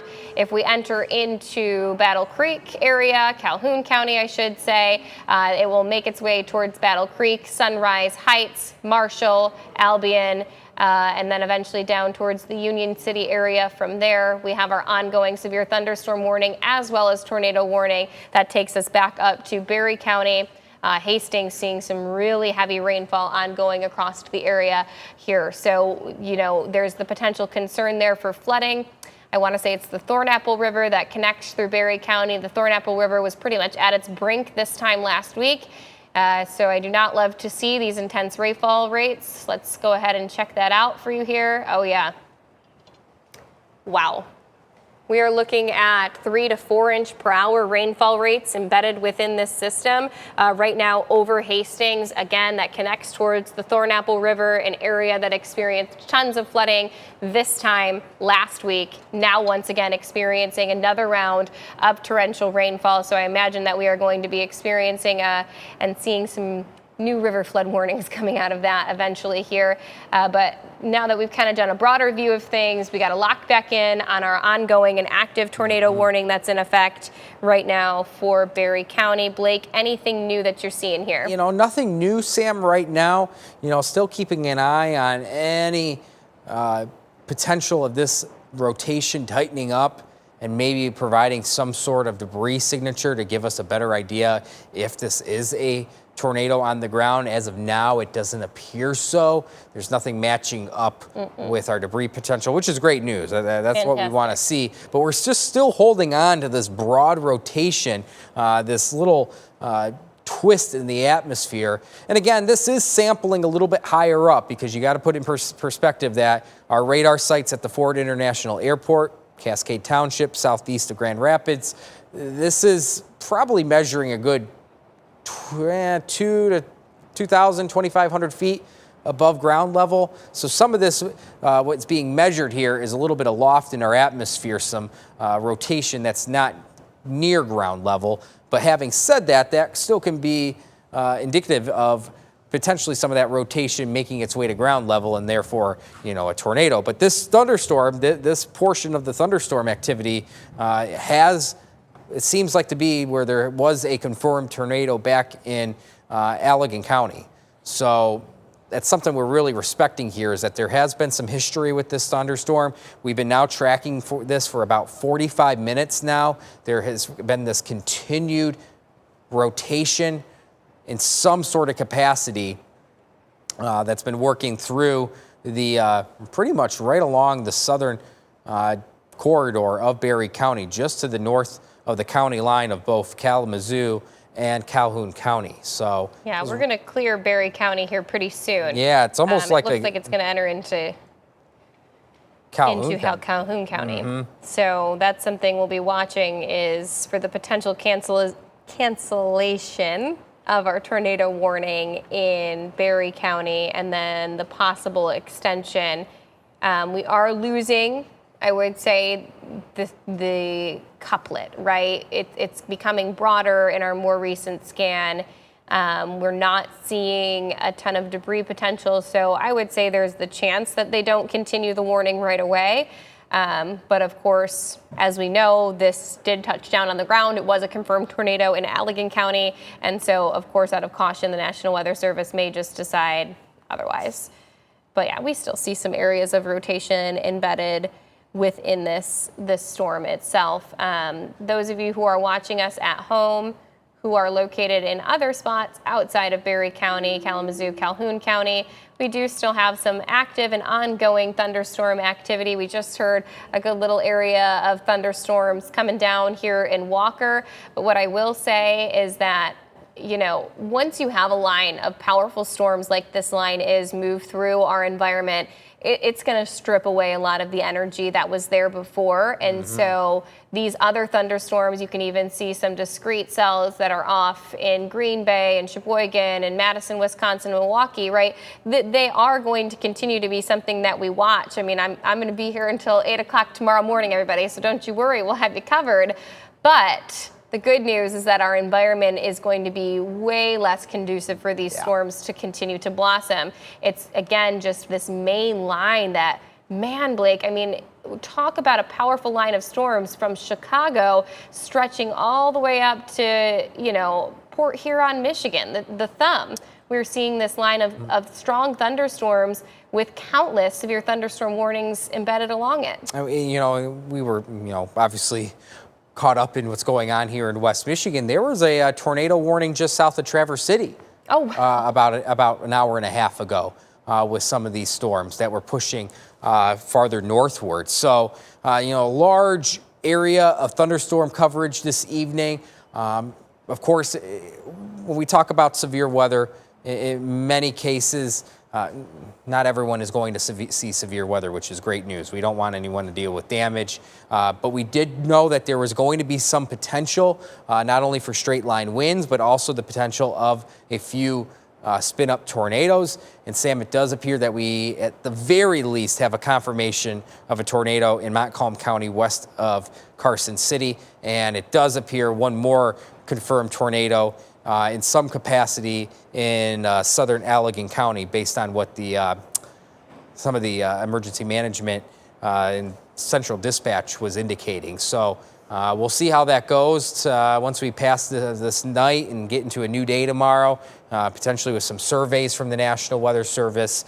And we've also had a few clusters of hail. We've had a few clusters of straight line wind damage. One thing's for sure, everyone's been dealing with heavy rainfall, thunder and lightning. These have been some loud boomers over the course of the evening hours. Now that we're past midnight here, one last thing I'm just kind of keeping a close eye on is for any potential a little bit farther south of that line. There's our main rotation that's trying to work its way north of Battle Creek right now. This catches my eye just a little bit, and trying to see just a little bit of a jaded edge there along the boundary, but really nothing that's screaming. Yeah, nothing that's really screaming at me. So we do have a new set of severe thunderstorm warnings that I should mention, and they are now for Branch, Cass, and St. Joseph counties, right? So we're going to continue to see along this line of storms all the way to the Michigan state line severe thunderstorm warnings, no doubt about it. 70, 60 plus mile per hour wind gusts as these storms move through, and then continuing to watch velocity closely here for the potential for rotation embedded along the line. We have that little area right now, that little notch, southern edge, southeastern edge, I should say, of Berry County that we will be watching. If you are located in Middleville, Hastings, Orangeville, Wayland, Shelbyville, Otsego, Plainwell, Allegan, Door, you no longer are underneath a threat for any sort of tornadic activity. And then we are continuing to watch this line here, this little weak area of rotation that's now entering into Calhoun County and really starting to clear out of Berry County. And I'm sure the National Weather Service, they're busy over there, but they are going to likely cancel the tornado warning shortly here for Berry County. And then we will see whether or not they plan to extend it into portions of Calhoun County. Blake, one thing that I just want to touch on really quickly, and it's not necessarily our viewing area and our viewers, but it's Sheboygan, Michigan.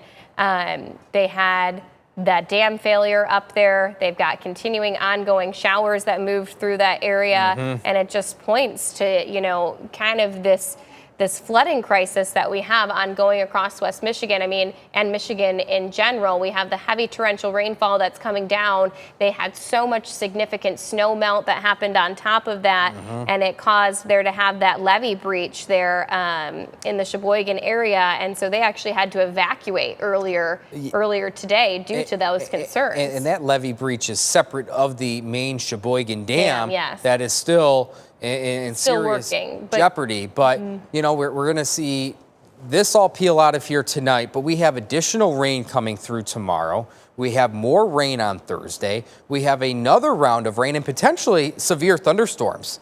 We'll see what the next update from the Storm Prediction Center is overnight. For Saturday, we do have another risk to kick off the weekend. So we at least have 3 more rounds of rainfall on top of what will fall the rest of the night with this system. And we're, you know, it's one of those things, Sam, we're coming off the heels since the start of meteorological spring, March 1st. This has been nearly the wettest spring on record for almost all of our climate sites across West Michigan.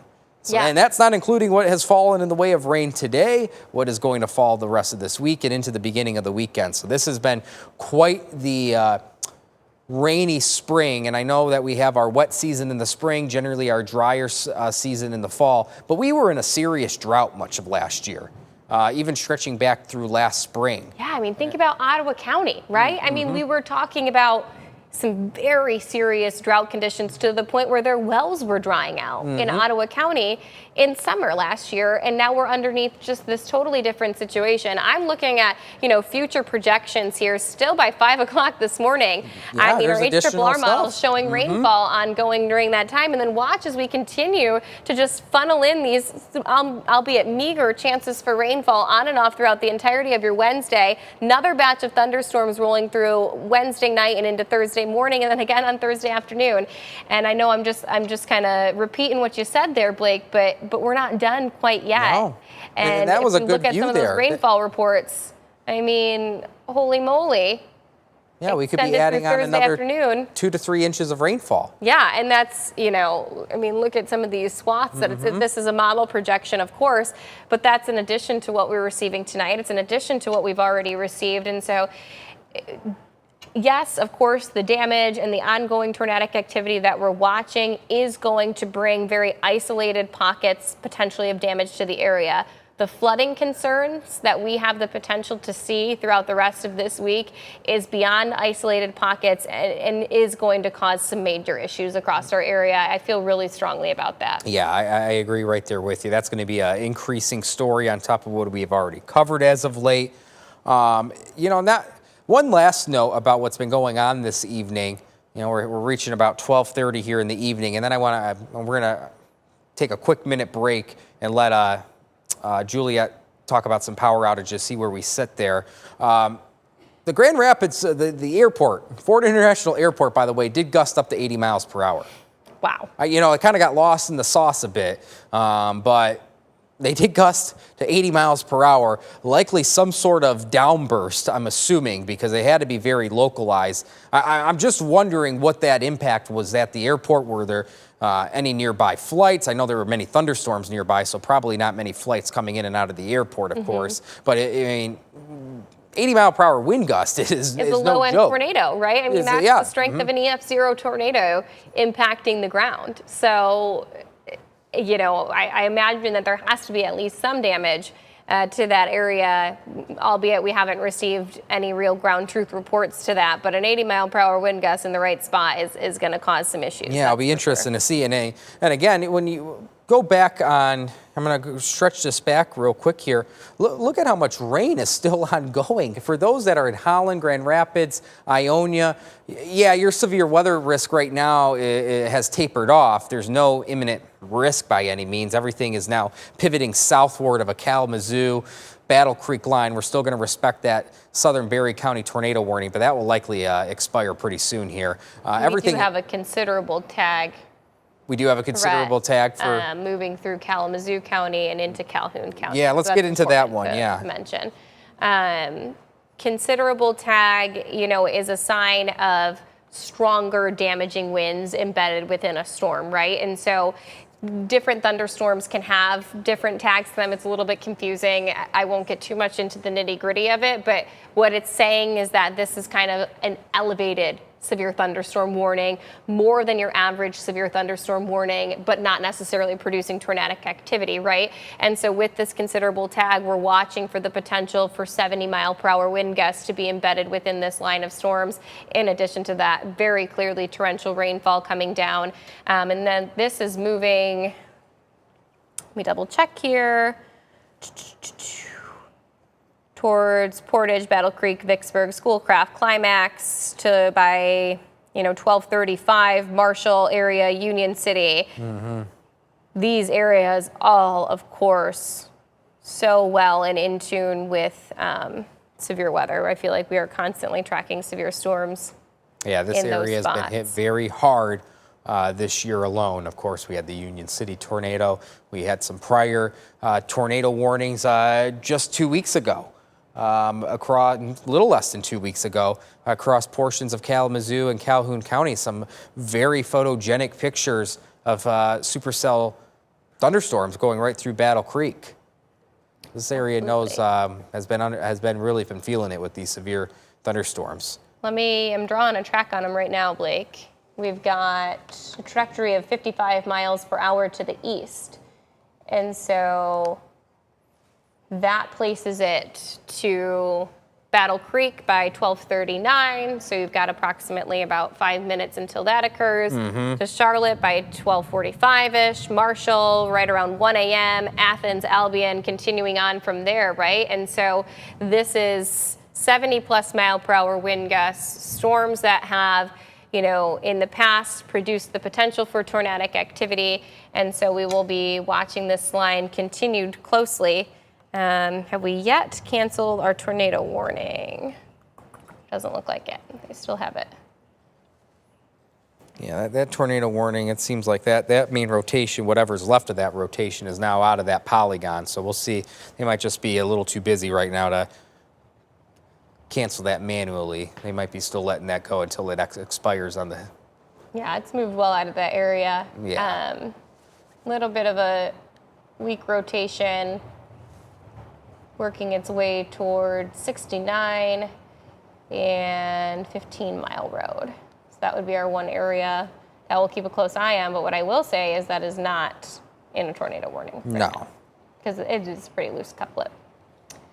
So I'm sure they're probably putting their heads together at the National Weather Service and deciding whether or not they want to continue a tornado warning into that area or just kind of move forward with this considerable threat for a severe thunderstorm warning. Well, while we're looking at this, Sam, I think let's send it quickly to Juliet that has some updates, perhaps on power outages, maybe a few other reports and photos cycling around. We'll give ourselves a quick minute break to rest the vocal cords up here as we round out this coverage. So Juliet, we'll send it over to you. Anything new that you can share? Yes, I do have some new numbers for everyone. Statewide power outages, Consumers Energy, 42,000 total. We want to go over to the Allegan County area, which is by far has the largest impact in West Michigan. 12,543 customers are without power. Of course, that's Otsego, Plainwell, the Bittersweet area, M89. That's where we're getting the reports of the most damage. You can see the widespread power outages in that area of Otsego, Plainwell, M89. Once again, 12,543. In Berry County, also a significant amount, 8,000 customers without power there in Berry County. Kent County, there were more than 5,000. Those numbers are already going down. As we had mentioned earlier, Consumers Energy had 200 crews on standby, ready to go and repair once electricity went out. So we're already starting to see the numbers in Kent County go down a little bit, but we know they will be working throughout the evening. One of the things I wanted to mention was back in Kent County in the Grand Rapids area along 28th Street. Anyone who lives there knows when it rains heavily, it floods. And I am seeing lots of reports of flooding. 28th Street, Ridgemore by the Woodland Mall, 28th and Division. And the last time we had a really heavy rain, flooded there. Eastern to Division. That area just by the railroad bridge, that floods. The good thing is it dissipates quickly, so it will likely be closed for maybe an hour or two, and then it dissipates in many of those areas. But 28th Street is one of those streets that when it rains, it floods. Is that one of those spots by the Beltline bar? Yes, right by the Beltline bar. Okay, yep. That's exactly where. And the last time we had a really heavy rain, they had to close that, and we had sent a crew there. And thank goodness, within an hour or so, they were able to remove the barriers. But just something to keep in mind.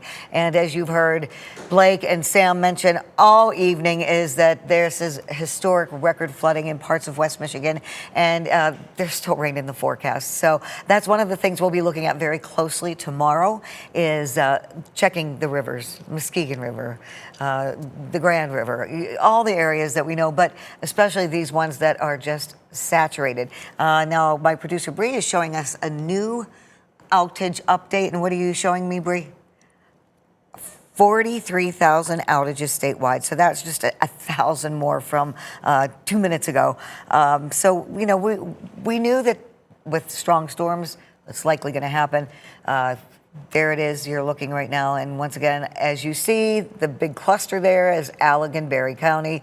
A lot of people without power. And with the branches down, the trees down on M89, the trees into houses, there's going to be a lot of work ahead. And we'll be assessing it as well in the daylight to find out the extent of the damage there. One of the things I also learned in Montcalm County, which is where there was also a confirmed tornado, is we believe that was a dairy farm. As I had mentioned, I'd seen cows in the video, and one building there was leveled. We do not have any reports of injuries, so that is great news. And we are still continuing. We have 2 crews, one in Montcalm, one on their way to Allegan County to M89, so that we can see what the damage is like there. So that is the update. Once again, 42,000 Consumers Energy customers without power across the state. Allegan County by far has the largest number of people without electricity, 12,500 and some customers, and in Berry more than 8,000. So that is the update from the news department. Thank you, Juliet. And while we're sitting at 1240 here, Sam, I think we started this coverage around, oh goodness, that was probably around just shy of 8:30, so yep. This is hour 5 right now.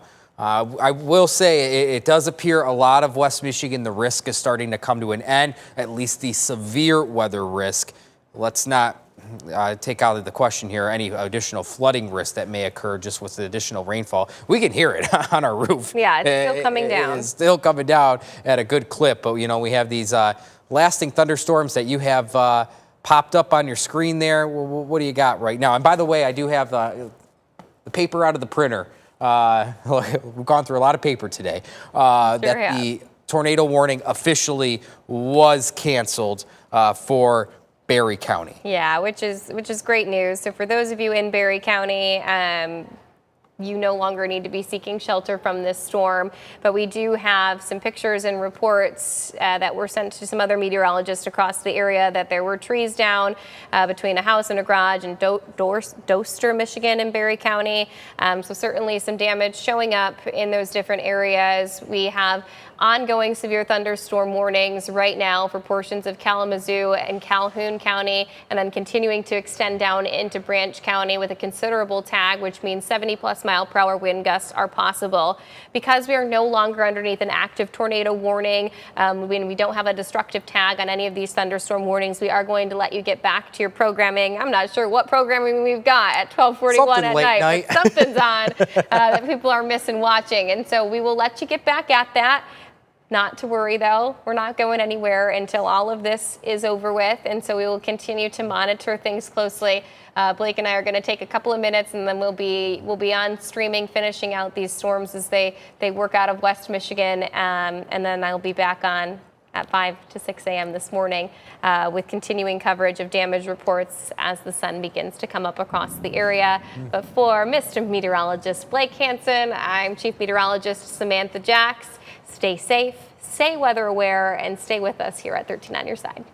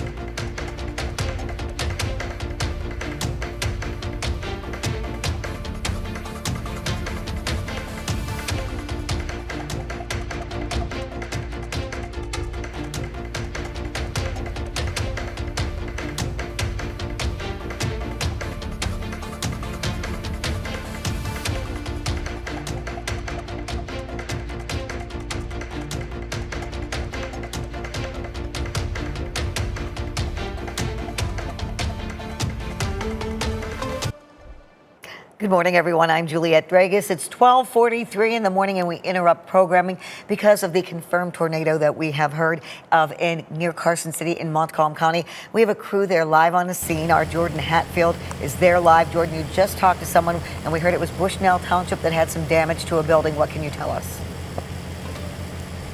Yes, Julia, we just spoke to a captain with the Sheridan Fire Department here. Luckily, no injuries have been reported. We're on Vickeryville Road near a dairy farm where they say there are about 200 to 300 cattle that are still out and about in the fields here. You can actually see there's one right there by the barn that has suffered severe damage, I would say. It's kind of hard to see because there's not a ton of light out here right now. There's a cow out there. In fact, if we pan over this way, you can see just some of the extent of the damage. These look like pens or kennels of some kind that have been just tossed all over this field. You can see a firefighter over there grabbing there's a couple of calves over there that are being dragged in. Not dragged, I should say, but they're being brought in here.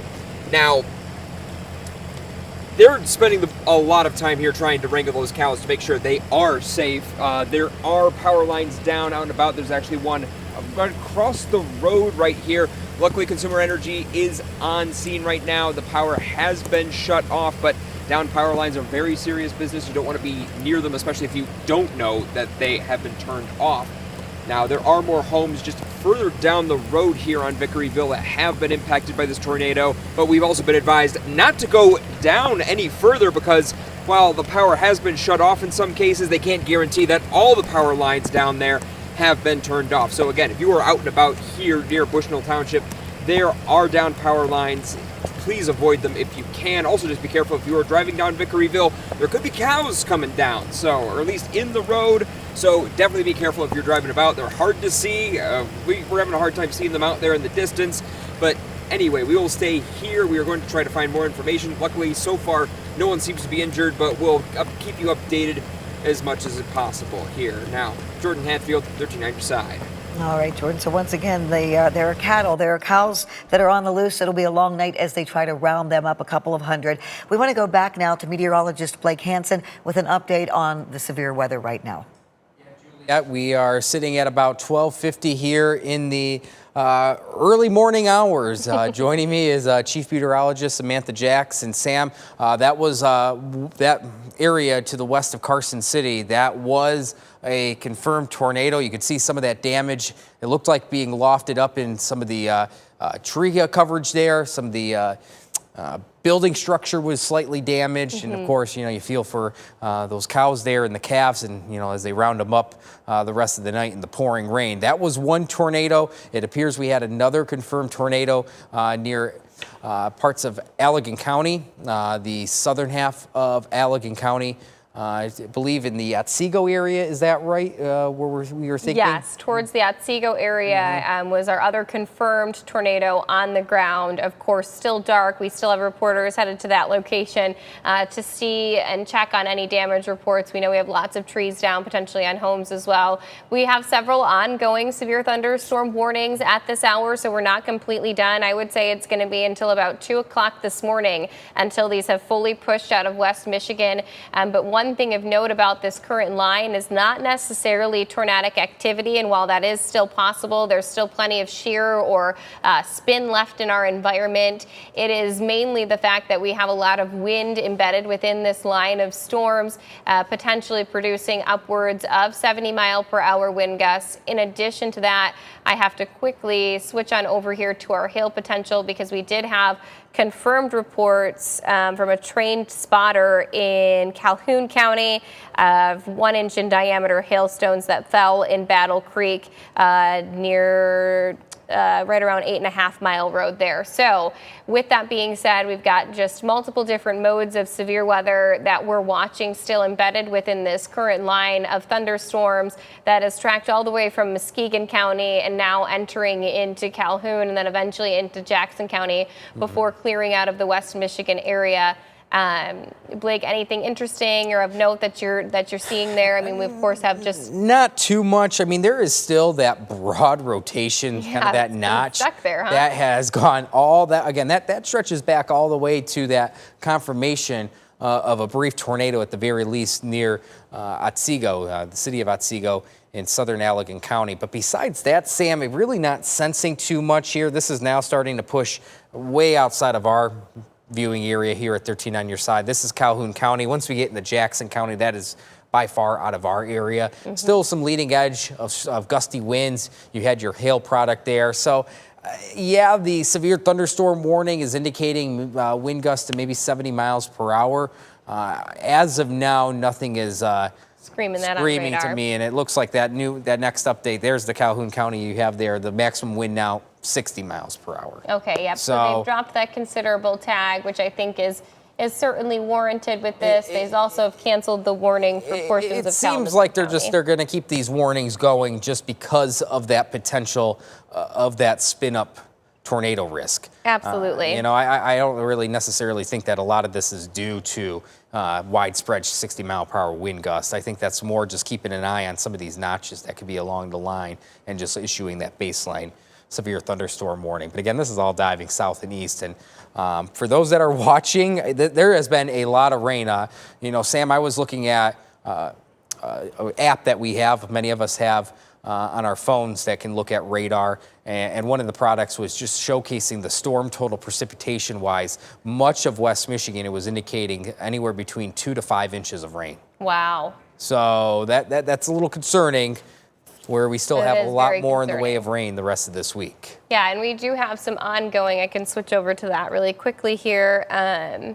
Flood warnings in effect for those in some of our northern counties. That includes northern portions of Muskegon County, southern portions of Oceana, Newaygo, Mecosta, Mount Calm County.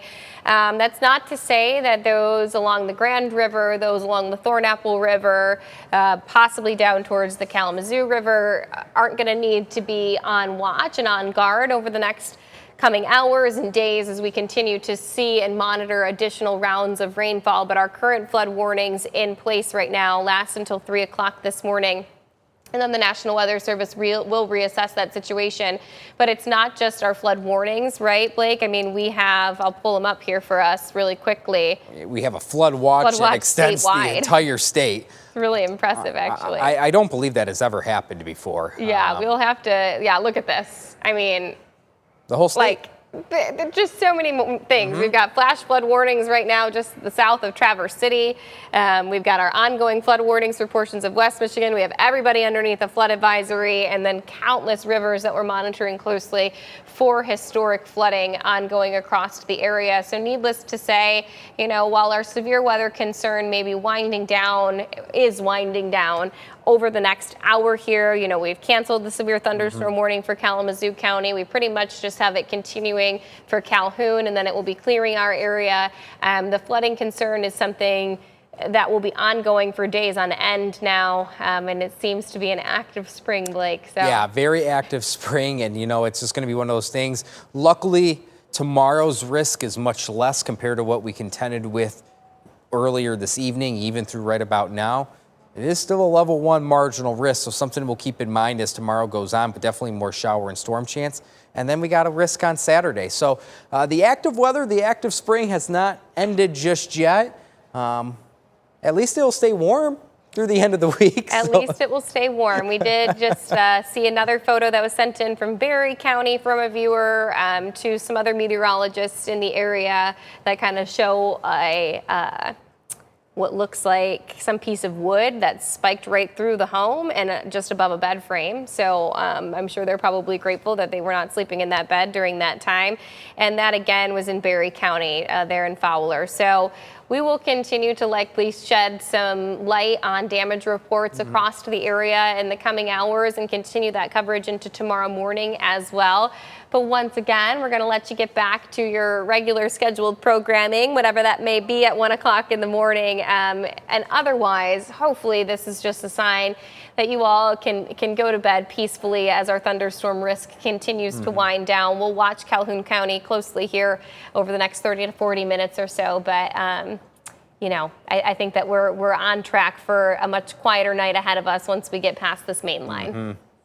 All right, reporting in the 13 on your side Weather Center, really all across the station right now. We're everywhere. I'm meteorologist Samantha Jacks. We've got meteorologist Blake Hansen, and we'll continue to watch things for you here at 13 on your side.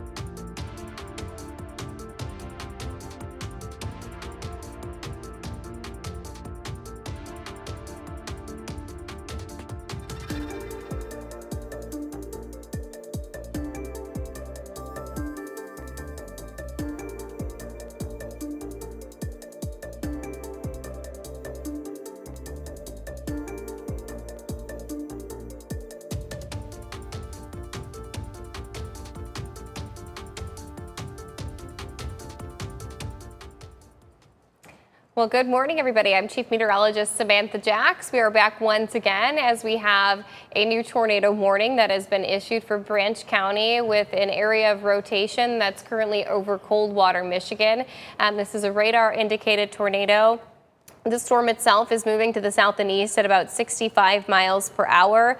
Locations that will likely be impacted by this potential tornadic thunderstorm are going to be Marble Lake, California, and Batavia.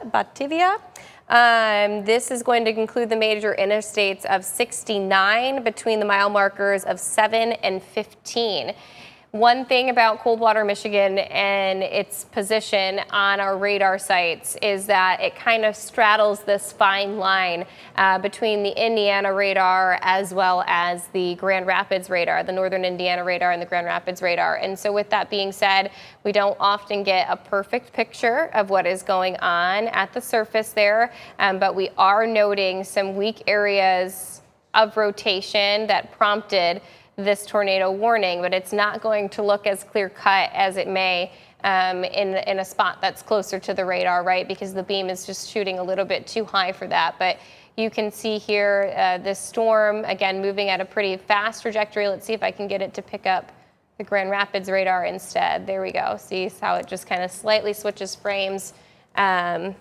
Here's our weak area of rotation that is ongoing. It's continuing at a southeasterly trajectory, again at 65 miles per hour.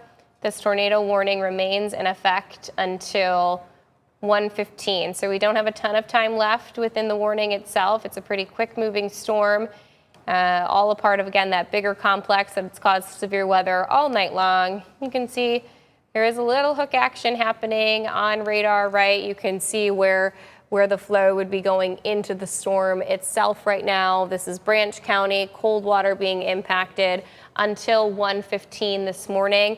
Go ahead and draw a track on this storm for all of you.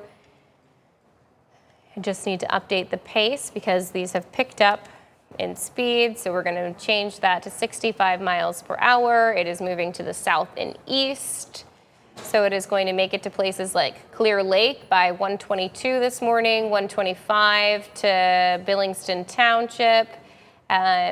Major intersections and interstates. Let's go ahead and zoom in here and see what additional information I can give you as to where this storm and this current tornado warning is headed towards.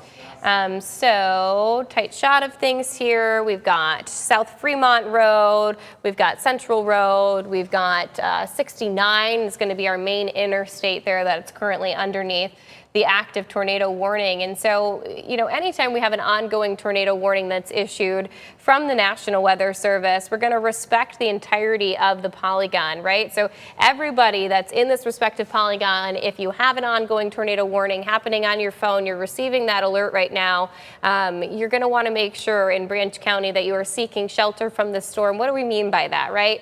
That means heading into an interior room with no windows, into a basement if possible. This has all been a part of a much broader system and storm that has caused 2 confirmed tornadoes to touch down on the ground today. One up in Montcalm County, the other touched down in the southeastern edge of Allegan County. Now, both of those were from this line of thunderstorms that's starting to clear out of West Michigan, but again, still creating this ongoing tornado warning that's now, I would really say, is pushing past Coldwater and is working its way towards Pearl Beach and then eventually going to exit that polygon area. I want to toggle back, though, to our velocity scans to see if we are registering any couplets at the surface. Again, remember, we're quite a distance away from our radar, and so it's going to show up a little bit messier than normal, but there you can see one of our weaker areas of rotation moving down to the south and east. And so if you are currently located South Ray Quincy Road, Grove Road, Fisher Road, Fremont Road, that's going to be the area that could potentially have tornadic activity working its way towards them with this weak area of rotation. And let me see if I can get it. There we go. really wish it would hold on the Grand Rapids radar there. You can see this is just to the south of the major interstate 12 there, and then to the east of 69, with the main area of rotation continuing to track towards South Ray Quincy Road before eventually clearing out of the area. Let's talk about the broader concern here going on across the state of Michigan, right? Here's our current look at our satellite and radar. And let me turn on some lightning for you so we can see where our active thunderstorm activity is. I mean, wow, right? Such an impressive scope and line of storms that's extending from that Port Huron area all the way down to the state line, but still thunderstorm activity embedded to the north of it, none of which right now is severe.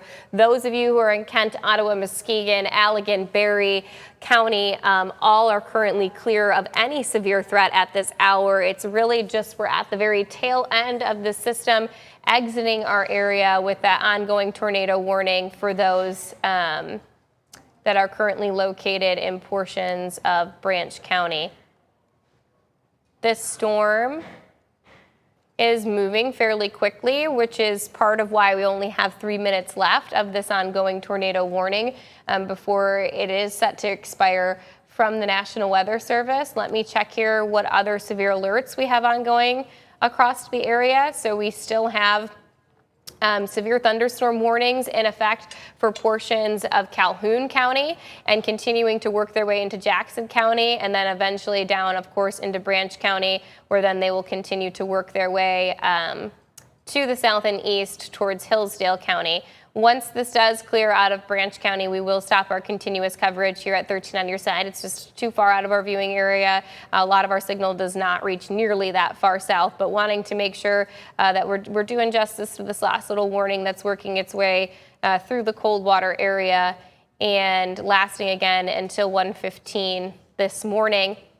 This line of storms is really racing. It has produced quite a considerable amount of precipitation embedded along with it. Very, very high precip rates along the main flank of this storm. As you can see here, that's indicated by some of that brighter reflectivity in our rainfall rates in general. Velocity scan. Velocity is, excuse me, this is our hail potential, not our velocity potential. It looks like we do have a couple of hail cores right now, well to the south of most of our viewing area, south of Three Rivers, south of Dowagiac, right? So we can see there is a little bit of hail signature. I mean, man, these have been just some brutal storms just hanging on. We had just such a ripe environment. I mean, we started doing our severe weather coverage at 8 o'clock at night, and so we're going on 6 hours worth of coverage here. And in the last minute here of our ongoing tornado warning that is still currently in Branch County. Let me go ahead and log in here to see the latest update from the National Weather Service of Northern Indiana and ensure that we are not missing any information.